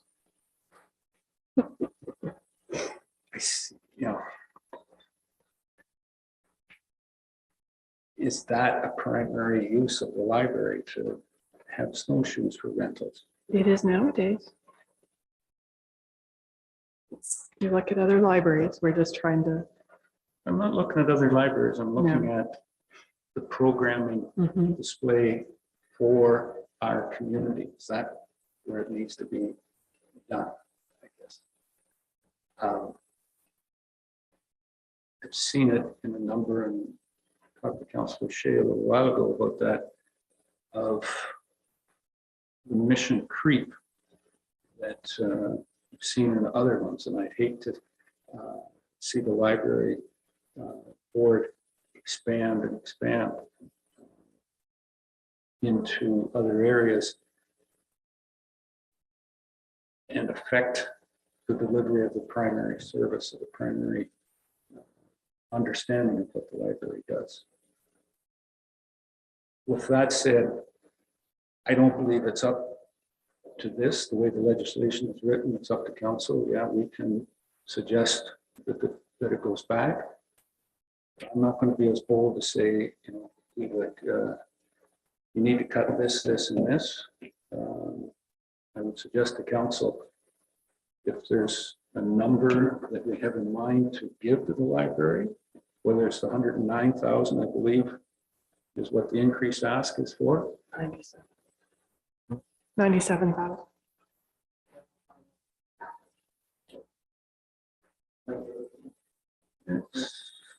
All right, I'm gonna, yeah, fine, but the library function of West Gray is up at $109,000 this year. We have a police budget that is probably 4 times, and theirs on a dollar figure is only up $106,000. So on a dollar to dollar, what we're spending, you know, I guess when I'm asking council to give to the library, they're here. I'm not going to dictate that, yeah, you should take 400. That's not that is way outside of our privy. But if there's a number that council would suggest that we would like to see and send this back, or pass it the way it is today, I'm open, but I'm just trying to find a way to get to a point of not going around in circles, so we can get to a point of getting this passed before June. Valentine's Day would be great, wouldn't it, Carrie? Or February 2nd. That don't mean doing a lot today. Jeffrey, I've had too much floor time. Thank you. No, I think you're making a lot of good points. We did talk earlier, and you mentioned that, I hope you don't mind me quoting you, let's say an unnamed mayor I was speaking to earlier mentioned that when people have talked about trying to create a countywide system, that some of the other municipalities were hesitant to join into a countywide system with West Gray because West Gray's service was not up to snuff. Yeah, so I think that's, you know, just comparing apples to apples. And when you talk about, are we talking about 97,000 or 109,000 because one includes capital and one doesn't include capital? Well, if you want to do the comparison to police, you left $8 or $10 million out of that equation because there's a capital cost there too that we haven't really talked about. But the expansion that I've noticed that doesn't seem to be service creep or mission creep seems to be the expansion into digital services. And I think that's vital in this day and age. And I think that there's no one better prepared to present those services or prepare those services than the library. And I think we're seeing expanding mandates for libraries across the world, and that our library should be engaged in that as well. All that said, I have heard that there's, one other point. We're talking about percentages. And so the percentage of 22% sounds really big, but the $50,000 staffing increase that's being requested here, 50,000, Carrie, I think would represent about 0.5% in our budget. So we're looking at 0.5% of our budget. I would like to make a motion that we reduce this budget by $10,000 and approve it today.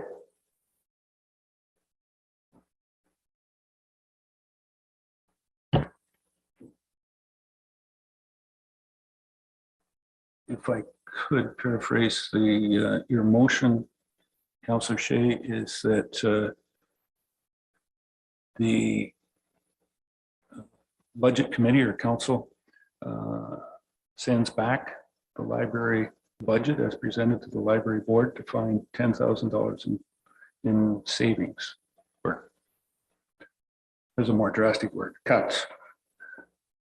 That it goes back for $10,000. Not from here, but yeah, that it's sent back. Okay. That votes must vote appropriately.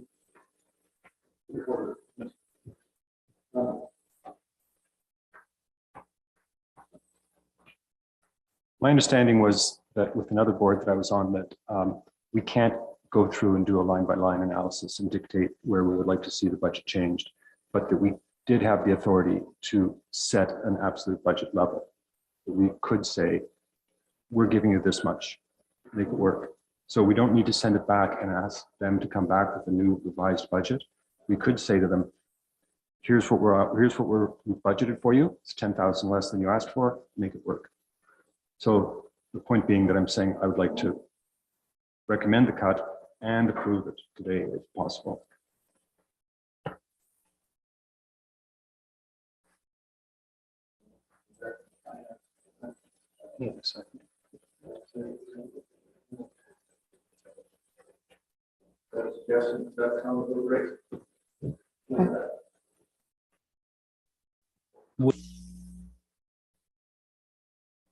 I concur. We can set a number, but we can't tell them how to find those dollars. Yeah.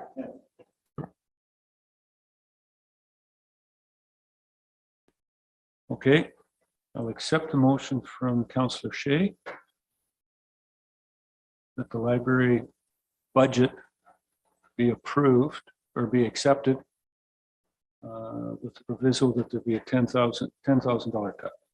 So that's, and just to be clear, that's off the 97,000 that the West Gray Library Board presented today. So that's off the 97. It's not off the $20,000 in capital that West Gray admin or West Gray Corporation has in this part. Okay. Do I have a seconder for that? Councilor Forrest. Scott? Any further discussion on the motion?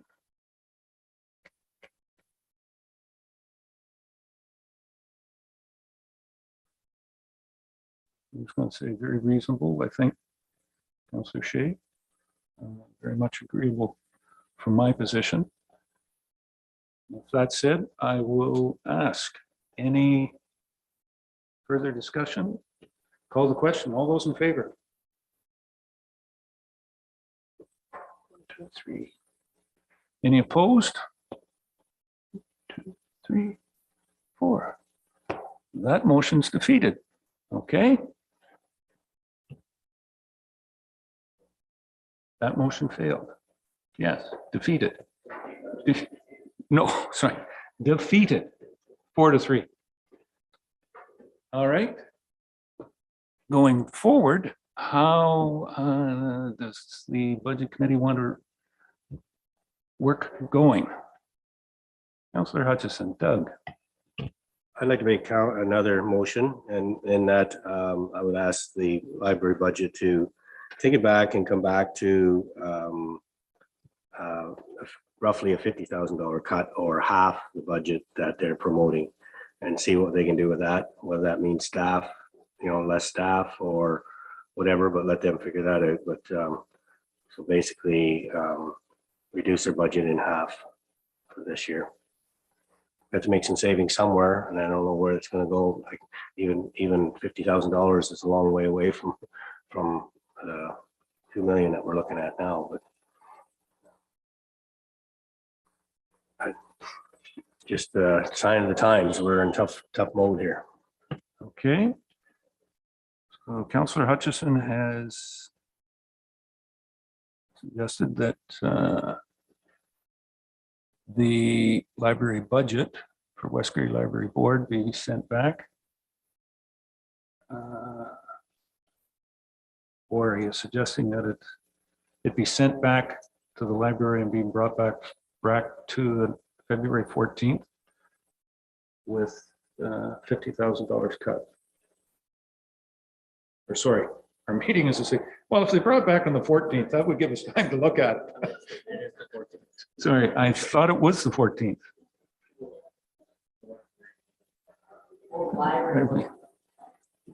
I can probably call a special one on this issue.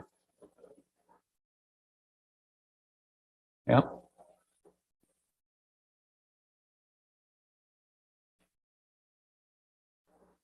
So that's what you're requesting, Doug?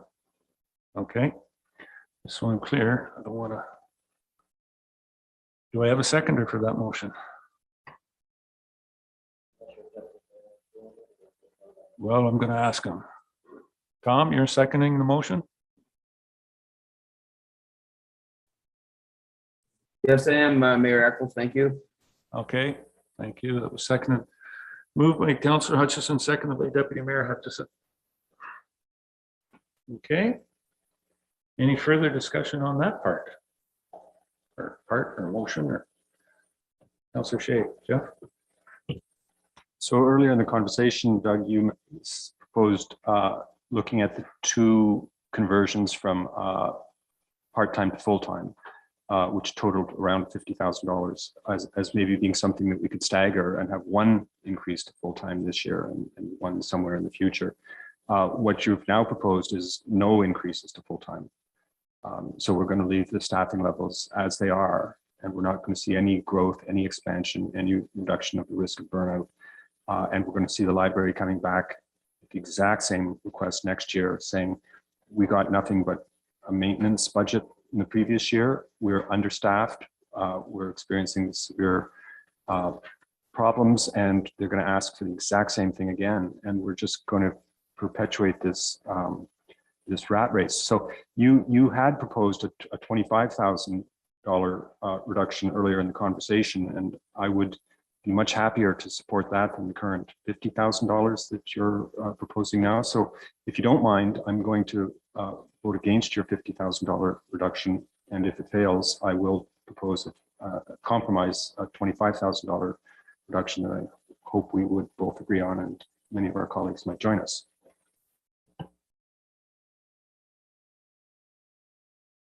Yeah, that's fine. Yeah, that originally I was looking at the $50,000, which was just the staffing part of it. It probably more than that because there's benefits and whatnot. So half of the whatever that total would be. But given that the total budget is $97,000, I'm suggesting cut half. So my suggestion is that we throw it back to the board, because the board can decide, well, maybe we want to keep one staff, but we could get away with less computers or less books or whatever. So I'm leaving that up to them, sort of thing, but that's fine. We'll start with this, and if this fails, then we look at something else.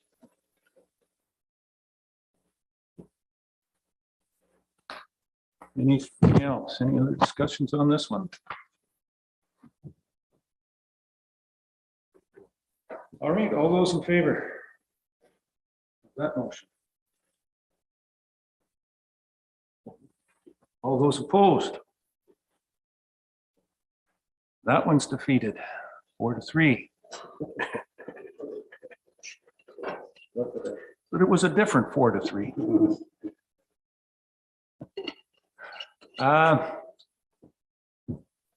Okay. Councillor Shea, you've got a motion. Just a sec. I bid 25,000. Are you able to frame that in proper language? Thank you. It's through Mayor to members of council. So what I have taken from that is that the motion would be the same, with the exception of that the savings to be found to be $25,000 as opposed to $50,000.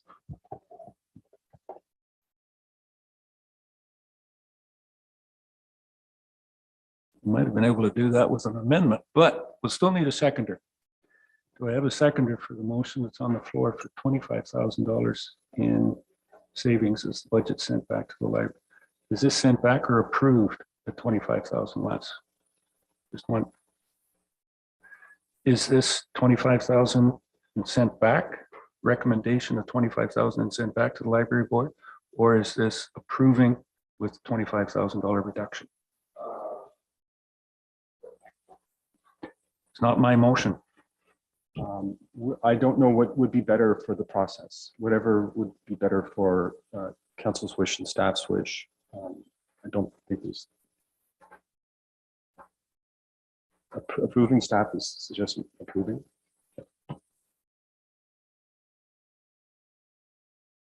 So this one is very similar to your first motion. That 10 that was lost, but at 25. Okay.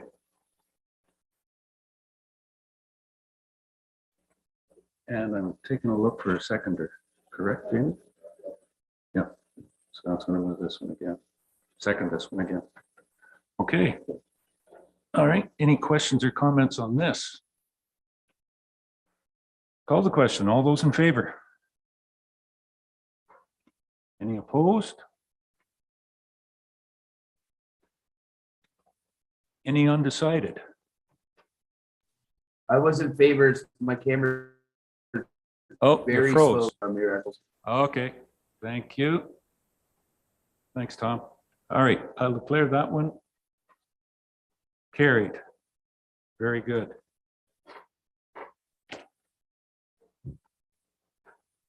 Thank you. Thank you very much, Malcolm and Kim, for coming in today. That was the most motions we had on any, I believe, budget today. So yeah, if you're looking for where you are, you're number one on the budget motions for West Gray. First.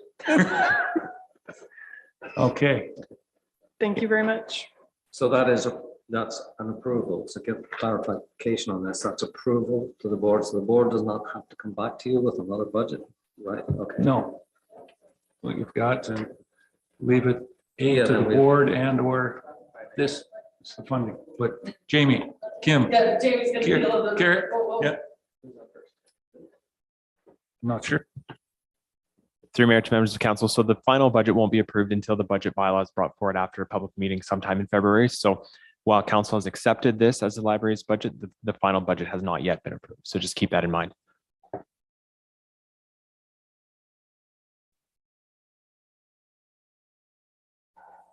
Subject to change until there's a vote on the reading the third time, correct? Good, okay. Carrie. Do I ask the library board the same as what we did the fire and the police? Run, run. You're quite welcome to stay, but no, Kim.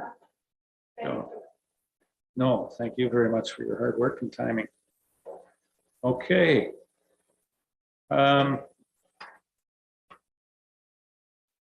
Carrie, do you want to go through but we've gone through enough on the overall, like, I mean, the only, if I'm not mistaken, the difference between what we have and what is in the library board budget is capital. Yeah. And our payment to Grey Highlands? That's included in there? Okay. Very good. Just the capital. Any questions on building capital for the library's facilities? Right? Yeah, the one item that we have in there is to replace windows at the Ayton branch. Ayton, yeah, there is a carryover item that didn't get done in 2022, the Newstead. Was that? Yeah, that's the new item for 2023. There's a carryover for that the board, there was a motion at their December meeting, maybe, I'm not sure, I think it was December. They didn't think they'd get finished that replacement of, I think it's the big window in Newstead, the picture window at the front. So that item was asked to be carried forward. We have budgeted for it in 2022, so we'll put it in reserve and finish the project. I don't know if they've actually got someone just timing wise, if they've got somebody committed, but a new item is the 8 branch windows. It will encompass for bringing them in, not just the library, but there's a small office that the police use at that facility, and then the fire have a meeting room at that facility. So we'll look at all of them and do, they're probably all in the same condition. So if we're getting a contractor out, we'll look at the entire space for all of the windows, but that's the new item for this year. Fine with that.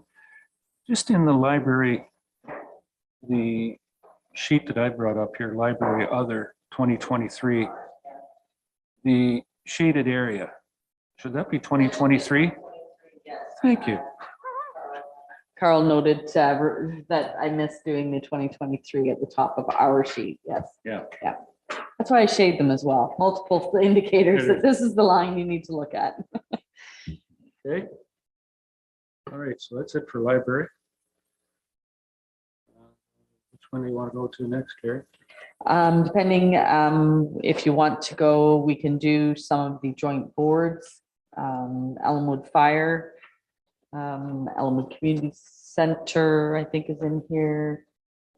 Smart, I think we have as well. What else was there? I think those were the ones that were included in your package.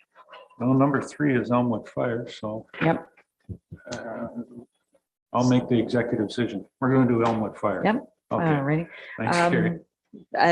The Elmwood Fire budget, there's a small increase in the wages there. Again, all departments have put in a 3% increase. That still has yet to be approved by council, but it's included in the budget. And then there's a few small increases in operational for a total of $5,600. A bit of fuel, as you can appreciate, fuel has gone up and insurance has gone up as well. The capital, the fire truck that was ordered last year will be arriving in 2023. So there's the carryover of that project and being paid for there. And on here, we have estimated levy share for Brockton and West Gray. We have yet to I have to reach out and we have to calculate it's based on the percentage of assessment in the fire service areas. So we just have to get the updated assessment. There is no reassessment this year. So it will just be if there would happen to be a small bits of growth in those fire service areas. So for the large part of it, those should be fairly close to the amounts for West Gray and Brockton, but there may be a slight shift in there, but I'm not anticipating anything significant in growth on either side of the borders in that fire service area. So that's the did I put the list? Did the list of capital get printed? I'll pull it up. Show in. I think it did on 13, page 53. Okay, so it did go in there. Yeah. Okay. Oh, there we are at the bottom. Yeah, I was gonna say, did it miss getting printed? But yeah, same kind of thing as with Phil's budget. There's the turnout gear, the personal protective equipment. There's always a bit of hoses or the wide bit valves or flanges that they call, but all that sort of hardware, radios, pagers, self-contained breathing apparatus bottles, and a generator.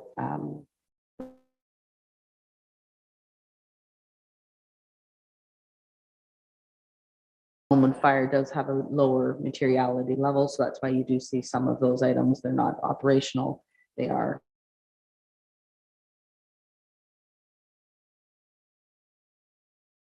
budget, but it's still the same sort of miscellaneous hardware type stuff here, and the truck is arriving soon. So we hear, but it was ordered last year, so it just didn't show up. But if there's any questions, I can try to answer those. The truck will probably be there for the annual fireman's breakfast in June, 1st of June. Okay. Any questions or comments on that? Councillor Hutchison, Doug? You probably went over this, but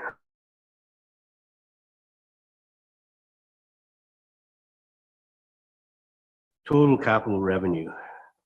So budget 2022 was 122,000 for, this is Brockton's, and then it went down to 15,000. And ours went from 163 down to 20,000. Can you explain that again? How did that happen? Yep, and then if you look at the next line, we were pulling from reserve in 2022 of 103, and now we're pulling 228,000. So we were budgeting in 2022 to use the 100,000 from the board's reserves. Any surplus at the end of the year goes into reserve that the board. So we were using 100,000 of the board's reserves and collecting a proportionate share from West Gray and Brockton. So because the truck didn't arrive, we didn't spend those funds. Our money went into the board reserves as a surplus. So we're using more of the board reserves because of that unspent.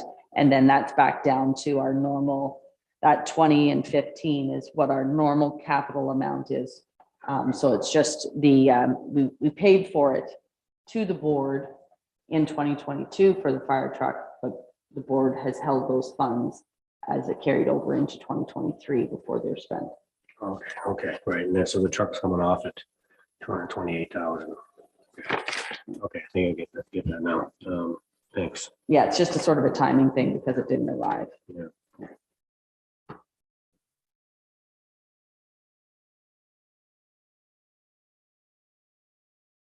With our fire service, the bulk of the cost of the truck through debenture? Because the board can't get a loan, if we wanted to debenture for our share, if our share was $160,000 of that $300,000 truck, we could borrow for our 160, but the board can borrow of its own. Brockton can decide how they want to spend, finance theirs, whether they want to set money aside in reserves. We have been setting money aside in our reserves. So in 2022, we had a large share from, let me just flip to my other fire.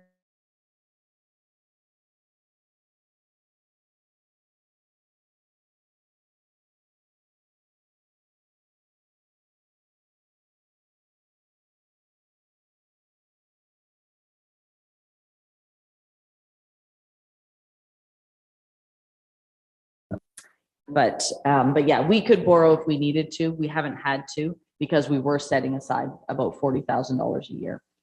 So this is a $390,000 truck. It was somewhere close to that, I think. So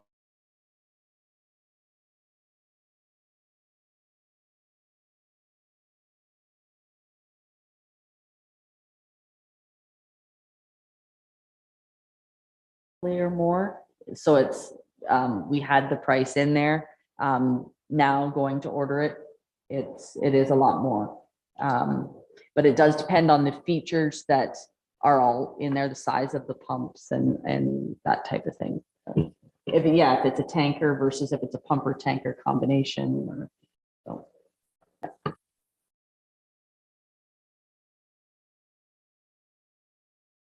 Just one quick question. Interesting. I don't know whether the member on the board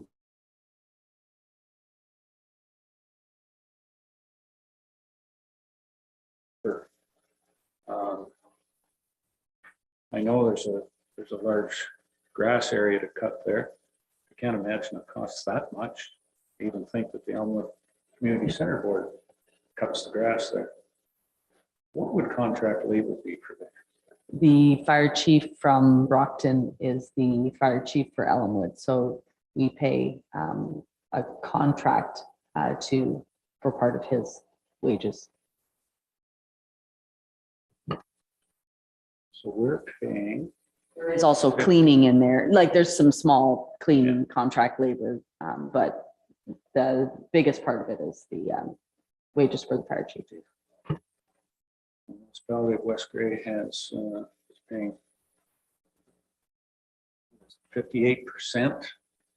of the Elmwood Fire Chief. So not only do we have a full-time fire chief, we pay for a part-time fire chief as well too.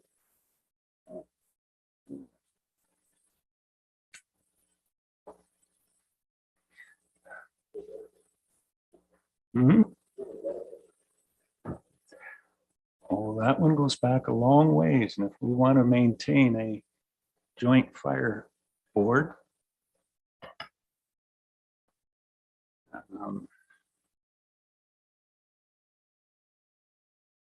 it'll take a lot of negotiation to end the joint fire board. Maybe it will, maybe it wouldn't. I don't know. I'm not going to ask the question at this point in time. Thank you. Okay, anything else on the Elmwood Fire?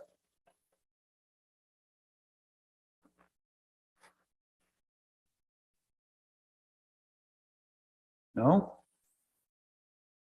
Where's the Elmwood Community Center? When we're dealing with Elmwood, we might as well go to the Community Center Board too. Is it in here? I don't think I remember seeing it.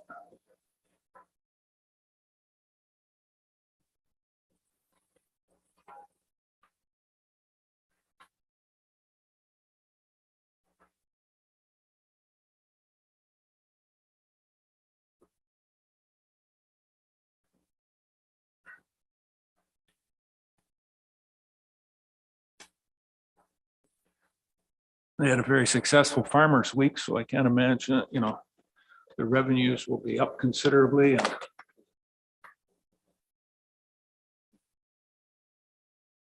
need to worry about that. Okay.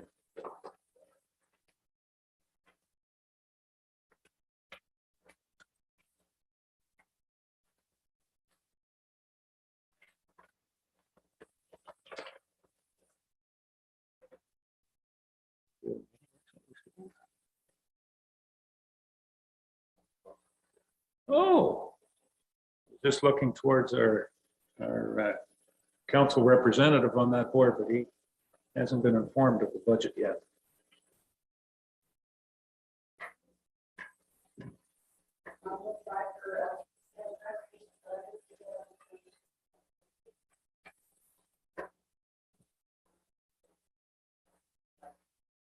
Our sort of what we've put in there, but normally, and I do have now, I think maybe when we circulated those, I hadn't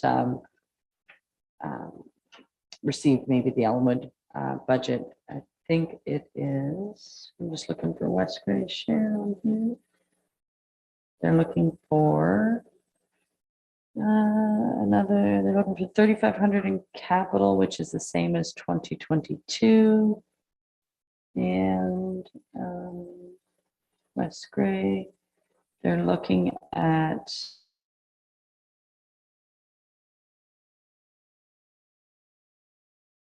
Brockton, it's a 50-50, and then last year was 15,500. So there's a small increase on the operating, but their capital request is the same. I will circulate the Elmwood budget for you though. And that will be inflationary. Electricity, propane costs for heating, because I do believe the community center is propane. And we know that that's up considerably more than 6% on propane. Okay. Other than that, no other increases carried. Just the 2,500 on operations. On the operations, yeah, that's all the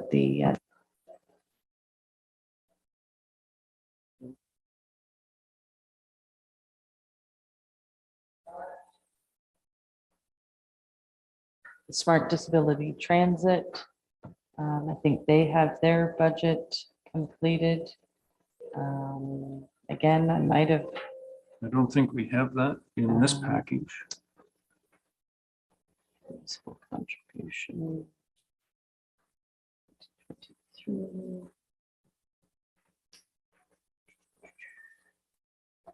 I don't have their All I have is our contribution. I don't have our budget, but they have sent over what our contribution would be for 2023. So it's 2023 is 104,374. Yep. Last year it was 94. Excuse me, Carrie. Yep. I'm going to declare conflict on the Okay. smart mobility. Yes. I'm going to turn the chair over to our representative from Smart, Mr. Townsend.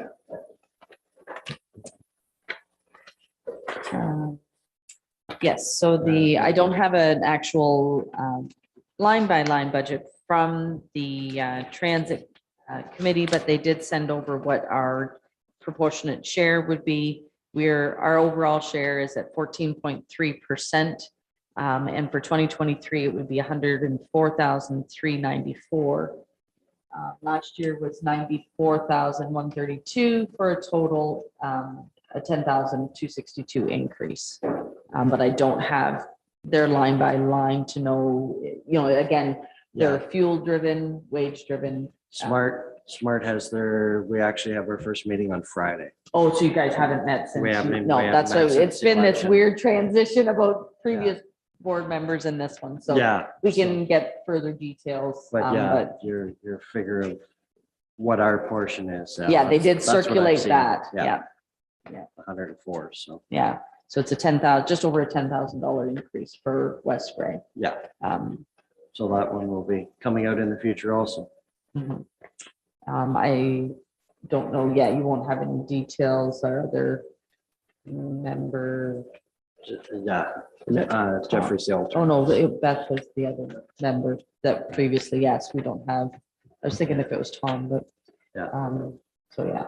Yeah, no, I've seen it, but in the package for Friday's meeting. So There may be further details at our February 14th stay tuned. meeting, but that's what their preliminary in the, I can bring, unless there's any other discussion on that, I can get the mayor. No, I don't. Anything else on smart for right now? Till we see the budget. Councillor Shea? Will we have a presentation from Smart vis-a-vis the budget, or I don't think we need to. Yeah.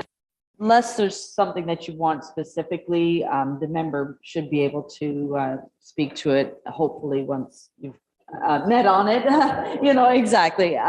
But we can ask any of them to come and speak if there is further details and questions. But if it's not.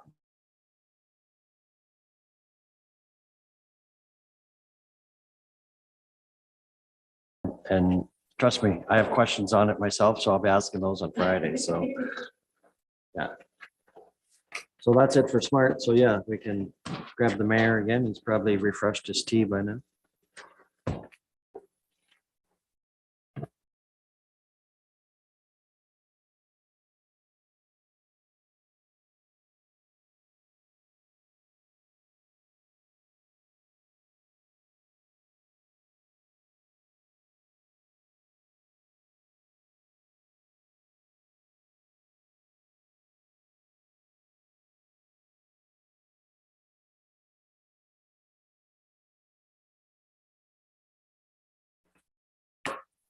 Where to now?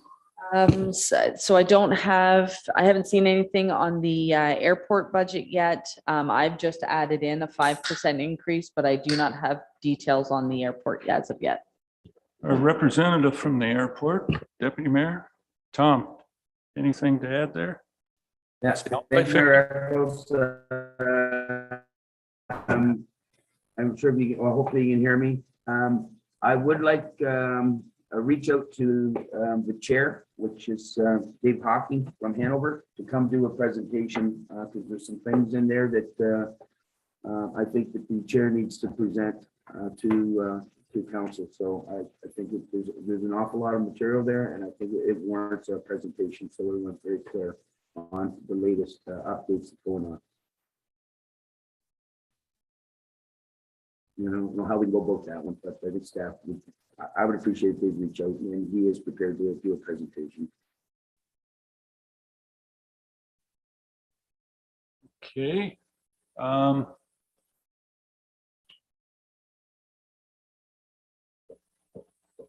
Any time for a delegation before next budget meeting? Even straight to council.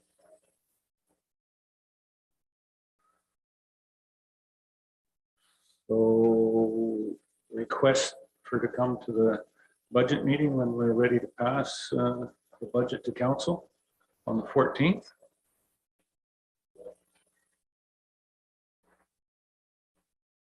Mr. Clerk.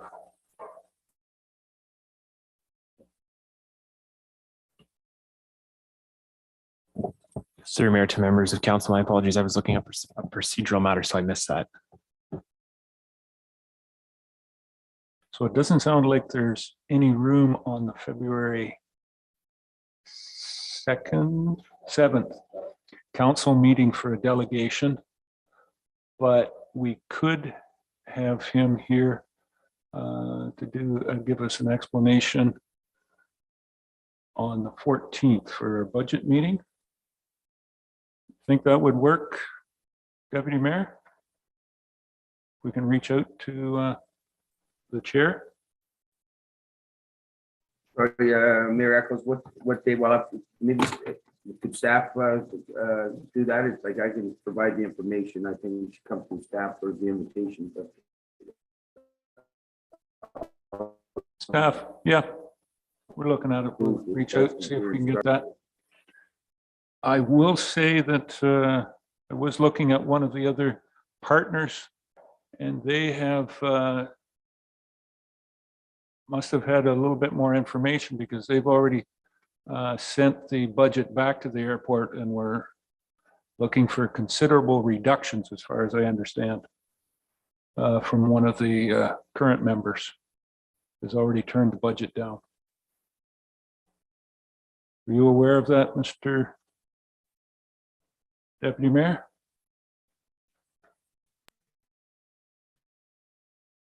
You. Well, if I could there, Mayor Eccles, I believe there's been some communication from the chair to the same opportunity for the chair to come present or at least communicate with council as a whole. So that it's just not coming through me as a representative, but there is quite a bit of material there. So that's why I'm requesting this delegation or presentation. Okay. What is our annual contribution? 2022 contribution to the airport?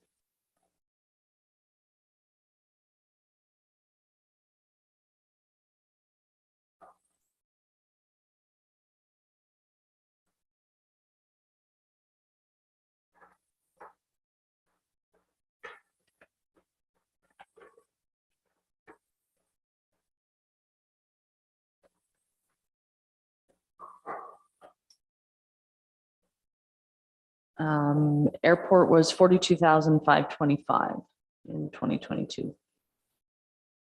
42,000? 42,525 is what we had. Councillor Shea. If there's information our representative on the commission thinks we need to get, and we're having a scheduling problem, maybe our member could present in reports from committees. That's a sort of a standing item on our council agendas. Could maybe the deputy mayor bring that information forward at our next council meeting?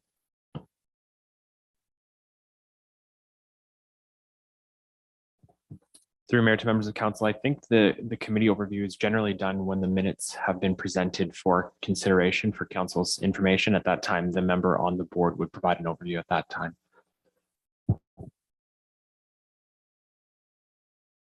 See if they come forward at that time, and maybe we can get around it that way as well too. But I'm going to ask staff to reach out, see if we can still have the chair of the commission be here on the 14th. Okay. All right. Any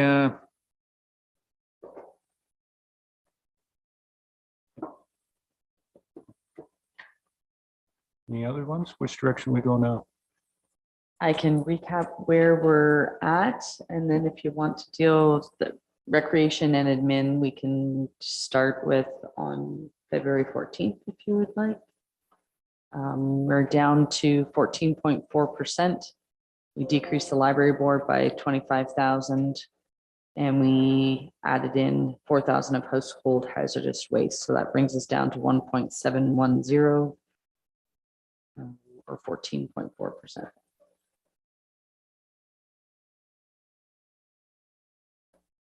So we want to get down to a municipal level at 6%. First day we were about 2%. Today we've gone down another 1.5%. How many more budget meetings do we have scheduled? Because obviously it's going to be about 6 more before we get down to where we want to be, or where we're going to have to choke it and swallow. Because we were going to eat this at one bite at a time. I'm kind of thinking by the way it's looking, we're going to have to take a really big bite somewhere. The next budget meeting, Carrie, February 14th. Here.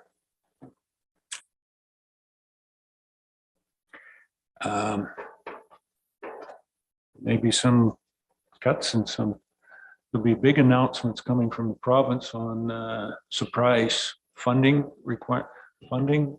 Isn't that what you heard at the Roma conference, Madam CEO?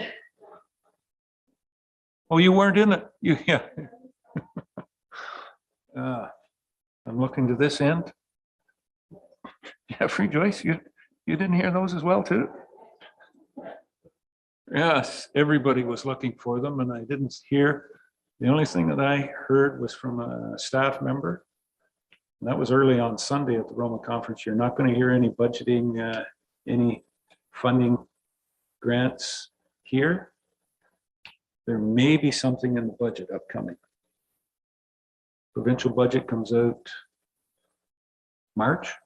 Well, we can't wait that long for a pie in the sky.